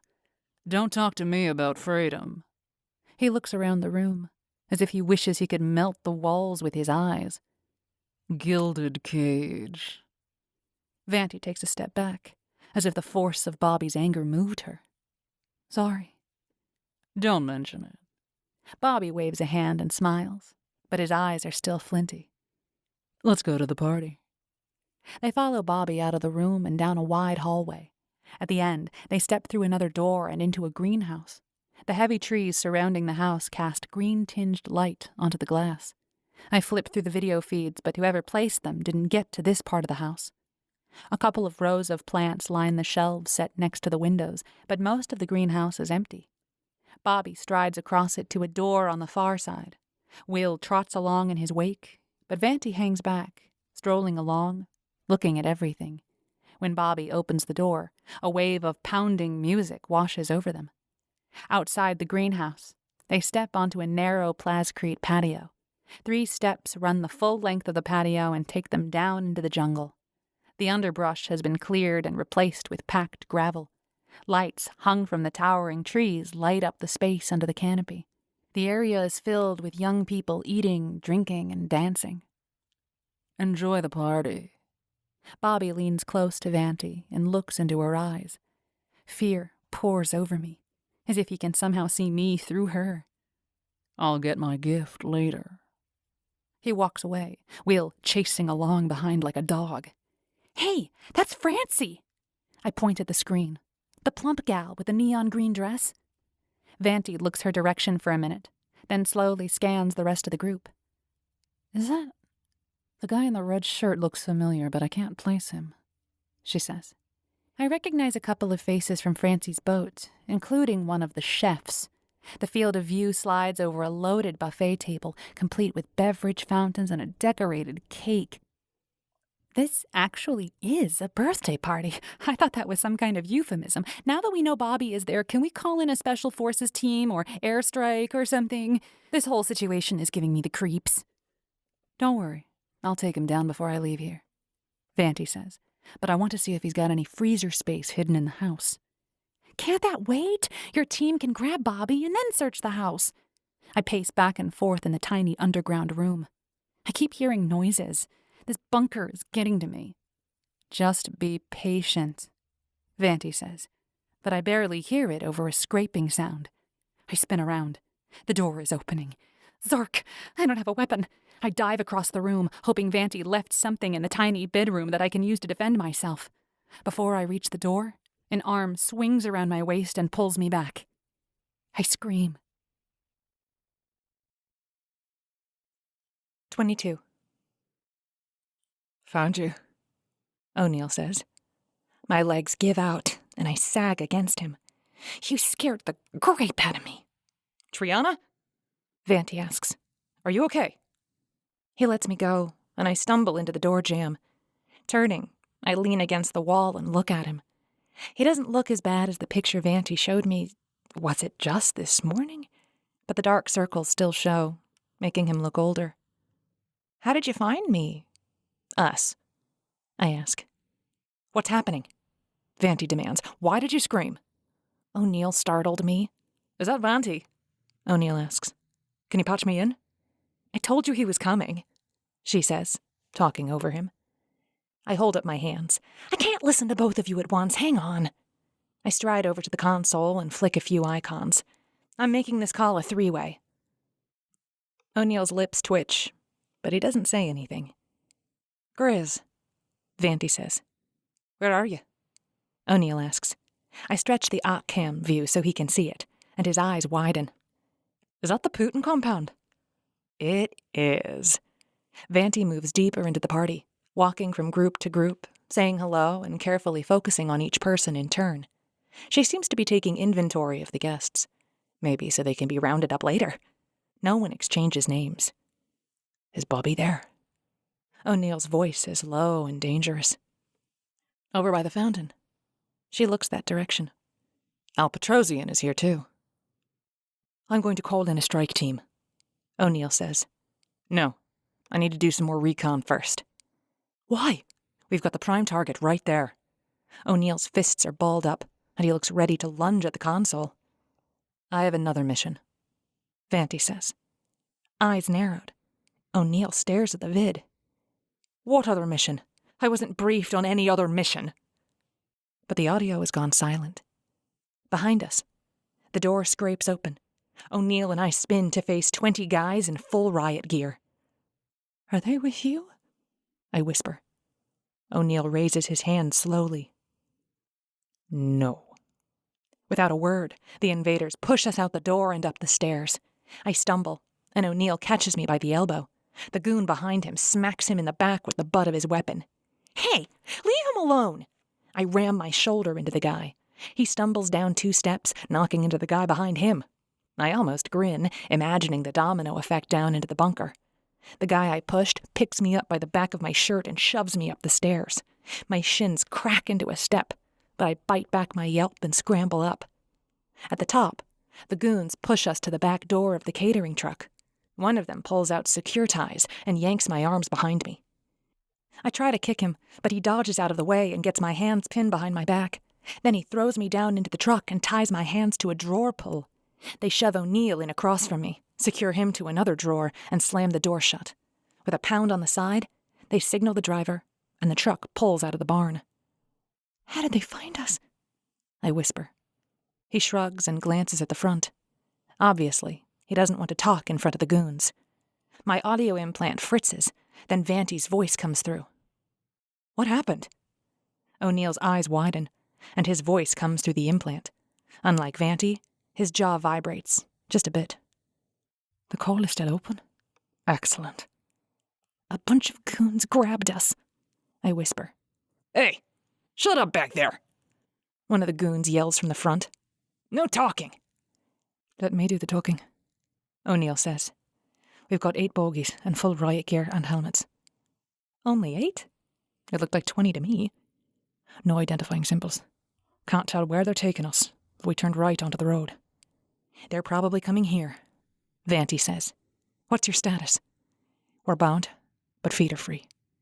He looks around. Looks like we're inside that catering truck that was in the barn. I nod. If you can get to it, I have a stash of weapons under the sink, Vanti says. Really? That might have been nice to know. O'Neill nods. Don't think we'll have a chance. They've got us tethered. Roger, sit tight. I'm tracking you. If they bring you right into the compound, we can get to the weapons. I had to leave mine at the front gate. O'Neill glances at me with the tiniest of grins. Really? You don't have any weapons on you? Nothing I can use from a distance, Vanti admits. I might have a little something up my sleeve that'll work in a pinch. O'Neill doesn't answer. We ride for 10 minutes or so, stopping a couple times along the way. I imagine we're at the checkpoints Vanti went through, but I can't hear the low conversations or see anything from my vantage point on the floor. O'Neill shifts until his lower leg is pushed against my hip. The contact gives me a sense of comfort. When we finally stop, the goons come around to the back of the truck and open the door. Bright, yellow-tinged light casts sickly shadows. Faint sounds of music and conversation waft over us. The overpowering scent of flowers almost makes me choke. We're getting out of the vehicle. O'Neill's voice is calm and solid in my audio implant. You must be at a side entrance, Vanti says. The party is behind the house. I'll try to locate you. The White House looks different from this vantage point. We're in a plascrete courtyard surrounded by the house on 3 sides. A loading area slopes down to the basement level of the house, but our van is parked above. This side has few windows, probably because the view isn't very attractive. We're on the west side of the building, O'Neill reports. Utility area. Loading dock. They're taking us to a basement. The goons shove us down the incline into a blank door. Narrow windows high in the wall give us no opportunity to see what's inside. Using an access panel, one of the goons types in a series of numbers, 4760, and the door pops open. At least I've got the code, if Vanti needs it. Bright lights illuminate a storage area. Heavy metal shelves line the walls. The shelves near the door hold rope, construction equipment, machinery I don't recognize. As we walk through the long, narrow space, the supplies become more domesticated. Kitchen gear, cleaning materials. A few steps further along, the room widens out, and several rows of shelves fill the space. There are enough empty shelves that we can see the next 2 rows. These shelves contain food, huge bags of flour and sugar and the big protein and starch blocks that feed the auto kitchen. We walk past the last of the shelves, into an open area. In the center of that space, several low metal tables stand nearby. One of them holds a long, unmarked box, 1 meter by 1 meter by 2 meters. My stomach clenches, and my breath catches. The box is open, and a young woman is sitting up inside of it, her head barely visible over the top edge. Found your freezer, O'Neill says. 23. I swallow down the nausea. Well, maybe not the freezer, but the contents of it. O'Neill amends. Got an open box and a victim. Vanti replies. Excellent. I'll be right there. Just send in a strike team, O'Neill says. We got him. But we hear nothing but dead air. What is she up to? I whisper to O'Neill. He shrugs, but doesn't answer. The goons shove us right next to the box. The woman inside looks vaguely familiar. Her brown hair hangs down her face, lank and tangled, and her clothing is plain beige fabric. Her brown eyes look dull and lifeless. Are you okay? I ask. Quiet. A goon growls. I glance at O'Neill, but he's staring at the woman in disbelief. That's Lady Grandel, he says through the still open call. No, it can't be, I mutter, hoping the goon doesn't hear me. He smacks me in the shoulder with the butt of his weapon. Ow! I glare at him, but he seems unconcerned. One of the goons grabs me by the arm and shoves me around the box to the next low table. He pushes me down as another one yanks O'Neill around and forcibly sits him down behind me. Our hands touch behind our backs, and O'Neill grabs my fingers, pressing something into them. The goon leans in close and reaches behind me to grab my bound hands. O'Neill does something, and I hear a grunt of pain. Without trying to see what happened, I slam my head forward, driving it into the goon's faceplate. The move would be much more effective if he weren't wearing the helmet, but it surprises him. I follow the headbutt with a knee to the groin and a foot stomp onto his instep. The guy stumbles away, surprised but probably not injured. I take a few seconds to slide my bound wrists under my butt and pull my legs through so my hands are in front of me. Everyone knows wrist restraints need to be tight, I tell the goon as I grab the first weapon I can find on his belt and shove it against his neck. A jolt of electricity hits me from behind, frizzing through my body. My nerve endings scream, and my brain scrambles. I retain just enough awareness to pull my own trigger before I slump to the ground. The goon drops beside me. I try to hope I didn't kill him, but I can't gather my thoughts enough to care. Triana! O'Neill shakes my shoulder. What happened? Are you okay? Low voltage disruptor, I try to say, but it comes out as a thick-tongued mumble. Vanti. O'Neill rolls me over and checks for injury. Triana's down. Looks like some kind of nerve disruptor. The 3 bogies who brought us inside are incapacitated, and there's a freezer victim here too. I'm trying to get Triana to safety. If you haven't called in the strike team, do it now. He grips my chin and turns my face around. I can see, but I can't seem to control my body. Can you walk? I try to shake my head, but nothing happens. It's as if my nerves have all been disconnected from the muscles. My whole body aches, but I can't control anything. I guess that's a no. O'Neill shifts his grip to my hands, and he stands, pulling me up with him. My head falls back, and I get a great view of the ceiling beams. Ooh, they really need to dust up there. A moment later, my head flies forward as O'Neill hoists me up over his shoulder. I get a stomach-swooping view of the walls and floor before my head slams into his lower back. Ow! No sound comes out of my mouth. We bounce along through the hallway and between the metal shelves. I see nothing but the floor and O'Neill's backside. Normally I'm happy to look at that, but this view is doing nothing for me. He stops and lowers me to the ground next to the door. My shoulders and head lean against a sack of something. The lights go out. For a second, I think I've passed out, but since I'm thinking, obviously that isn't the case. Before I can start to panic that I've gone blind, my eyes adjust, and I can see by the light filtering in through the high slit windows I noticed outside. O'Neill must have turned the lights off. He grabs the lower edge of the closest window and pulls himself up to peer outside. I would wolf whistle if I could make my lips move. He drops back down. We've still got bogies outside. 2 of them. He's speaking low, so his voice is coming in through my ears and the audio implant. Still no reply from Vanti. He grasps my chin again and tips it so I can see his face. It takes about 10 minutes for our low-volt disruptor charge to wear off. I'm going to take out the 2 guards. He lets go of my chin, and my head falls back. I can't just leave you here, though. He stands and looks around the room. After a moment, he moves out of my line of sight, and I hear scraping and dragging. Then he returns. This time, he slides one arm under my knees and the other behind my shoulders. With a grunt, he lifts me off the ground. My head falls back, and I watch the door recede as he walks away. My head bangs against something. Sorry. He shifts his grip, so my head is supported. Then he lifts again and slides me onto one of the metal shelves at about waist height. Stay here. I'm going to cover you. If you get your movement back, stay here. He pulls a tarp over my body and stacks a couple items in front of me. It's probably killing you not to be able to argue with me. He grins crookedly and pulls the tarp over my face. It stinks. Literally. They must have used this thing to wrap moldy beets or something. I lay in the dark, the tarp rising and falling with my breath. Breathing through my mouth doesn't help. The smell is that bad. I listen hard, wondering what's going on. The shuffle of footsteps alerts me, and I hold my breath, hoping whoever it is doesn't turn on the lights. "Be right back," O'Neill whispers, and I feel his hand press the stinky tarp against my forehead. He must have gone to get more weapons or to tie up the goons. Hey, wait!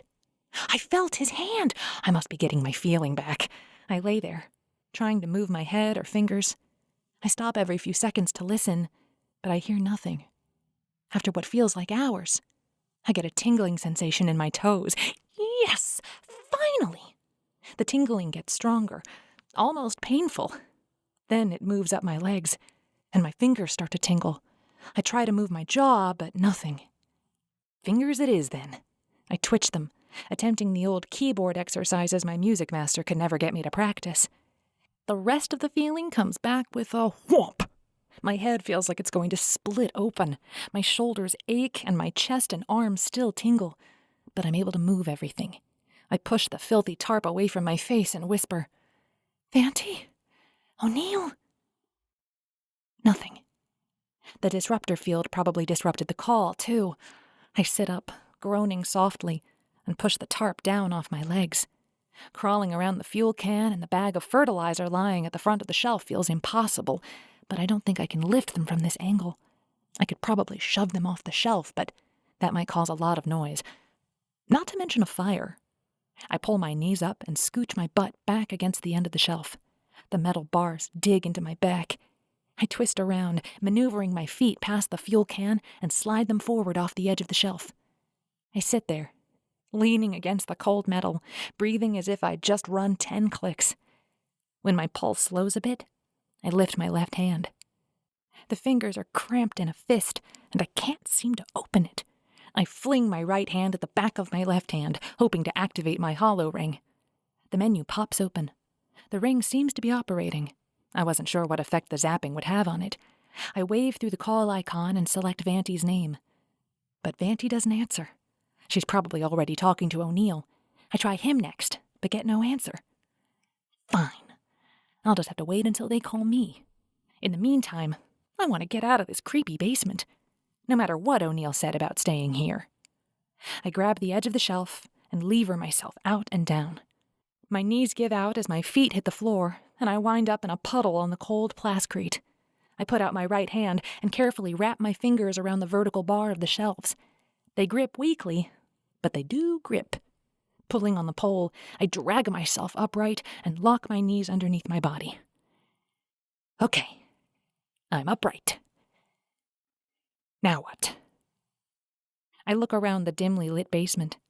Light from the storage area filters back here, but the lights by the door are still off. There's no way I can do O'Neill's pull-up trick, so I can't see what's going on outside. He said there were 2 guards outside, and since his primary responsibility is to protect me, I should probably assume they got him. Otherwise, he'd be back here by now. I guess I'll just have to find a weapon and rescue him.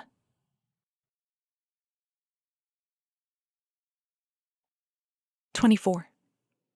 I make my way along the dark hallway, feeling and control rapidly returning to my body now. When I reach the end of the hall, where it widens into the storage space with the rows of shelves, I duck and slide to my left behind the first shelving unit. The sparsely filled shelves don't offer a lot of cover, but they're better than just walking right into the room. I peek around the shelf into the open part of the room. The 3 goons still lie on the floor, but one of them is missing his helmet and jacket. O'Neill must have taken them. I can't see the woman in the box. She might be lying down, or maybe she climbed out. I creep forward, bent low, ears prickling, eyes flicking around the room. When I reach the front of the shelves, I poke my head out into the room and look around quickly. Nothing. With a short prayer, I straighten up and shuffle over to the first guard. This is the one without the helmet, and his weapons are gone, too. His arms are tied behind his back, and his feet are secured to his hands. A wide piece of tape covers his mouth. When I check the other 2, I realize O'Neill must have removed their guns when he trussed them up. He can't be carrying all those weapons. They would be too heavy and way too obvious. I turn in place, scanning the room for a hiding place. My eyes snag on the box.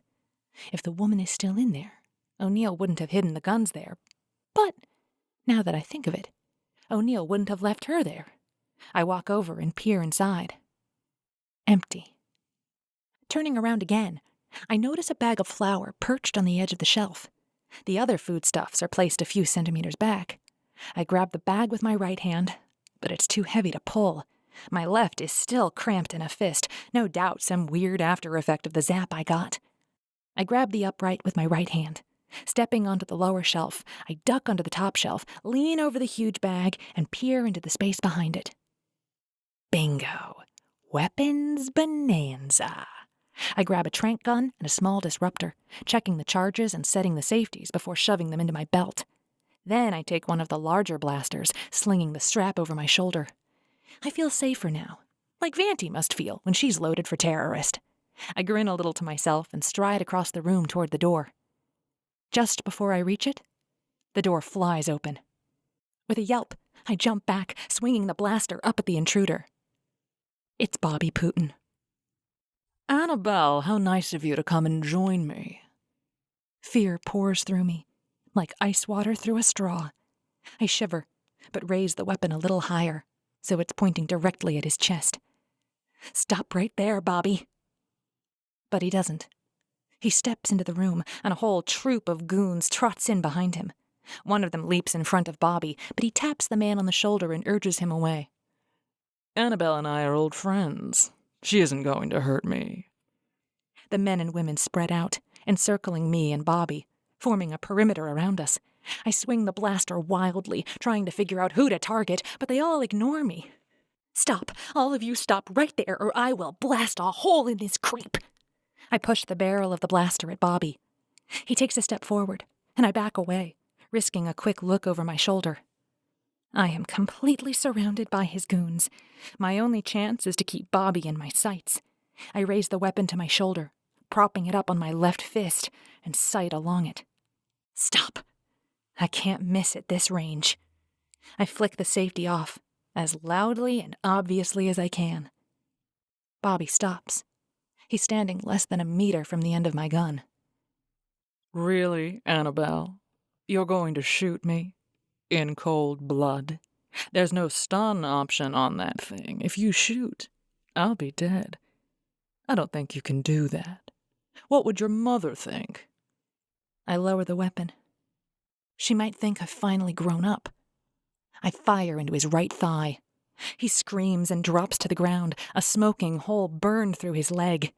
The crowd around us surges forward, but I snarl, "Freeze, or his head is next." They freeze.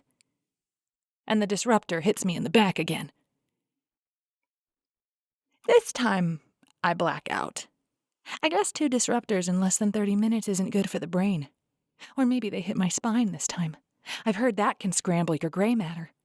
When I wake, no one else is in the room, at least as far as I can see. My field of vision is limited since I haven't yet regained control of my neck. I can move my eyes a fraction, but I can't feel or move my body.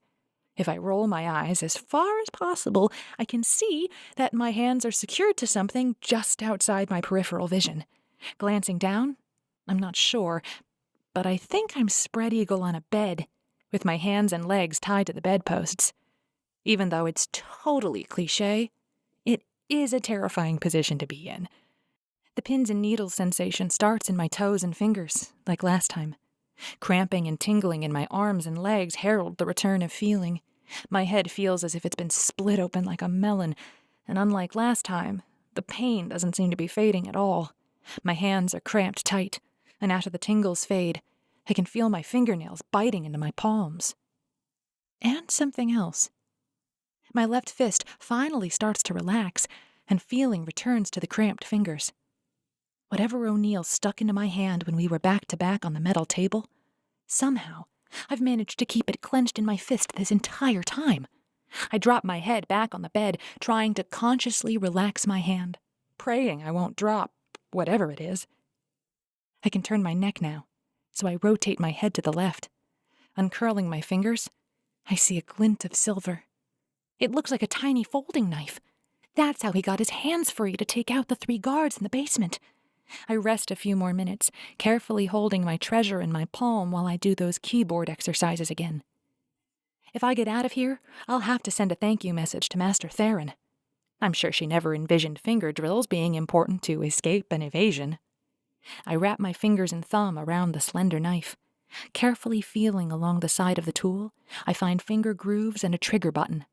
I twist my head as far as I can, trying to see if I'm holding the knife the right way. If I've got it backwards, I could end up with a nasty gash in my palm. The finger grooves feel right, so I press the trigger. With a soft snick, the blade swings out. Yes! Now I just have to twist it around so I can get the blade under the tie and start sawing. That part takes forever. I almost drop the knife when I hear a noise in the hallway. I manage to cut 2 fingers scrabbling for the blade. The blood dripping onto the knife handle makes it slippery, but I shake it off and keep working. I hope his bedding is stained forever. I rest for a moment, flexing my fingers to relieve the cramping. Flexing the fingers while keeping the now sticky knife in my palm is tricky, but I manage. When the cramping subsides, I get a good grip on the handle and finish the job. Snap! The secure tie breaks. I take a moment to wipe my hand and the knife on the pillowcase, then roll over to cut my right hand free. This one is much faster. It's amazing how much being able to see helps. I make quick work of the ankle ties and slide off the bed. In 2 seconds, I'm across the room and shoving the back of a chair under the door handle. I don't know if this does anything, but people on ancient TV always do it. Then I take stock. My hollow ring is missing. Not surprising. When you've been abducted as many times as I have, you learn that's the first thing they take. With a shrug, I cross to the adjoining bathroom to wash my hands and the knife under the barest trickle of water. I take advantage of the heated toilet seat while I'm there, but I don't flush, since I have no idea how loud the plumbing might be. Wiping my clean hands and weapon on one of the thick hand towels, I paw through the cupboard for a med kit. With my cuts sealed and a pain patch on my neck, I move back into the main room. This is a lavishly appointed bedroom. Heavy brocade drapes block out the night. The walls are lined with bookshelves that hold real paper books, as well as miscellaneous pottery and knickknacks. I turn off the bedside light and part the curtains to look out. I'm at the back of the building, and the party continues below me, although I don't think it's as lively. They must be well past midnight now. I can't get out this way. I'm at least 3 stories up. I pull the curtains closed again and flip on the light. Incredibly, I find my hollow ring on the table next to the lamp. I slide it on and flick it to life. 23 messages have piled up in the last 15 minutes, 22 of them from O'Neill. The remaining one is an urgent message from a credit service. I call O'Neill. He doesn't even say hello. Where the hell are you? I told you to stay put. And when has that ever worked before? Vanti asks. How'd you get on this call? I demand. You called me, she says. I think you selected the group call.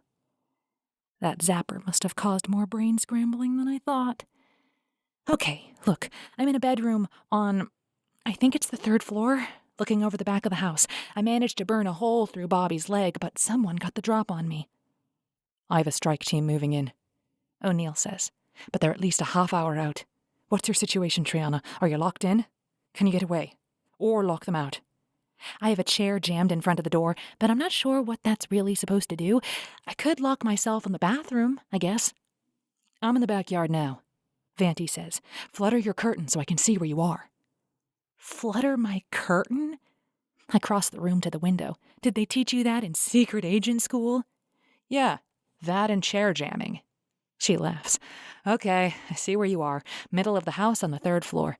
You stay put. We'll come get you. If someone tries to open the door, lock yourself in the bathroom. Fun. Hey, bring some of that cake with you, will you? The only response I get is another laugh. 25. 10 minutes later, I'm still sitting on the bed, waiting. Vanti and O'Neill move through the house, slowly and methodically. I listen to their conversation while leafing through one of the old books. The dust makes me sneeze. Guests in the living room, Vanti says. It'll take me a while to work through the crowd without raising any suspicion. Try asking someone where the powder room is, I say. Didn't they teach you that in secret agent school? Good idea. I'm back in the basement, O'Neill reports. The goons I dropped are gone. And so is Lady Grandel. That wasn't Lady Grandel, I say. Way too young, and the Grendel was heavier, especially through the bosom. The bosom? Vanti snorts. Did they teach you that in debutante school? Yep, that and the powder room trick. Could we focus, please? O'Neill sounds annoyed. I want to know if they recaptured that woman or if she... Oh, crap. O'Neill's voice cuts out, mid-word. Vanti doesn't respond, and my hollow ring shows no active call. I try calling them both again, but get no answer. Maybe someone turned on a jammer? Or maybe someone got Vanti and O'Neill. It's odd that they both dropped out at the same time, though. Time to do what I do best. Hack. I set my hollow ring to find the house's net connection, and 3 pop up almost immediately. 2 are clearly for guests, but the 3rd is a highly secured channel. Perfect. I set my login hack to run in the background while I search the room for any kind of weapon. I sweep books off the shelves, dumping them to the floor. Nothing behind the books. Nothing under the bed. Nothing beneath the rug. On to the bathroom. I find an old-fashioned razor, which I fold into a scrap of towel and tuck into my pocket. What else? If Vanti were here, she would probably pull down the shower head and use the hose to strangle people. Or maybe she'd break one of those vases and use the shards as a knife. Those kinds of weapons are way beyond my skill set. I yank open a closet door and grab a wood hanger. It's lightweight, but pretty solid. Better than nothing, I guess. I cross to the window and pull the drapes aside. The party below has definitely died down. Most of the guests seem to have moved inside. A few still mill around the buffet and bar, but uniformed employees have started stacking chairs and clearing tables. Examining the window frame, I realize this window opens. I've lived on SK2 too long. Opening windows is still a novelty for me. I twist the handle and push the glass out away from the building. The wide windowsill gives me a secure perch, so I lean out and examine the outside of the house. Climbing out would be suicide. There are no handholds or convenient ledges. Even Vanti would have trouble scaling this building. Which gives me a fantastic idea. Leaving the window open, I pull one of the curtain ties off. I cross to the door and press my ear against the wood. Nothing. Pulling the chair a little way from the door, I open it a tiny crack. Through the slit, I can see a carpeted hallway with portraits on the walls and more bookcases on each side. I slide through the narrow space, pulling the chair as close to the door as I can with my hand in the way. Then I loop the curtain tie around one of the chair rails and use it to pull the door shut with the chair. When the gap is almost too tight, I let go of one end of the curtain tie and pull it through the space. I try to open the door, but it only moves a few centimeters. Awesome. Score 1 for ancient TV. With luck, anyone who gets into that room will think I've snuck out the window. Looping the curtain tie around my wrist, I might find it useful later, and it looks kind of like a chunky bracelet. I run down the hall, moving as lightly as I can. I try a couple of doors along the way, but they're locked. I find a wide staircase and listen for a few moments. The noise from the party, now in the living room, filters up, but I can't tell if anyone is moving around on the floor below me. Now what? Vanti and O'Neill may or may not have been captured. They know I'm up here, so it's hard to believe they stopped for a drink, although I wouldn't put it past Vanti. She has a cover to maintain, at least until the cavalry get here. Which reminds me, based on what O'Neill said, they should be here any second. Maybe I should just sit tight and wait for rescue. Yeah, like that's going to happen. Voices on the stairs make my decision. They could be friend or foe, but I'm not going to just wait here for them. I run down the hallway, heading for the heavy curtains at the end. Maybe I can hide behind them. I reach the end of the hall and pull the curtains away. But there's no window. A door slides open and lights pop on. Of course, servant stairs. The Putins, like my mother, don't want to see the help, except when they're parading them before visitors to show they can afford human servants. I slip behind the drape and pull it across the opening, hoping the light in the hallway will mask any light leaking around the edges. Laying down in the doorway, I peek under the curtain. Perfect. I can see meters of rug. I lift the hem a little higher, slowly increasing my field of view. The empty hall stretches away. I'm about to drop the curtain when someone steps out of the main stairway. It's Bobby and Vanti. She appears to be free. I guess strolling around the house with a serial killer is one of her hobbies. Why doesn't she just tie him up and wait for the strike team? And he looks pretty healthy for a guy with a hole burned in his leg. He must have a really high-end med pod. I shake my head. Of course he does. Murdering people is a hazardous business. Having top-notch healing equipment is probably required. My hollow ring pings. Access to the house operating system? Granted. I smile grimly. Time to work my magic.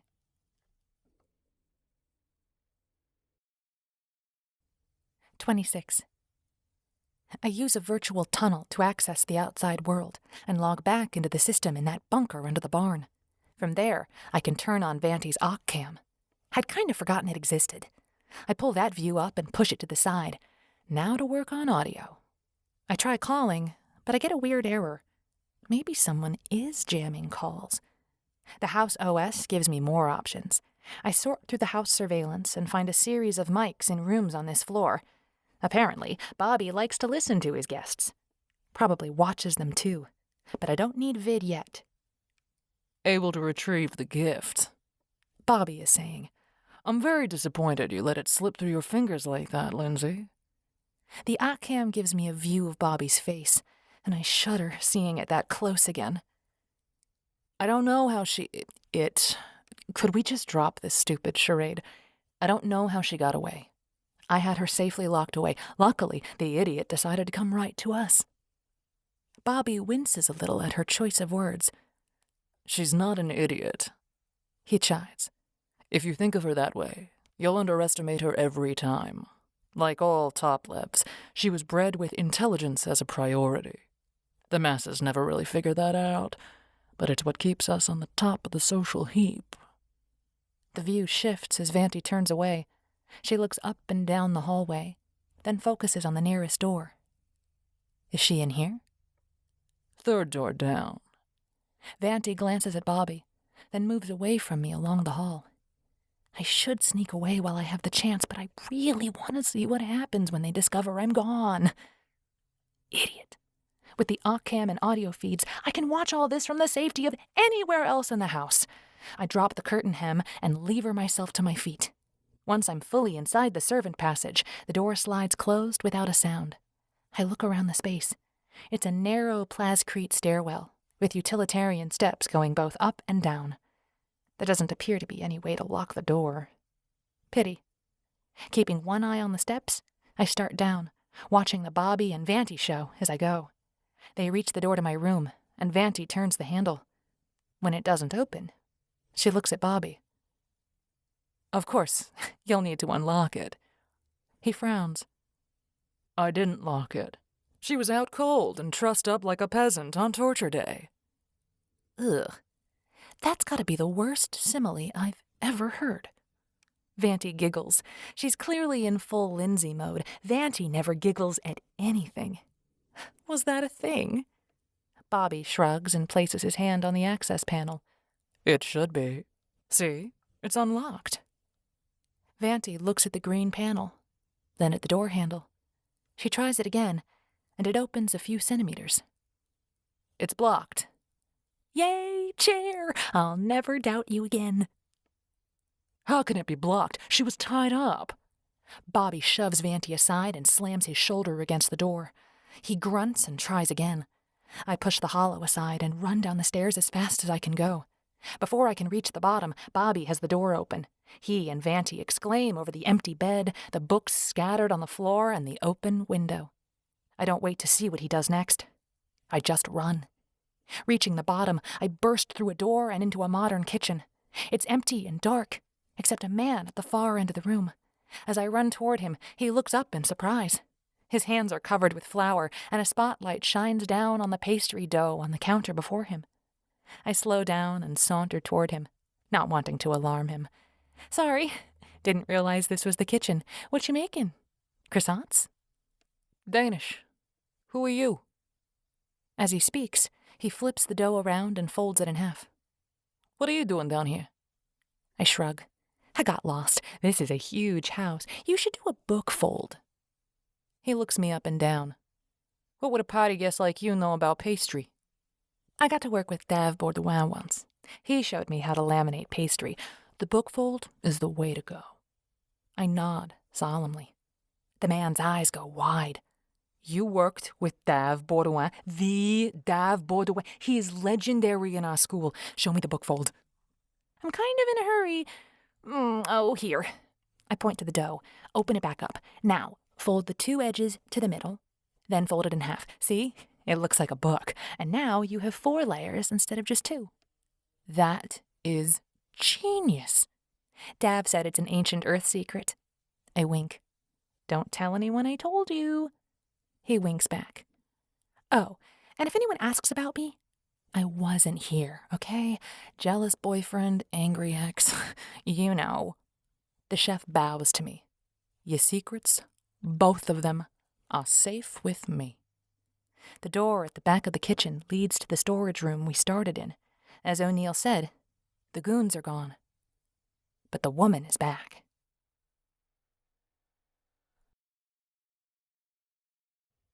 "27. Who are you? I ask. She's sitting on one of the low metal tables, huddled beneath a tarp. Tears run down her face and she's shaking. I'm Ariel Grandel. I don't know how I got here. I stare at her. Seriously? You are the Grendel? I mean, you aren't Lady Grandel. She's older than you. And, more endowed. I gesture to my chest. The woman's lips twitch and she wipes her face. She's my sister, but she's old enough to be my mother. And you're not wrong, although she'd be disappointed to know you didn't think she was my younger sister. I roll my eyes. Yeah, my mother is like that. What are you doing here? She shakes her head. I don't know. I don't even know where here is. The tears start to roll down her cheeks again. Stop. I look around the room but don't see anything suitable for wiping her face. You'd think they'd have tissue stored down here somewhere. Look, I'm going to help you get home. Come with me. I lead the way across the room and climb up on the shelf again. Poking my head over the bag of flour, I find 2 trank guns and a blaster still hidden. With a grin, I hand 1 trank to the girl and grab the other weapons for myself. Slinging the blaster strap over my shoulder, I turn back to my new partner. Do you know how to operate one of these? She looks down at the gun. She holds it up, her finger on the trigger. Before I can stop her, she points it at me. Like this? No! I fling myself away from her, but the dart hits me in the arm. I try to sit down, hoping I won't hit my head when I collapse. Everything goes black before I reach the floor. I'm sorry. I'm so sorry. The words keep marching through my head like a chant, accompanied by the sound of engine noise and the rustle of plastic. Over and over, wavering like a badly recorded audio track. I wish it would just stop. My head pounds and lights stab at me through my eyelids. Sarah, can you hear me? A male voice cuts through the chanting. I peel my eyes open. I'm lying on my back in what appears to be a medical transport of some kind. A man looks down at me. He looks kind of familiar, but I can't put a name to his face. I lift my head a little, and beyond him, I see a woman wrapped in a blanket. You! I struggle upright. I'm so tired. Why'd you trank me? I'm sorry. I'm so sorry. The chant starts again. I wave a hand at her. Just stop, okay? I shouldn't hand a weapon to someone unless I know they've been trained. I feel just a twinge of sympathy for Vanti. Oh my gosh, Vanti! Ty! Where are O'Neill and Vanti? Where are we? You're on a med trans to the infirmary at New Sydney. The guy pushes me back down. You've had a weird week, haven't you? I know who you are! I start to sit up again, but give up when he keeps a hand pressed to my shoulder. Besides, moving is so much effort. You're one of the med techs who came to Francie's boat. He nods. We met on a boat, yes, but I still don't know who Francie is, and at least you really needed medical attention this time. I start to argue, but can't muster the energy. Something just isn't right. Where are O'Neill and Vanti? What happened back there? He shakes his head. I have no idea. Someone called us to deal with you and her. He jerks his head toward Ariel. She said she shot you, so we're taking you to the infirmary to get checked out. There were all kinds of police and detectives running around the house, but nobody explained what was going on. He checks a few readouts. You'll be fine as soon as the antidote pulls all the tranquilizer out of your system. Just stay still. I drift in and out of consciousness until the transport lands. A new pair of med techs take my stretcher to a room, and they move me to a high bed covered in white linens. People in white uniforms tuck me in, then leave. Ariel, finally silent, sits down in a chair near the window. Feeling more alert, I sit up. Did they check you over? Ariel starts, then turns in her chair to face me. Somehow, she doesn't look quite right. Should they have? I think you were shipped here in a box, like frozen seafood, so yeah, I think they should check you out. I look around for a call button. What are you talking about? I wasn't shipped in a box. I came to ride on a cruise ship. With you. I stare at her. But you said you weren't Lady Grandel. You don't look quite like her. I squint. Or maybe you do? What is going on? The woman laughs. Don't you just wish you knew? She walks out the door.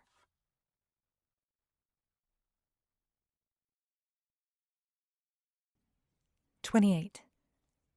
What the Zark is going on? I rip the sensors off my forehead and pull a med patch off my arm. Then I swing my legs out of bed and stand up. So far, so good. I cross to the door and try the handle. When it doesn't move, stumble to the window. Shoving the curtains aside, I stare out at the jungle. I thought the med trans took me to an infirmary in the city. But I only thought that because the med tech said it, and Vanti told me those med techs were real, not Bobby's minions. Or did she tell me the police were Bobby's minions? Maybe she doesn't really know everything. I didn't actually see us fly toward the city. It appears I'm back in the White House in the jungle. Or more likely, a different house in the jungle. I try to make sense of this whole thing. Obviously, the Grendel, whether this is the same woman I met on the cruise ship or someone new, is working with Bobby. The med techs also must be part of the scheme. They brought me here, not to a med center in the city. That doesn't make much sense, but nothing else does either. Besides, thinking about Bobby's house has me thinking about O'Neill and Vanti. What happened to them? Are they locked up somewhere too? I need to get out of here and find them. This window doesn't open, but I don't let that stop me. Grabbing the chair Ariel had been sitting in, I swing it at the window. Boom! It bounces off. Fine. I look around. The only things in the room are the bed and that chair. I grab the end of the bed, turn it on the convenient wheels, and slam it into the window. Kaboing! It bounces back and catches me in the stomach, tossing me across the room. Maybe I should try the door. I pull the handle. The door hinges smoothly into the room. Outside, a plain, blank corridor stretches both directions. Doors line both sides. I try all the doors, but they're all locked. Well, this reminds me of something. I feel like I've been in this situation, but... Oh, yeah. On Kaku. O'Neill saved me that time. I hope he can save me again. I walk back into the room, shut the door behind me, and get the chair upright. Then I drop into it to think. Obviously, someone, Bobby, has gone to a great deal of trouble to make me think I'm going crazy. I mean, if someone else told me this story, I'd say they were crazy. People and situations from the last year repeating, passengers from the cruise line showing up as captives. Maybe the frozen people were all part of the ploy, too. Maybe those people weren't actually frozen. After all, I only saw one of them. That first woman on SK2. The rest of the boxes could have been empty. My brain spins in circles until I want to scream. Maybe it's all a lie. Everything, starting with the boxes in SK2. Or maybe, even before that, maybe he's been playing with me since I chased him out of that airlock. I really feel like I'm going crazy. And that's exactly what Bobby wants, I'm sure. He's wealthy, psycho, and has a grudge against me and O'Neill. O'Neill! How could I have forgotten? I have no idea what happened to him. Did he get captured? Or did he help with the raid on the house? Maybe there was no raid. Is he safe with Vanti? Did Vanti turn us both in? My head swims. If one of them walks through that door, I am going to go insane. 10 minutes later, Vanti walks in the door. Oh, come on! I pound my hands on the arms of the chair. What the zark is going on? What's the matter, little girl? Vanti holds one hand in an awkward position near her leg and makes hushing motions, totally at odds with her mocking voice. Are you a little confused? I just wanted to make sure you're safely delivered. You won't get away this time. She leans in over the chair, getting right in my face. She stares deep into my eyes and winks. Bobby is going to be so happy with his prize. She runs a finger along my cheek, then slaps it. At the same moment, something tiny drops into my lap. I squeeze my legs together, hiding the item in the folds of my pants. I'll let the boss know you're awake. She throws the words over her shoulder as she saunters out the door.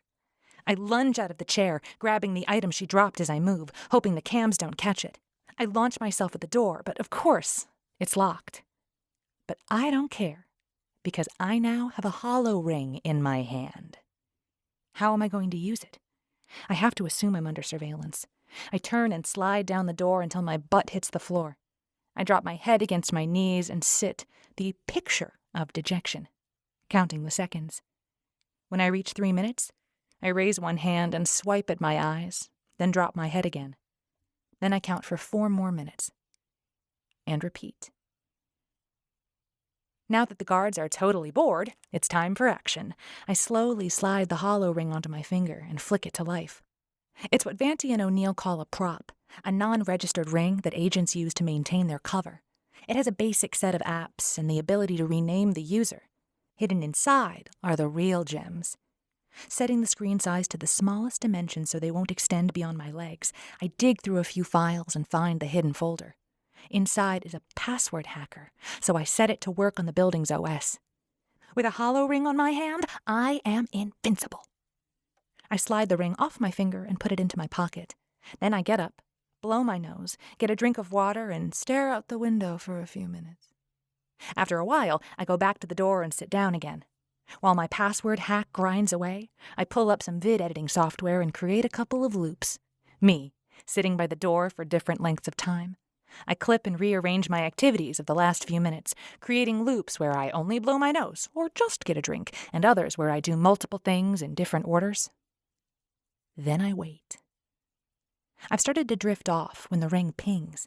Before checking the results, I get up, trudge to the bed, and slump down on it. Then I lay down and pull the covers over my head. I fidget every few seconds until I get a decent amount of vid. Then I edit it into more loops.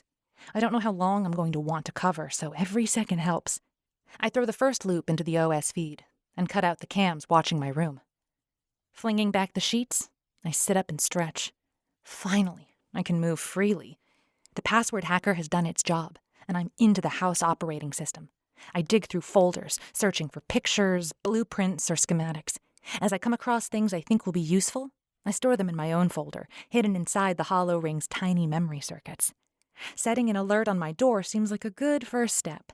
Then I map out potential escape routes. Finally, I tap into the system's cam so I can see what's going on in the rest of the building. This house is mostly empty. The Grendel sits in an armchair in a fancy parlor, sipping from a glass of amber-colored liquid and paging through a V-zine on her hollow ring. A woman wearing all black dusts a bedroom on the 2nd floor. Another, dressed identically, cleans a toilet on the 3rd. The rest of the living spaces are empty. I open another set of cams and find the action. Bobby and Vanti stand in a plascrete-walled room looking at something. There's no audio on this cam, so I can't hear their conversation. I scramble through the files, looking for another cam and an audio feed. When I find a second cam, I flick it open and bite back a whimper. A man sits on a cot, one arm chained to a ring in the wall. His face is a mass of blood and bruises, but I recognize the set of his shoulders and his now dirty, blood-encrusted hair. O'Neill. My heart explodes in my chest, pain radiating to my arms and stomach. I leap to my feet without thought and find myself by the door before I realize I've moved. I will not allow Bobby to hurt one more person, and I certainly will not allow him to touch Ty again. Without taking time to think it through, I tell the house to unlock my door. Then I'm down the hall and rushing the stairs. Good sense catches up with me on the first floor, and I make a sharp turn to the right. Locking myself into a powder room by the stairs, I take the time to check the vids and cut myself out of them. Then I locate a weapons locker in the basement. Quite by accident, I happen on a cam-disrupting file in the hollow ring. I make a few tiny modifications and save it for later. Disrupting one cam at a time could pinpoint my location faster than anything. Then I notice movement on a cam. Vanti and Bobby are leaving the basement. I search frantically through the cam feeds, following them from space to space. The basement door opens only a few meters from my present location, and I start to hyperventilate. I drag my shirt over my mouth and pray I'm not making too much noise. "I'll meet you upstairs," I hear Vanti say. "Need to make a stop in the ladies." My eyes widen. Zark! I've locked the door. I tiptoe across the tiny room and twist the old-style deadbolt lock just as the knob turns. I cower behind the door as it swings inward, hoping Bobby didn't hear the tiny snick. The door presses against me for a second, squeezing me into the wall, then swings closed. Another snick, and it's locked. Vanti turns to face me, completely unsurprised by my presence. I open my mouth, but she flings up a hand and freezes, listening. Footsteps clack on the stair treads, then fade as Bobby climbs to the next floor. "He's not going up to my room, is he?" I whisper. Vanti flings up a hand again and does something to her hollow ring. Then I hear her voice in my audio implant. "No, he's going to talk to her." I sink down onto the closed toilet. "Would you please tell me what's going on? Where are we? Why haven't you called in another strike team? And how could you let him rough up Ty like that?" On the last words, my legs take over and launch me at Vanti. She's ready for me. She's always ready. She sidesteps my rush and catches me before I can smash my head against the sink. Luckily, there isn't much room in here, so I didn't get much momentum. "Sit down." She thrusts a finger at the closed toilet. I sit. "Now listen. This is all part of a much bigger conspiracy than we originally realized. Grizz let himself be captured after we realized Bobby was going to escape before the strike team arrived. We thought you'd gotten away safely. In fact, we had a security team waiting at the infirmary. Neither of us figured out the Grendel's part in this until the med transport landed on the roof. Grizz is fine. I did most of the damage. Isn't nearly as bad as it looks." She smirks. "What are you waiting for? Why not call in another strike team?" My voice gets louder as I repeat the question. "We're looking for the missing piece. We don't know exactly how the Grendel fits into all this. We believe the two of them are the masterminds behind the body snatching. They used Pleiades' line for transport. They've been selling people to locals as slaves, as well as shipping them out to the fringes. We think the Grendel is the marketer. She's the one who finds the buyers. But she must have some kind of network set up, and we want to take it out. If we just take her down, somebody else will step in and use that network. We need to identify her whole team." I rub my neck. Where do I fit into all of this? Vanti rolls her eyes. "You're just some weird obsession of Bobby's. You put a major crimp in his life and he wants to pay you back." Slowly. She smiles. "Moron. I can't believe he thought messing with you would ever work out to his advantage." A warm little glow starts in my stomach and moves up into my chest. Vanti thinks I'm a badass. It's not like O'Neill and I would let him get away with it. And it's doused, just as quickly. Okay. Vanti reaches into one of her many hidden pockets and pulls out a ring. "Here's a trank ring. Do you remember how to use it?" I nod. It's not that hard. Smack your opponent, and they go down like a rock in double gravity. She hands me something else. Mini disruptor. If you can touch your target, it will take them out. If you shoot it from a distance, say 10 meters, it scrambles their nerves. Makes it hard to walk, move their fingers. Might mess with their thinking if you catch them in the neck. But it's only going to slow them down. That gives you a chance to hit them with the trank. Maybe. Be careful. There's no safety on that. I hold it in front of me with 2 fingers. I'm not sure that's a good thing to give me. She shrugs and slides a leather cap over the tip. Just don't push the button. I gotta get upstairs before Bobby gets curious. But what's the plan? I almost wail. Get yourself out. Steal a vehicle and get away. Grizz and I will handle things here. Go to the infirmary in New Sydney and find the security team we sent. They'll take you to a safe house.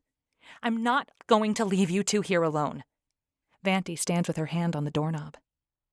You need to let us do our job. Don't get in the way. She swings open the door and disappears. 29. I lock the door behind her and sit back down on the toilet lid. I'm not going to just walk away and leave them here. What kind of coward do they think I am? While debating what to do next, I pull up the vid feed from the parlor upstairs. Bobby and the Grendels sit in matching chairs on either side of a small table. Her V-zine is gone. They both lean in over the table, noses almost touching, glaring at each other. I scramble for audio and finally find it. I say we get rid of him. Bobby narrows his eyes. This is still my operation, and I don't need you telling me how to run it. You're not thinking straight, Bobby. The Grendel leaps up and paces a few steps away, then swings back around. That girl, she points upward, has thrown you off. She's scrambling your synapses. We need to get rid of that little twit. In fact, we need to dump both of them, the janitor and the college girl, and get our operations wrapped up. We can move our headquarters to Tartea.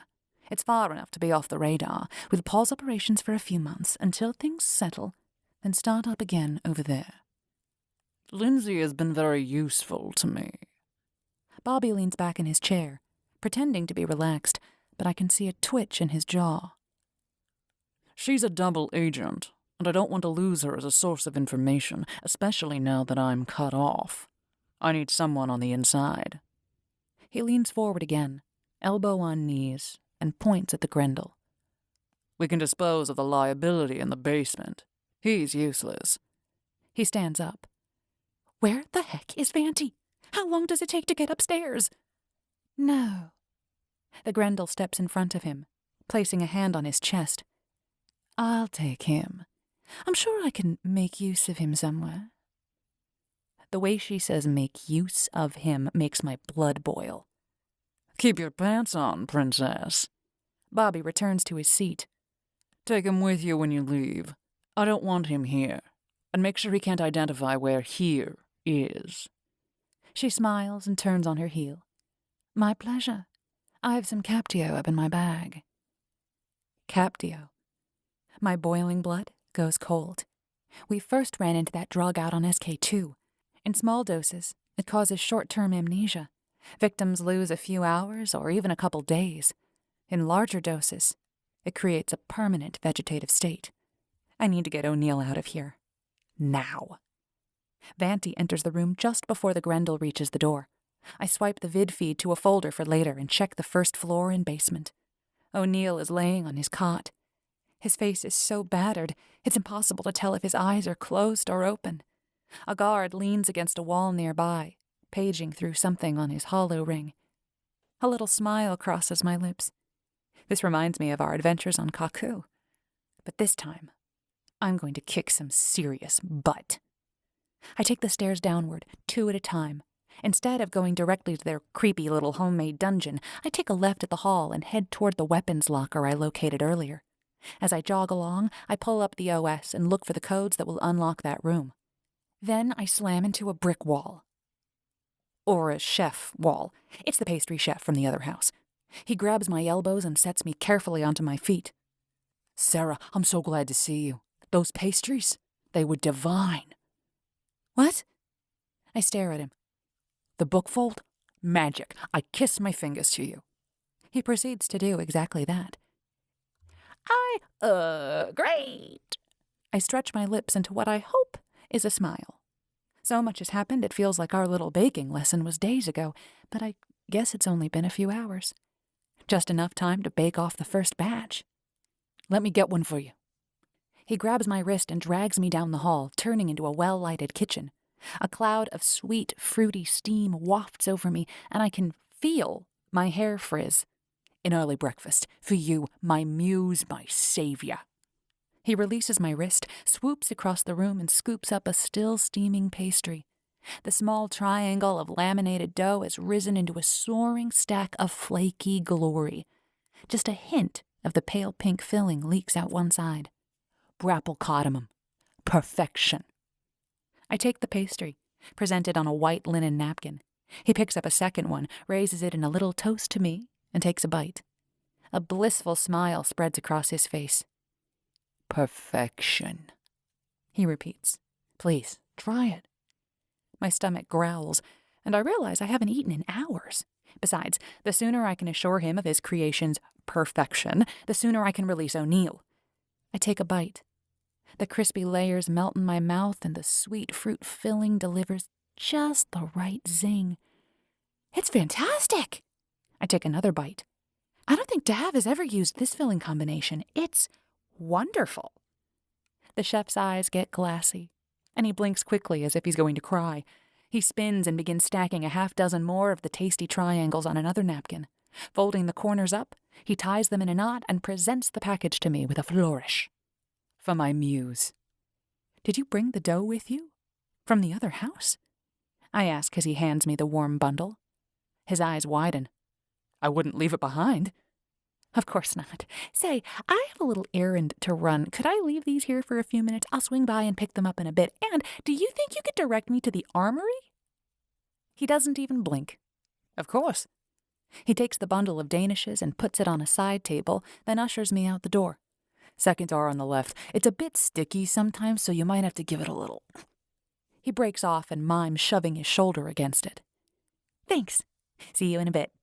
I walk down the hall as if I don't have a care in the world. When I reach the door, he's already disappeared back into his kitchen. I shake my head as I turn the doorknob. Pretending you belong somewhere really is the key. The door is sticky, but it doesn't take as much effort as the chef led me to believe. With a quick shove, I swing it open, and the lights spring on as I step inside. Swinging the door closed behind me, I take a quick look around. This looks like a sparring room. Mats cover the floor to the left, and a couple of benches and lockers fill the space on the right. Directly across from me is another door. This one is locked. I flick my hollow ring and soon find the security loop that controls this part of the house. I try some semi-random passwords. Bobby's birthday, Don Putin's first name, guns and ammo. None of those work. I try password. The door pops open. I guess Bobby's security guys aren't too bright. I find a variety of holsters hanging from pegs near the door and strap one on over my very wrinkled shirt. Slipping a tranq gun into the holster, I strap another one on crosswise and slide a disruptor into that one. Then I sling a blaster strap over my shoulders. I turn and gasp. The chef stands in the doorway, blocking me.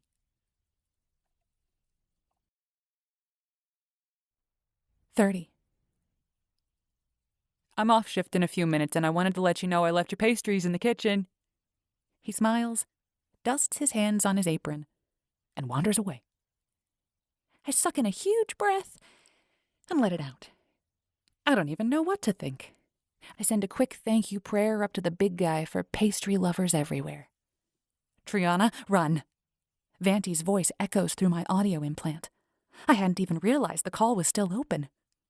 Where are you? I race for the door. Run! She grunts, whimpers, and the call cuts out. Zark. I race past the stairs and to the second door. Without stopping to think, I yank the disruptor out of my holster and I slam open the door. Zap! I shoot the first guy I see. Luckily, it's the guard. He keels over and his head hits the floor with a thunk. I check around me for other threats, then cross the room to the guard. I check his pockets, but find no key. The rest of this house is so archaic, I figured he might have a huge metal skeleton key to open the dungeon. I grab his disruptor and another small gun-like thing I don't recognize, and a pair of handcuffs. With a heave, I roll him over and lock his hands behind his back. Then I ease down a short hallway toward the cells. There are 3 cells, and O'Neill is locked in the last one. I use my OS connection to open the door. No key needed. As the plastic panel slides open, O'Neill surges to his feet. He swings an arm and catches me across the face. Ah! I jump back and rub my face. Nice way to greet your rescuer. Triana? He squints at me. I must be barely visible between his puffy eyelids. What did Vanti do to you? I reach toward his face, but stop before my fingers touch him. Instead, I drop my hand to his shoulder. He winces. What are you doing here? Vanti said she'd get you out. I'm not leaving without you. We need to go. That Grendel is going to use Captio on you and take you away to be her slave boy. He stares at me. Slave boy? Yes, where do you think all those frozen people were going? To a Disney World? They're slaves. And you will be too as soon as she gets down here. You mean now? The Grendel's smooth voice carries through the room. I spin and fire, not caring if anyone else is in the way. In fact, I hope I hit someone, because Vanti is the only other decent person in this whole Zarking estate, and I'm not 100% sure about her. My shot goes wide. The Grendel ducks behind the door and slams it shut. I don't think so, you bitch! I scream, racing toward the door. It's locked. Of course, but not for long. I pause to put a passphrase lock on the whole OS. Now no one can get into it except me! I laugh. That sounded a little evil scientist, O'Neill says. What did you do? I smile. I locked all the doors, and then locked the system. No one is getting out of here. Bwahaha! O'Neill grabs the guard's disruptor and holds out his hand. Give me the blaster, okay? That thing is dangerous, and you're not as, precise as I might like. You can barely see. You smacked me in the face. I was expecting the guard, and I can still aim better than you. He puts his hand on the blaster. I shrug and hand him the weapon. Fine, but I'm staying behind you. I don't want to get shot accidentally. I don't want you to get shot on purpose either, so you definitely need to stay behind me. He shoulders past me and opens the door. The hall is empty. We creep up the stairs to the first floor. All of the doors are closed, and when I try the nearest, it's locked tight, as advertised. Hang on while I see where everyone is. O'Neill grabs my shoulder with his free hand and guides me to a little nook by the front entrance. Defensible location. I'll keep watch while you tell me what you see. He puts his back to me, blocking any potential threats. I flick through the feeds. Someone is running across the front lawn. They're getting away. Don't worry about them. We've got a team watching the roads. Whoever it is won't get away. Wait. Oh, never mind. It's my friend Dav Jr. Who? Long story. It looks like the Grendel is in there. I point over O'Neill's shoulder toward the reception room. Cleaning staff are on third. Kitchen is empty. Couple goons locked in their break room. Where's Vanti? She was with Bobby last time I saw her, but then she screamed run, and I think someone knocked her out. I swipe left and right, trying to find a vid of Vanti. Why are you still here? She told you to run. Damn it, Triana, you need to listen to your security team. He grabs me by the shoulder and hustles me toward the door. But she sounded hurt. She's my friend, and I won't leave her here. She's not your friend. O'Neill yanks me around. He leans down. Our noses almost touching. She's my partner. We are your security team, not your little hangout posse. When we tell you to move, it's because there's a threat. If you aren't going to listen to us, then you need to find a new team. Now get out of here. He yanks the front door open and shoves me out. Then why did she bring me here? Putting his fingers in his mouth, he blows an ear-piercing whistle. Several birds answer with the same call. Or maybe they aren't birds. A man materializes out of the jungle growth barely 5 meters from the steps. O'Neill makes some kind of hand gesture and stomps back into the house, slamming the door behind me. His feet thunder away from the door. As I stand on the front steps, more camouflaged men and women emerge from the jungle that crowds close up to the house. 2 of them run up the steps and take up positions on either side of me. They grab my arms and drag me down the stairs and into the jungle. I stumble between them, tripping over tree roots and tangled vines. Branches whip at my face as we run, my eyes stinging and blurry. A tear rolls down my cheek, but I pretend it's from the branches, not my breaking heart. 31. Within minutes, we reach a clearing. My guards hustle me to a waiting vehicle and bundle me into the front seat. Wait here. The man gives me a stern look and slams the door. The lock pops shut. As if that's going to stop me. I look over the control panel on the vehicle. Standard secure transport model. I still have my hollow ring, so I attempt to connect to the internal system. No luck. These guys are smarter than Bobby's team, so password doesn't work. I try a few other obvious options, but nothing goes. Then my ring signals an incoming call. It's from O'Neill. Triana, I need you to unlock some doors for me, one at a time, and only when I tell you. I'd love to help, I say in my most sarcastic voice, but I'm locked in a security transport and outside the house's network range. I cross my arms over my chest. I hear a heavy sigh. Can you link in through my ring? Of course I can. Do I want to help him? Well, I don't want anything to happen to him or Vanti, so I guess I do. Fine, give me a data link. It takes me about 40 seconds to connect to the house OS. I enter the passcode I placed on it. Bobby Putin is a psychopath. What do you want me to unlock? I'm standing outside the room where Vanti and Putin are. A vid flickers up on the screen. Can you open it?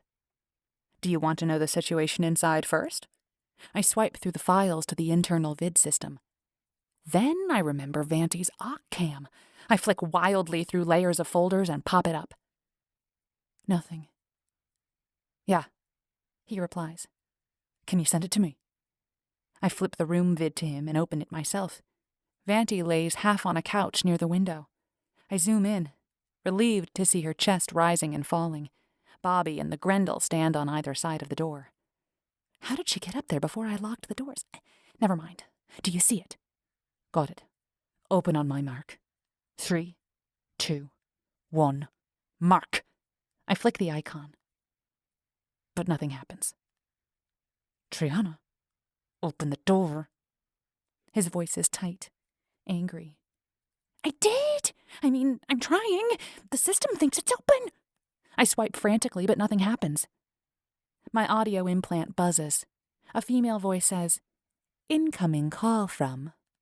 Bobby Putin. I'd recognize that voice in my sleep. I grind my teeth. It's Bobby. I whisper to O'Neill as if Bobby could overhear. He's calling me. Should I answer? Can you link me into the call? O'Neill asks. Sure. Hang on. I flick and tap. What do you want, you psychopathic murderer? Annabelle, is that how you were trained to answer a call? Bobby's sleek, perfect head pops up in a hollow on my palm. Dame Morgan would be so disappointed. What do you want?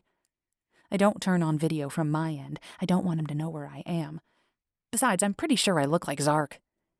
Oh, Annabelle, it's not what I want. It's what you want. Although I would like to see your pretty face. He pouts dramatically.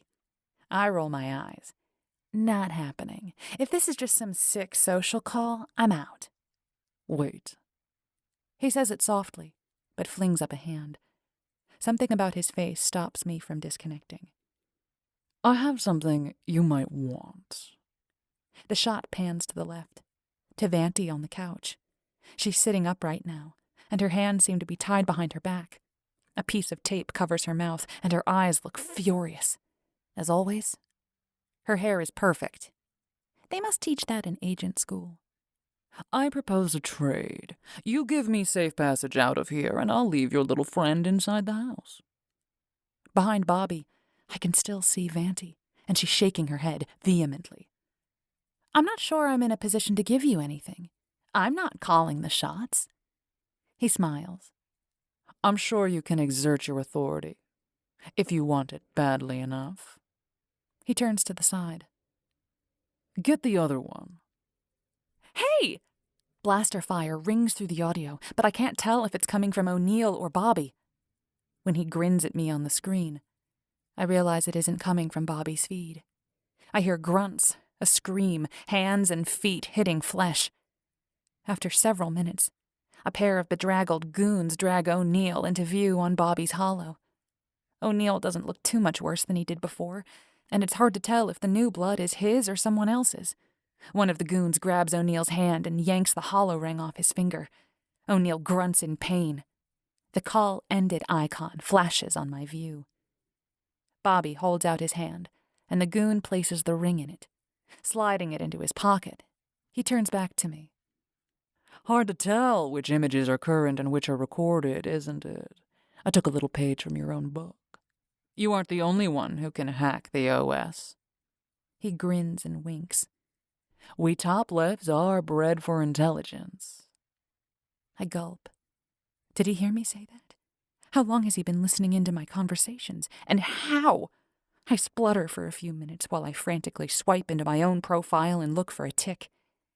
A thought occurs to me. What if they aren't even in the house? So much of what I just saw could have been pre-recorded. Except them capturing O'Neill.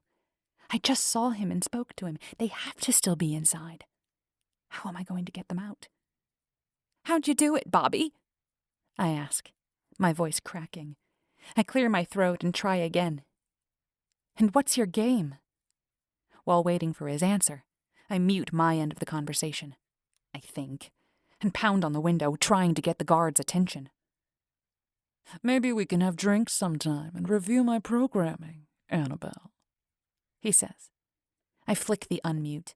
Yeah, right. I'll come to the prison on visiting days, shall I? I flick it off again.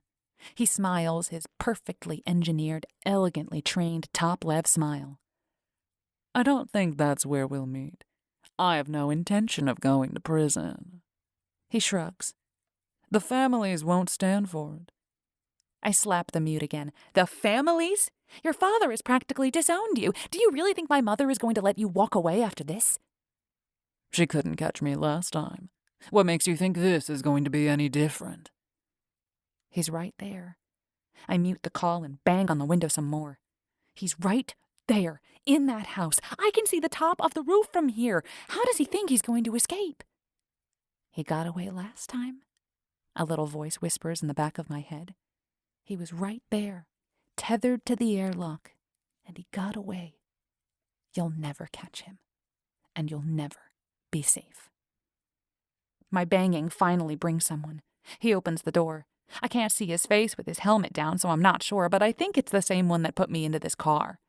Bobby Putin has O'Neill and Vanti. You need to storm the house. Sorry, Sarah, he says. My orders are to wait here until signaled and keep you safe. I grind my teeth.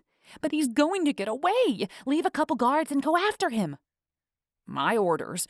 I scream over his calm reply. Screw your zarking orders! Do you know who I am? I am the Morgan family representative, and I demand you attack that house and bring in Bobby Putin. The man freezes.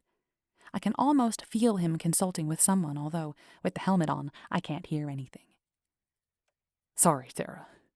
This time, the voice is more deferential. I can't do anything. My commander got his orders from Dame Morgan herself. You may be the on-planet representative, but I can't go against her orders. Fine! I leap out of the car, slamming into the guy. I yank his trank gun out of his holster and fire it into the space between his helmet and his collar. Sorry! Then I relieve him of his weapons, his jacket, and his helmet. Luckily for me, the rest of my guard squad is watching for external threats. With a heave, I roll his limp body under the car and stalk across the clearing to the path back to the house. 32. This helmet is really high-tech. I'm able to patch my hollow ring right into the heads-up display. Bobby Putin's smarmy face pops up, so huge all I can see is his smooth, fine-pored skin and one eyelash. I zoom back out. Ugh. What do you want, Putin? I snarl. The amazing helmet lets me connect to the house OS again, not needing O'Neill as a relay. I swipe as I walk, looking for Bobby's links so I can avoid them. It's like playing hide-and-seek in an unfamiliar maze. But now that I know he's here, he's toast. This is my turf. Unlike those ridiculous multi-grav games he loves so much, in the net, I am the expert and he's the rookie. Before he can respond, I've found his ticks and isolated them. Then I turn off the external cams. Hey, what did you do? Bobby glares at me. You want to play games? I'm here to play. Gloves are off, Putin. This is my field. I prowl out of the jungle. My guards must assume I'm just one of them, operating under orders, because no one tries to stop me as I stomp up the stairs and slam the front door open. I pause on the threshold. I might need some backup. I mute Bobby and flick the all-call button. Deepening my voice as much as I can, I call out, Alpha Squad, with me! I flick the ID button on my helmet, transmitting my location to the rest of the agents. It's a calculated guess. There's always an Alpha Squad, right? And the guy I stole the helmet from had a pretty girly voice, so maybe they'll believe it was him. Who is that? A voice demands. Why are you going into the house? We were told to hold here and maintain a perimeter around the package. Well, so much for that idea. I'm the package, you idiots. If you want to maintain a perimeter, you're going to have to come with me. I cut the call and storm into the house. Bobby has not been standing by doing nothing for the last 20 seconds, but I've already identified his program ticks, so finding new ones is child's play. I set up automated cordons to identify and quarantine anything he sends at me. Bobby is a decent programmer and really sneaky, but compared to me, he's slow. As long as I stay vigilant, I should be able to stay ahead of him. I shut down the rest of the cams inside the house and reinitiate the locks. Reset to factory standards and enter my own passkey. This one, a randomly generated series of letters and numbers, stored only on my hollow ring. Figure that one out, Putin. What's wrong, Bobby? Don't you want to play? I jog up the stairs, and a dozen guards scramble to catch up to me. By the time I reach the second floor, they've surrounded me. Responding to a command I don't hear, they stop simultaneously and turn, facing outward. I slam into the guy who's just stopped right in front of me. Hey! I mute Bobby's channel and bring up the all-call. What are you doing? Our job, Sarah. One of the men turns toward me. We're here to protect you. Then do it. I shove past him. The others scramble to stay ahead of me. We're going to that door, and if I can't get it open, you're going to blast it. I know you're out there, Annabelle. Bobby's face has gone pale, and his eyes burn red. You won't win. I have two things you want, remember? The cam pans again, and I see O'Neill trussed up next to Vanti. Bobby steps closer, a blaster aimed at O'Neill's head. It's him or me. Checkmate. Trade! I yell. I'll trade you! Trade me what? The only thing I want is to escape. Oh, and your head on a platter. Done!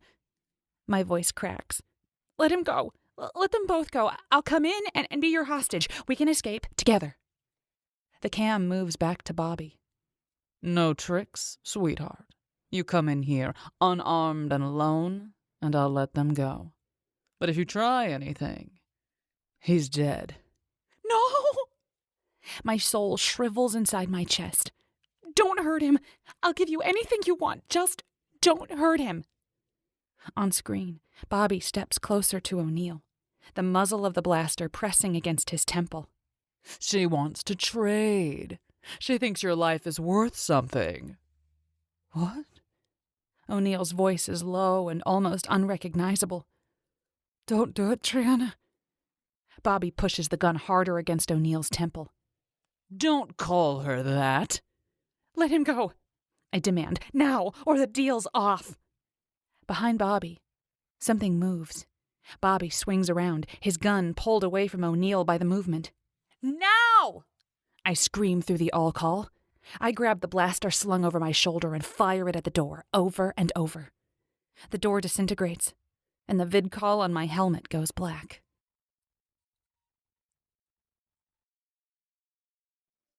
"33. I shove the guards out of the way and slam myself into the burning door, crashing through the shredded fragments. My momentum carries me through the debris and into the center of the room. Bobby Putin lies on the floor, crumpled in a heap. Vanti and O'Neill sit on the couch, alive and apparently unconcerned. Clear. The voice comes through the all-call from several corners of the room. I stumble across the room and throw my blaster down onto the coffee table. I rip my helmet off my head and throw myself at O'Neill. Flinging my arms around his neck, I bury my face in his shoulder and bawl. After a moment, I realize he isn't holding me. I freeze. After all we've been through, has he really changed his mind? Did he decide he doesn't love me after all? I pull back slowly, not sure I want to know. Why don't you untie my hands? I look up.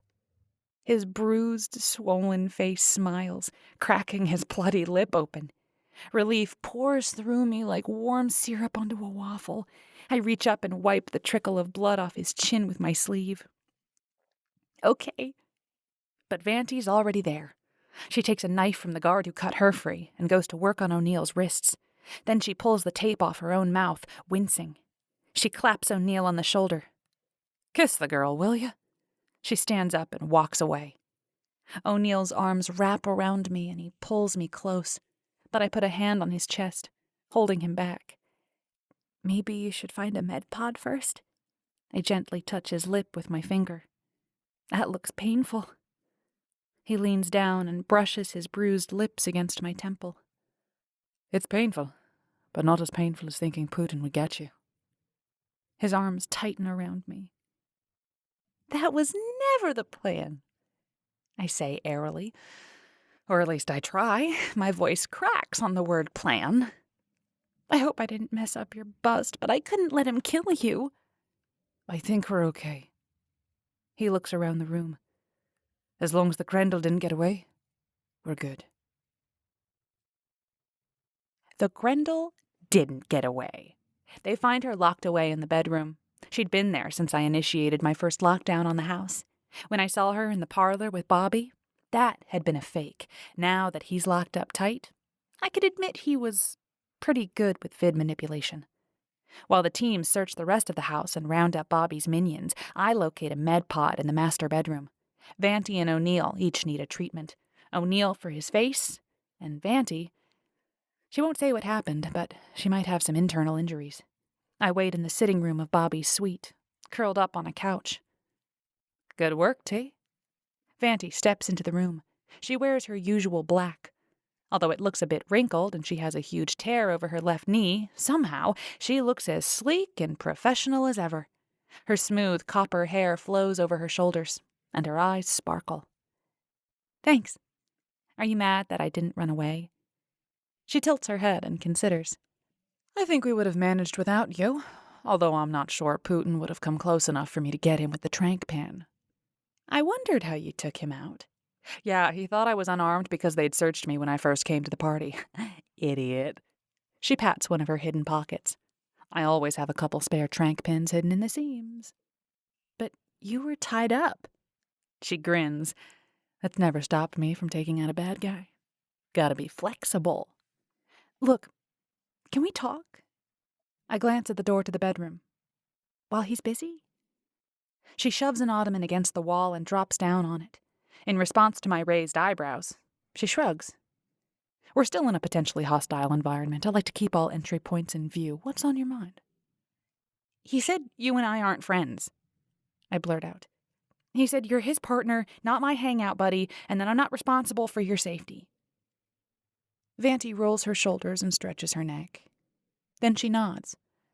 He's right. And he's wrong.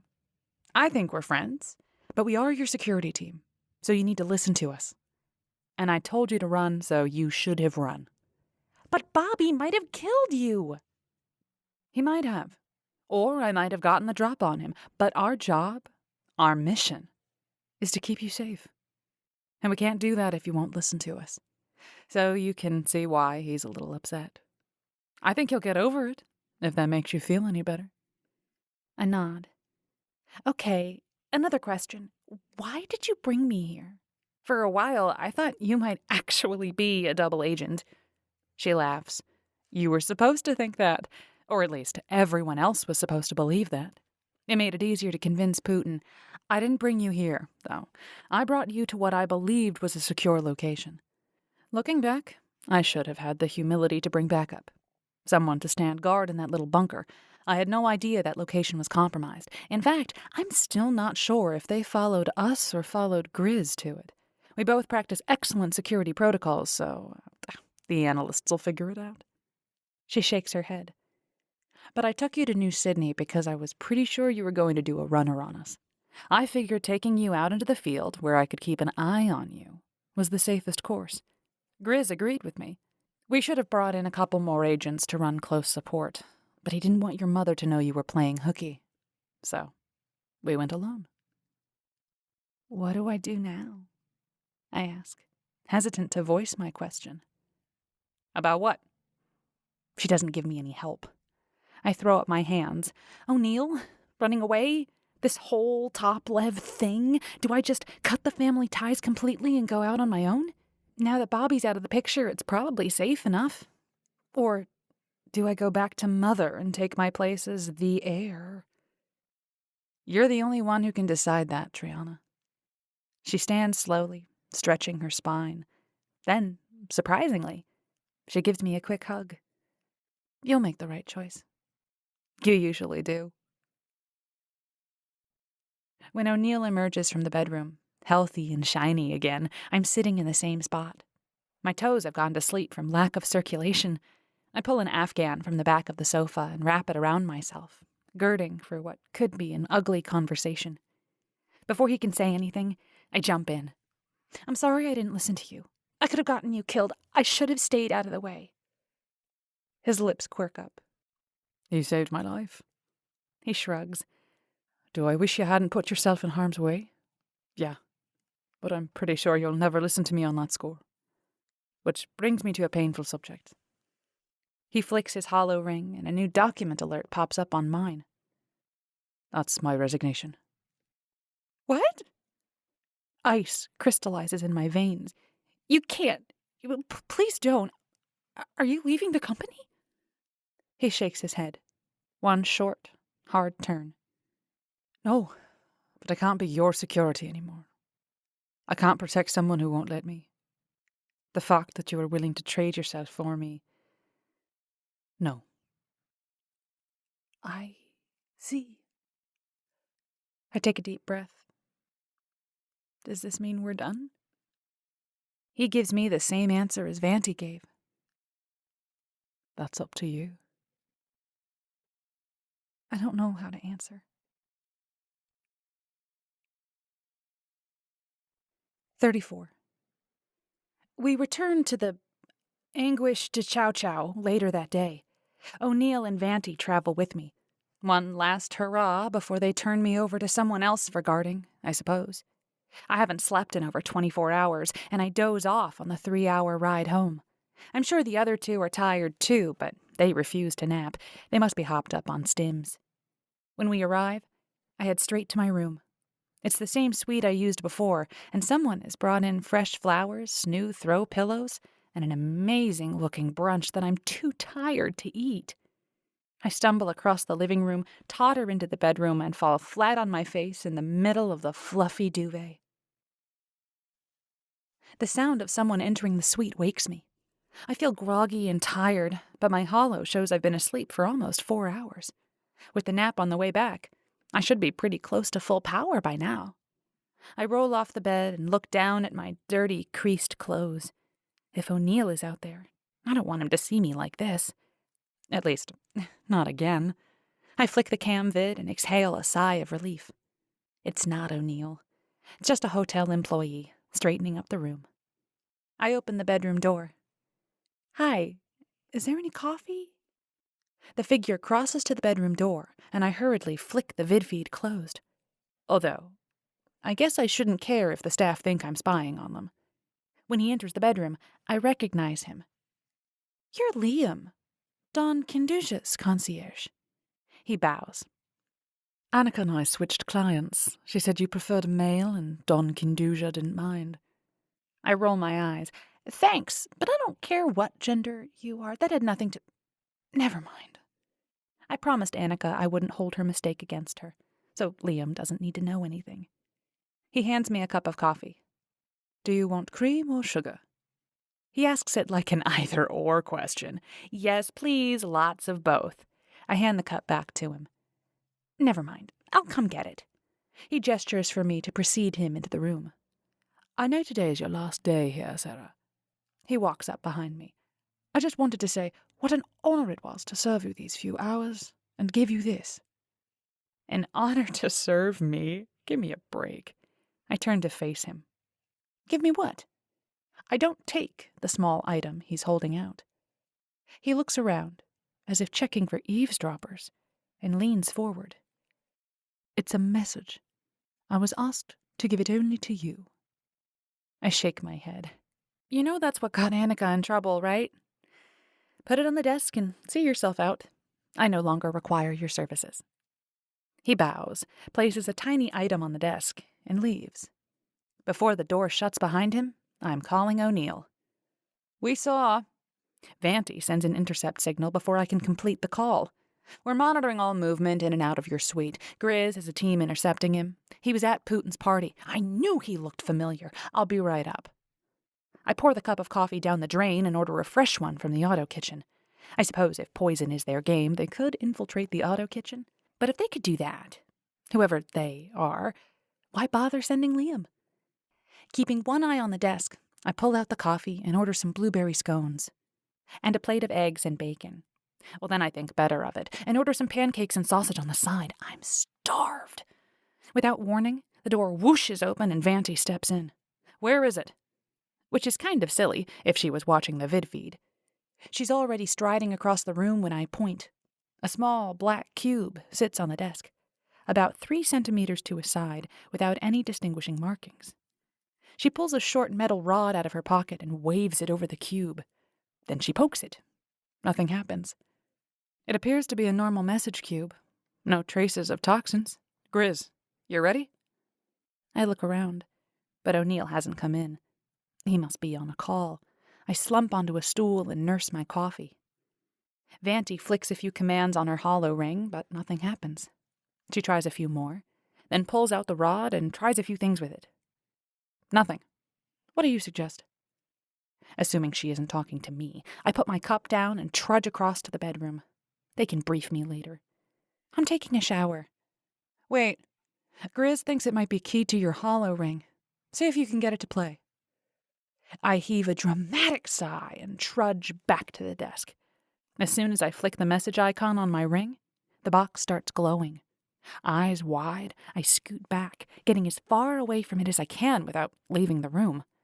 A tiny projector turns on, and Bobby Putin's head appears above the box. I request a formal meeting with the representative of the Morgan family at her earliest convenience. He says this once, and then the hollow disappears. What the heck? Vanti asks. It's a tradition. I move to the couch and throw myself down. Any top-lev can request a formal meeting with the local rep of any other top-lev family. Sort of an institutionalized, informal back channel, if there is such a thing. I suspect he wants to try to talk me into vouching for him, or thinks I can help him escape, or gain clemency or something.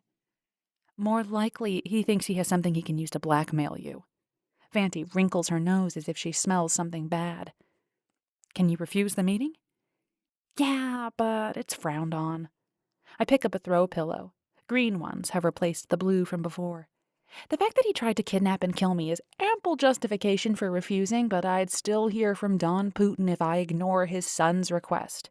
Mother would probably back me on it, but... I shrug. Can you see any reason I shouldn't meet with him? Can you bring me? And does it have to be confidential, or can others listen in? I think back to my family schmoozing class. It wasn't really named that, of course, but that's what we called it. If I decide to meet him, I can bring security, but you'd have to stay quiet. The meeting is supposed to be in a neutral, secure location, scanned for electronic devices. There's a room inside a Faraday cage in Mother's Bank in Pacifica City. He's currently being held in Attica Prison on the back of Paladin Hill. The legal counsel rooms should meet your requirements. Using the metal rod, she slides the cube off the table into a little pouch she pulled from her pocket. We'll take this. We'll arrange a meeting for this evening. She walks out without a goodbye. Fine. I need a shower anyway.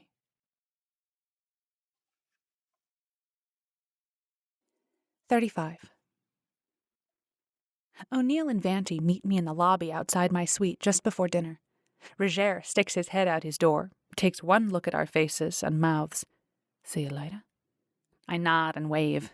He closes the door. Attica Prison is on the backside of Paladin Hill across River City from my hotel. Traffic at this time of day is thick, but using the maglev cars means we zoom along at a steady rate. With a computer controlling all of them, speeds are fast and traffic is smooth. O'Neill leans back in his seat and gives the vehicle a quick once-over. He points to the dashboard and then to his ear, indicating anyone could be listening. Then he shrugs. I'm going to speak in general terms, but let's get the ground rules straight. I reviewed the family rules with an expert, and he said you are in complete control of this meeting. Any time you feel uncomfortable, you can walk out. Be as blunt as you want. If you tell us you're done, we'll get you out of there. The other party has no rights at all. Vanti and I nod. Now that I've agreed to do this, I'm feeling sick to my stomach. What could Bobby possibly have to say that I won't regret hearing? I spend the rest of the drive with my eyes closed, breathing deep. Vanti offers me a paper bag, and I roll my eyes. I'm not sure if she thinks I'll hurl or hyperventilate. Either way, I'm glad she has it, even if I don't say so. The car exits the main line and slides up a siding to a narrow single line. We wind up the barren back face of Paladin Hill and zip along beside a high, blank wall. It stretches on across the hillside for what feels like kilometers. Finally, the car slides into a stop in front of a tall gate. Metal bars, 4 centimeters thick, rise up from the plasphalt and disappear into a narrow slot in the wall above our heads. The space between the bars is too narrow for my hand to slide through, but wide enough to peek inside. If this section of the wall is standard, the thing is 10 meters thick. Another gate, this one made of transparent aluminum, blocks the other side. It's currently set to foggy, so we can't see inside the wall. O'Neill places his hand on a plate by the gate, and we wait. After a few minutes, the foggy gate clears in a meter-square area. A man in full riot gear waves at us. With a grinding noise, the metal bars slowly retract into the wall above and we step through. When the bars have returned to their original position, the transparent aluminum slides open. We step into an empty room. A huge metal door fills the far wall. The man in riot gear stands behind a barred window. Good afternoon. Identification, please. He indicates a plate set in the wall by his window. I place my palm on the panel and feel the scrape of a gene check against the pad of my thumb. A blood draw is more comprehensive, but a skin scraping is usually conclusive enough for most purposes. The plate flashes green, and the name Annabelle Morgan appears on it in white letters. O'Neill and Vanti each take their turn, and finally, the guard nods. Wait here. He disappears down a dark hallway. Moments later, the metal door swings inward. As we step through, I whistle silently at the 20-centimeter thick door. This place is serious. The guard nods as if to say, "Yes, we are," and pulls the door shut behind us. He spins a wheel on the door, enters a code, and presses his face to an ocular scanner. The locks clang shut. This way. He leads us down a hall into a room lined with small doors. You'll need to leave any weapons here. Without a word, O'Neill and Vanti start removing their weapons. O'Neill places his microblaster, tranq gun, and a wicked-looking knife inside one of the small cabinets and closes the door.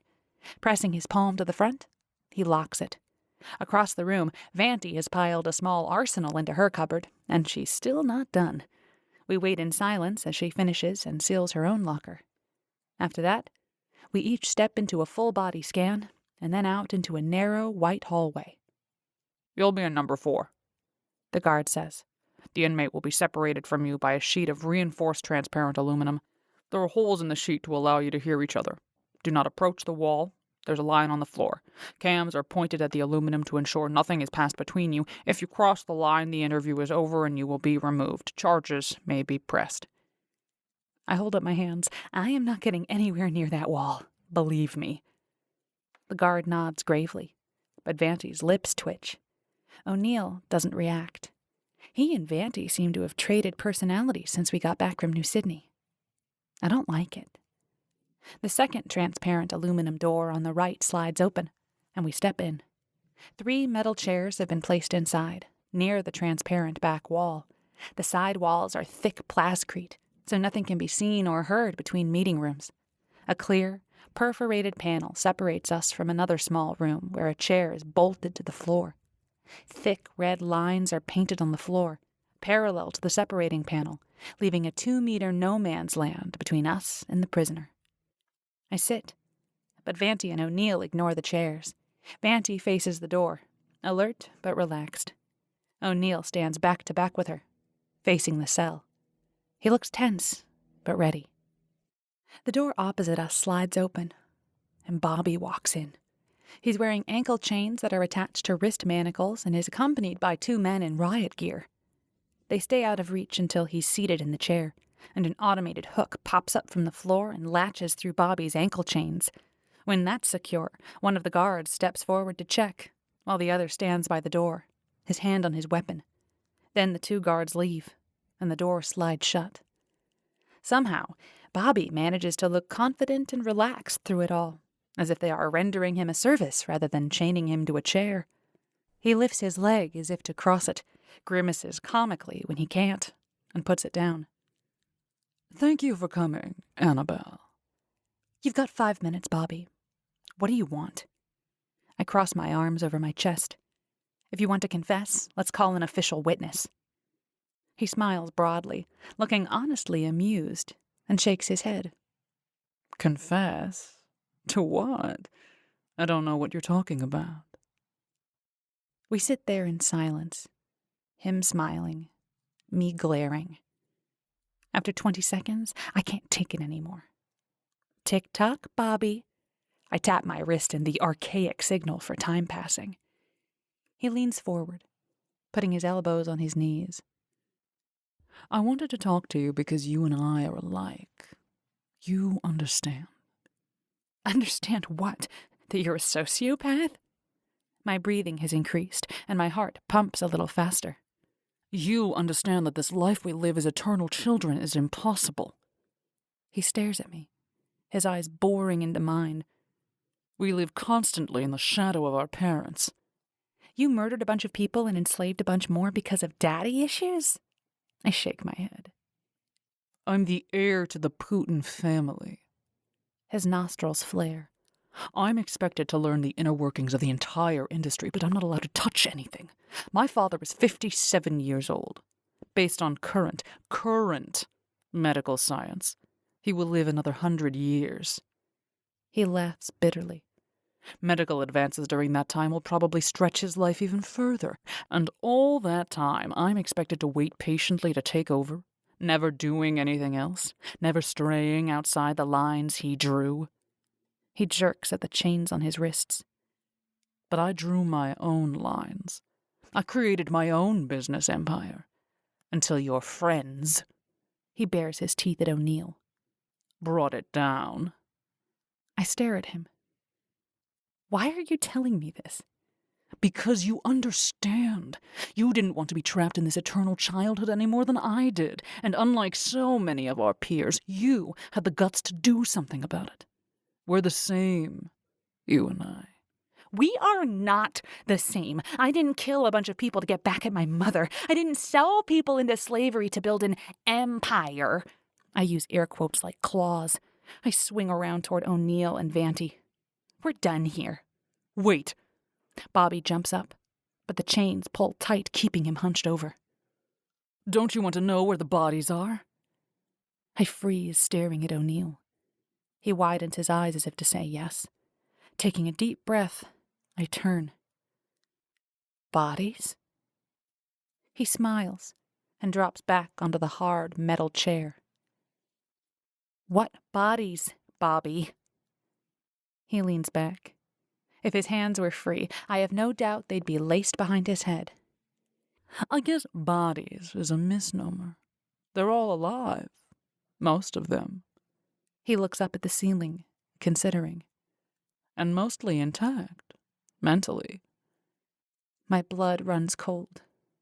What do you mean, mostly intact? He shrugs. Getting frozen is rough. Some of them don't make it.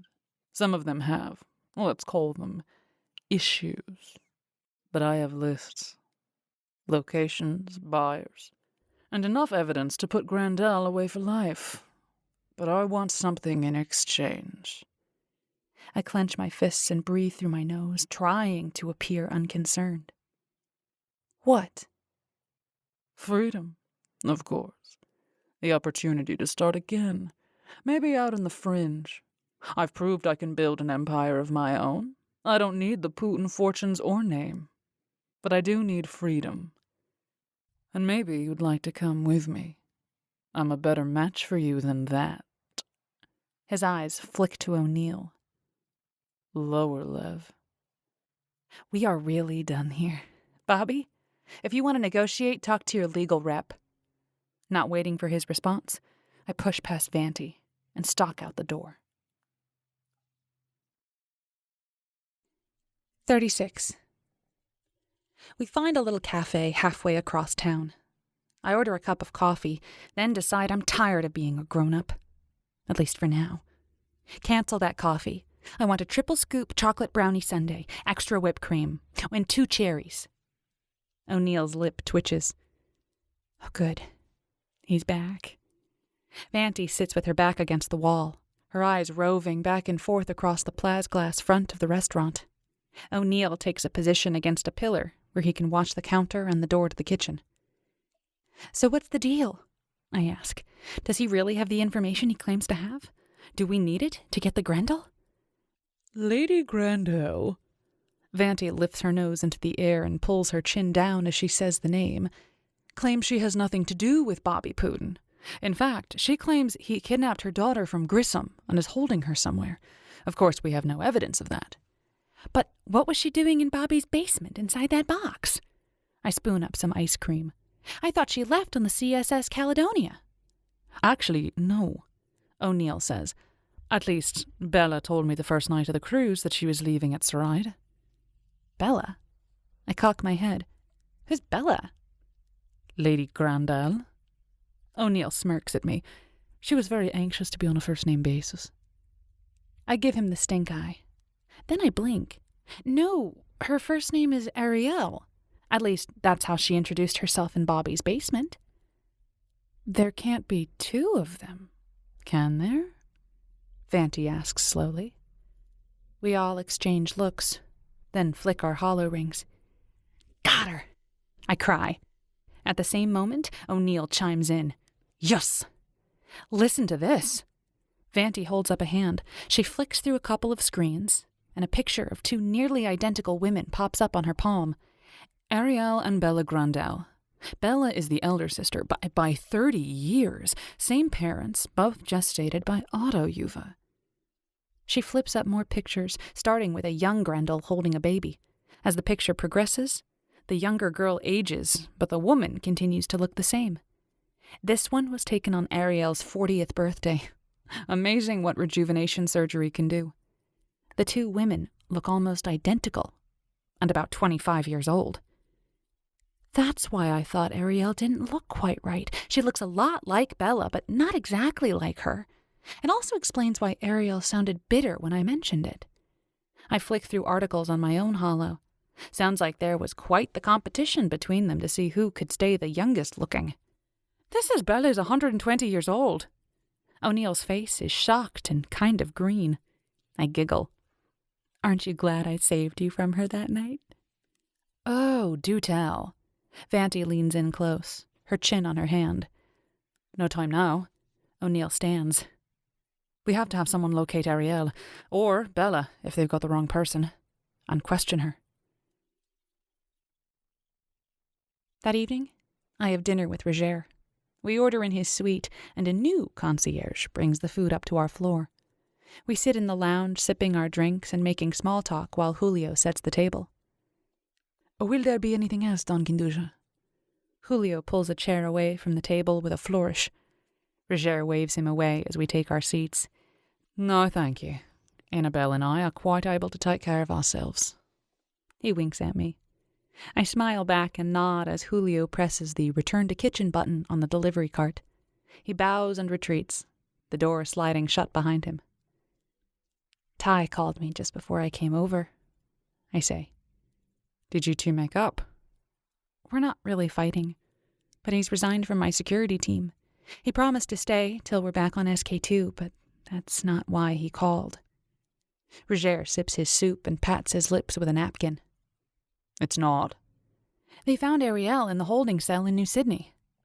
I've already caught him up on the rest of the story. Everyone they scooped up in the raids ended up there.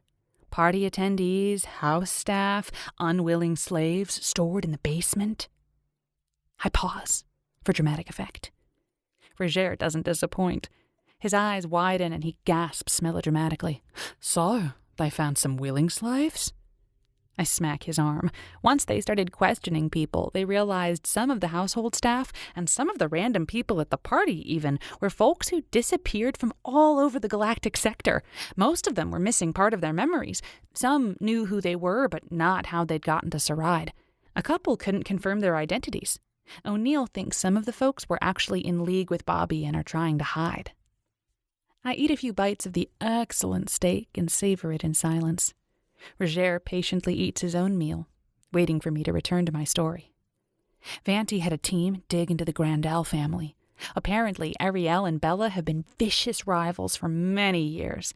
Based on what Ariel could tell them, and some files they found hidden in the Putin estate operating system, Bella sold her sister to Bobby.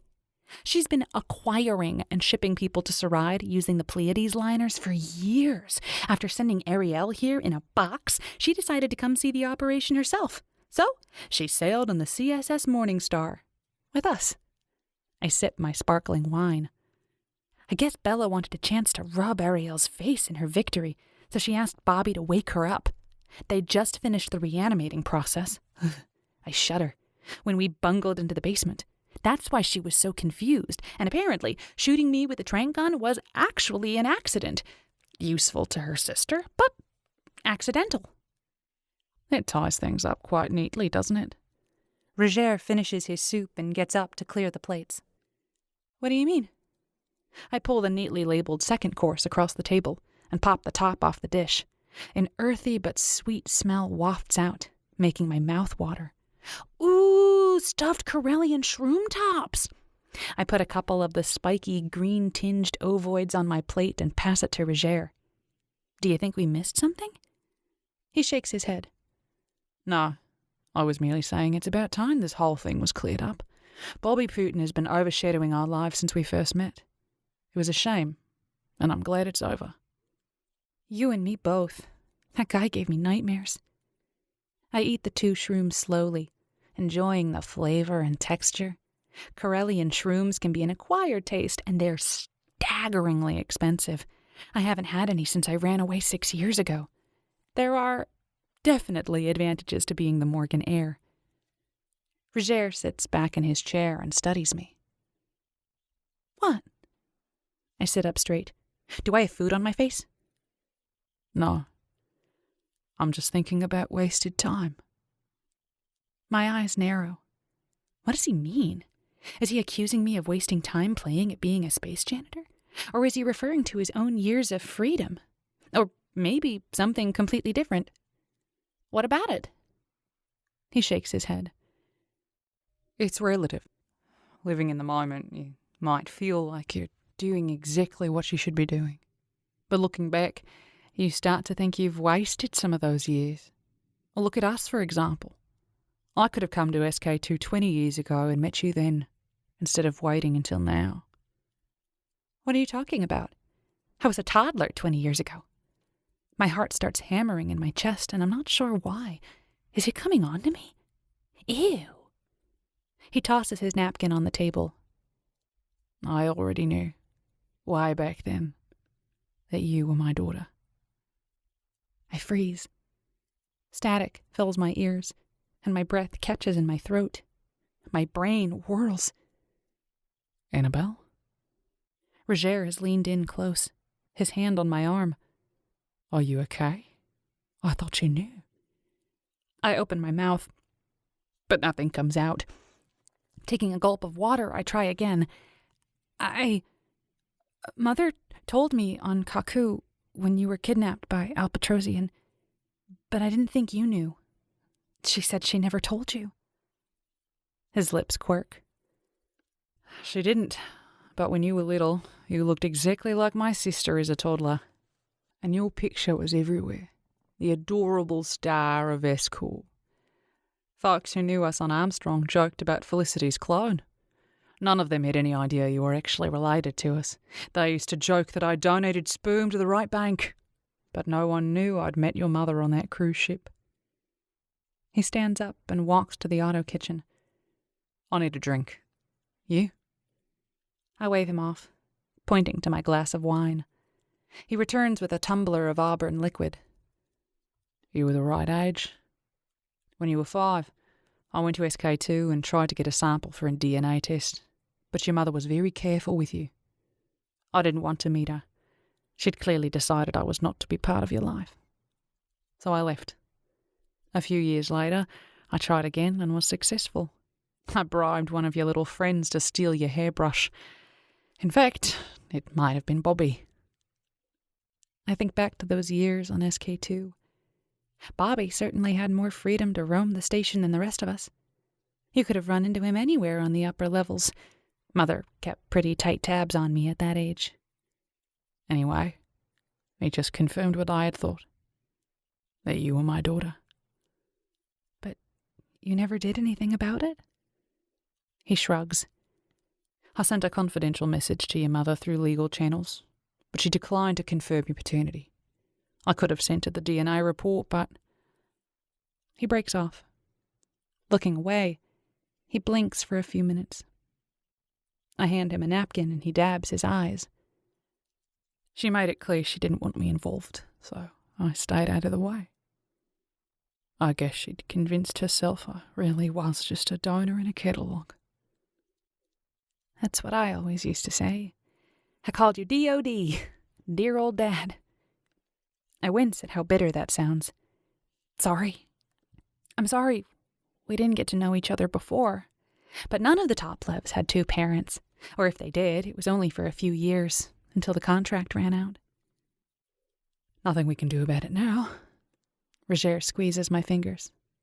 Except spend time together now. I smile. I'd like that.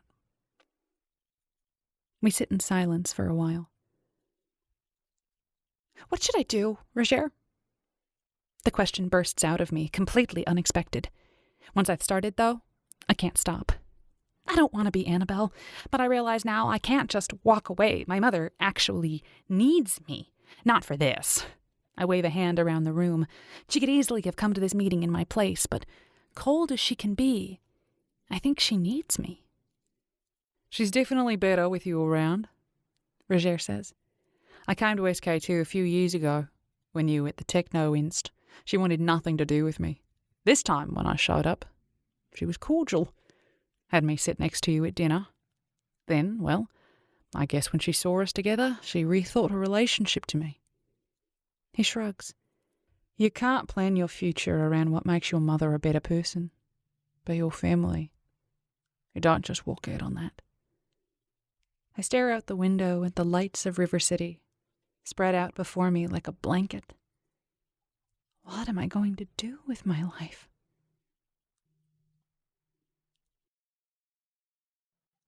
"37. The CSS Vesteralen is identical to the Morning Star, but this time I sail first class. Roger and I occupy 2 huge suites at the front of the ship. Vanti has the second stateroom in my suite, and O'Neill stays with Roger. O'Neill has been polite but distant the entire trip. When we dock at Station Cristoforetti, in orbit around Grissom, I wait to see if he'll come to say goodbye before going dirtside. His family is on Grissom and he's taking leave. He doesn't come. You know what? This is Zark. I pack a small bag, leave a message for Vanti that she'll get after the Vesteralen leaves Christo, and get off the ship. It's that easy. Why did I pay the Polish Mafia the first time? Oh, yeah, because trying to do it this way leaves a trail. But I don't care if Mother sends someone after me. I have every intention of returning to SK2. It's just going to take a few days longer than she expects. When I reach the Grissom shuttle port, I run out of steam. What was I thinking? I'm here, but I have no idea how to find O'Neill or his family.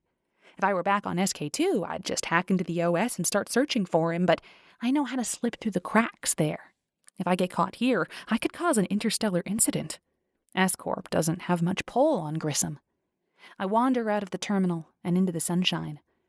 It's warm and dry here, with the light scent of flowers on the cool breeze. A local transport station to my left advertises it will get me where I'm going. If only I knew where that was. Vanti said you'd followed me. But I didn't believe her. O'Neill's voice comes from behind me. I spin, and there he is, in all his shiny perfection. For a moment, I just stare, my heart pounding so loud I'm sure the commuters in the tram station can hear it. What? He raises his eyebrows. How did Vanti know? I blurt out. She won't get my message for another hour. He raises an eyebrow at me. Oh yeah, it's Vanti. She probably knew I was coming here before I did. Did you have something to say? He asks. I open my mouth, but all the words I've rehearsed for the last few hours fly out of my head. My jaw works for a few seconds and my eyes start to sting. I take a deep breath and just blurt it all out. I don't want you to stay on Grissom. I want you to come back to SK2 with me. I know you won't work for me anymore, but can you still... Can't we? I swipe a hand over my eyes, turning away so I don't have to see his perfect, beautiful face. I'll do whatever you want. If you want to run away and live in the swamps of Grissom, I'll do that. Or we can live in New Sydney or even Armstrong. I don't care. As long as we can be together. I know Mother wants me to come back to SK2, but it will be years before she really needs me to take over the family business. I want to dedicate the next decade to you. You and me. I make the mistake of glancing back at him, and his eyes lock onto mine. I don't want the next decade. My heart plummets into the plascrete. I want forever. He steps forward and pulls me into his arms, crushing me against his chest. I hold on like I'm afraid I'll fly out into the vacuum of space. When we can breathe again, he shakes me a little. I mean it. No 2-year trials or 10-year procreational contracts. I want forever. I don't care if you're Triana or Annabelle, I want you either way. We can figure that out. But I want you. Now. And always. I pull his head down. Just before our lips touch, I whisper, "That's good enough for me."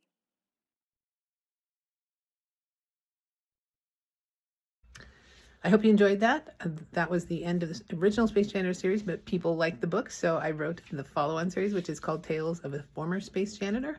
And I've got those books about halfway done as far as the audio goes. I will be writing book 6 in the series later this year, but the first 5 books are available in ebook, and the first 3 books are on the retailers in audiobook. And I haven't decided yet exactly when they'll show up here on YouTube. So if you can't wait, you know to go get them.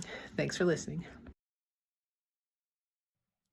This has been Sweeping Saride, Book 4 in the Space Janitor series, by Julia Huney. Narrated by Rachel Music. Copyright 2019 by Julia Huney. Thanks for listening.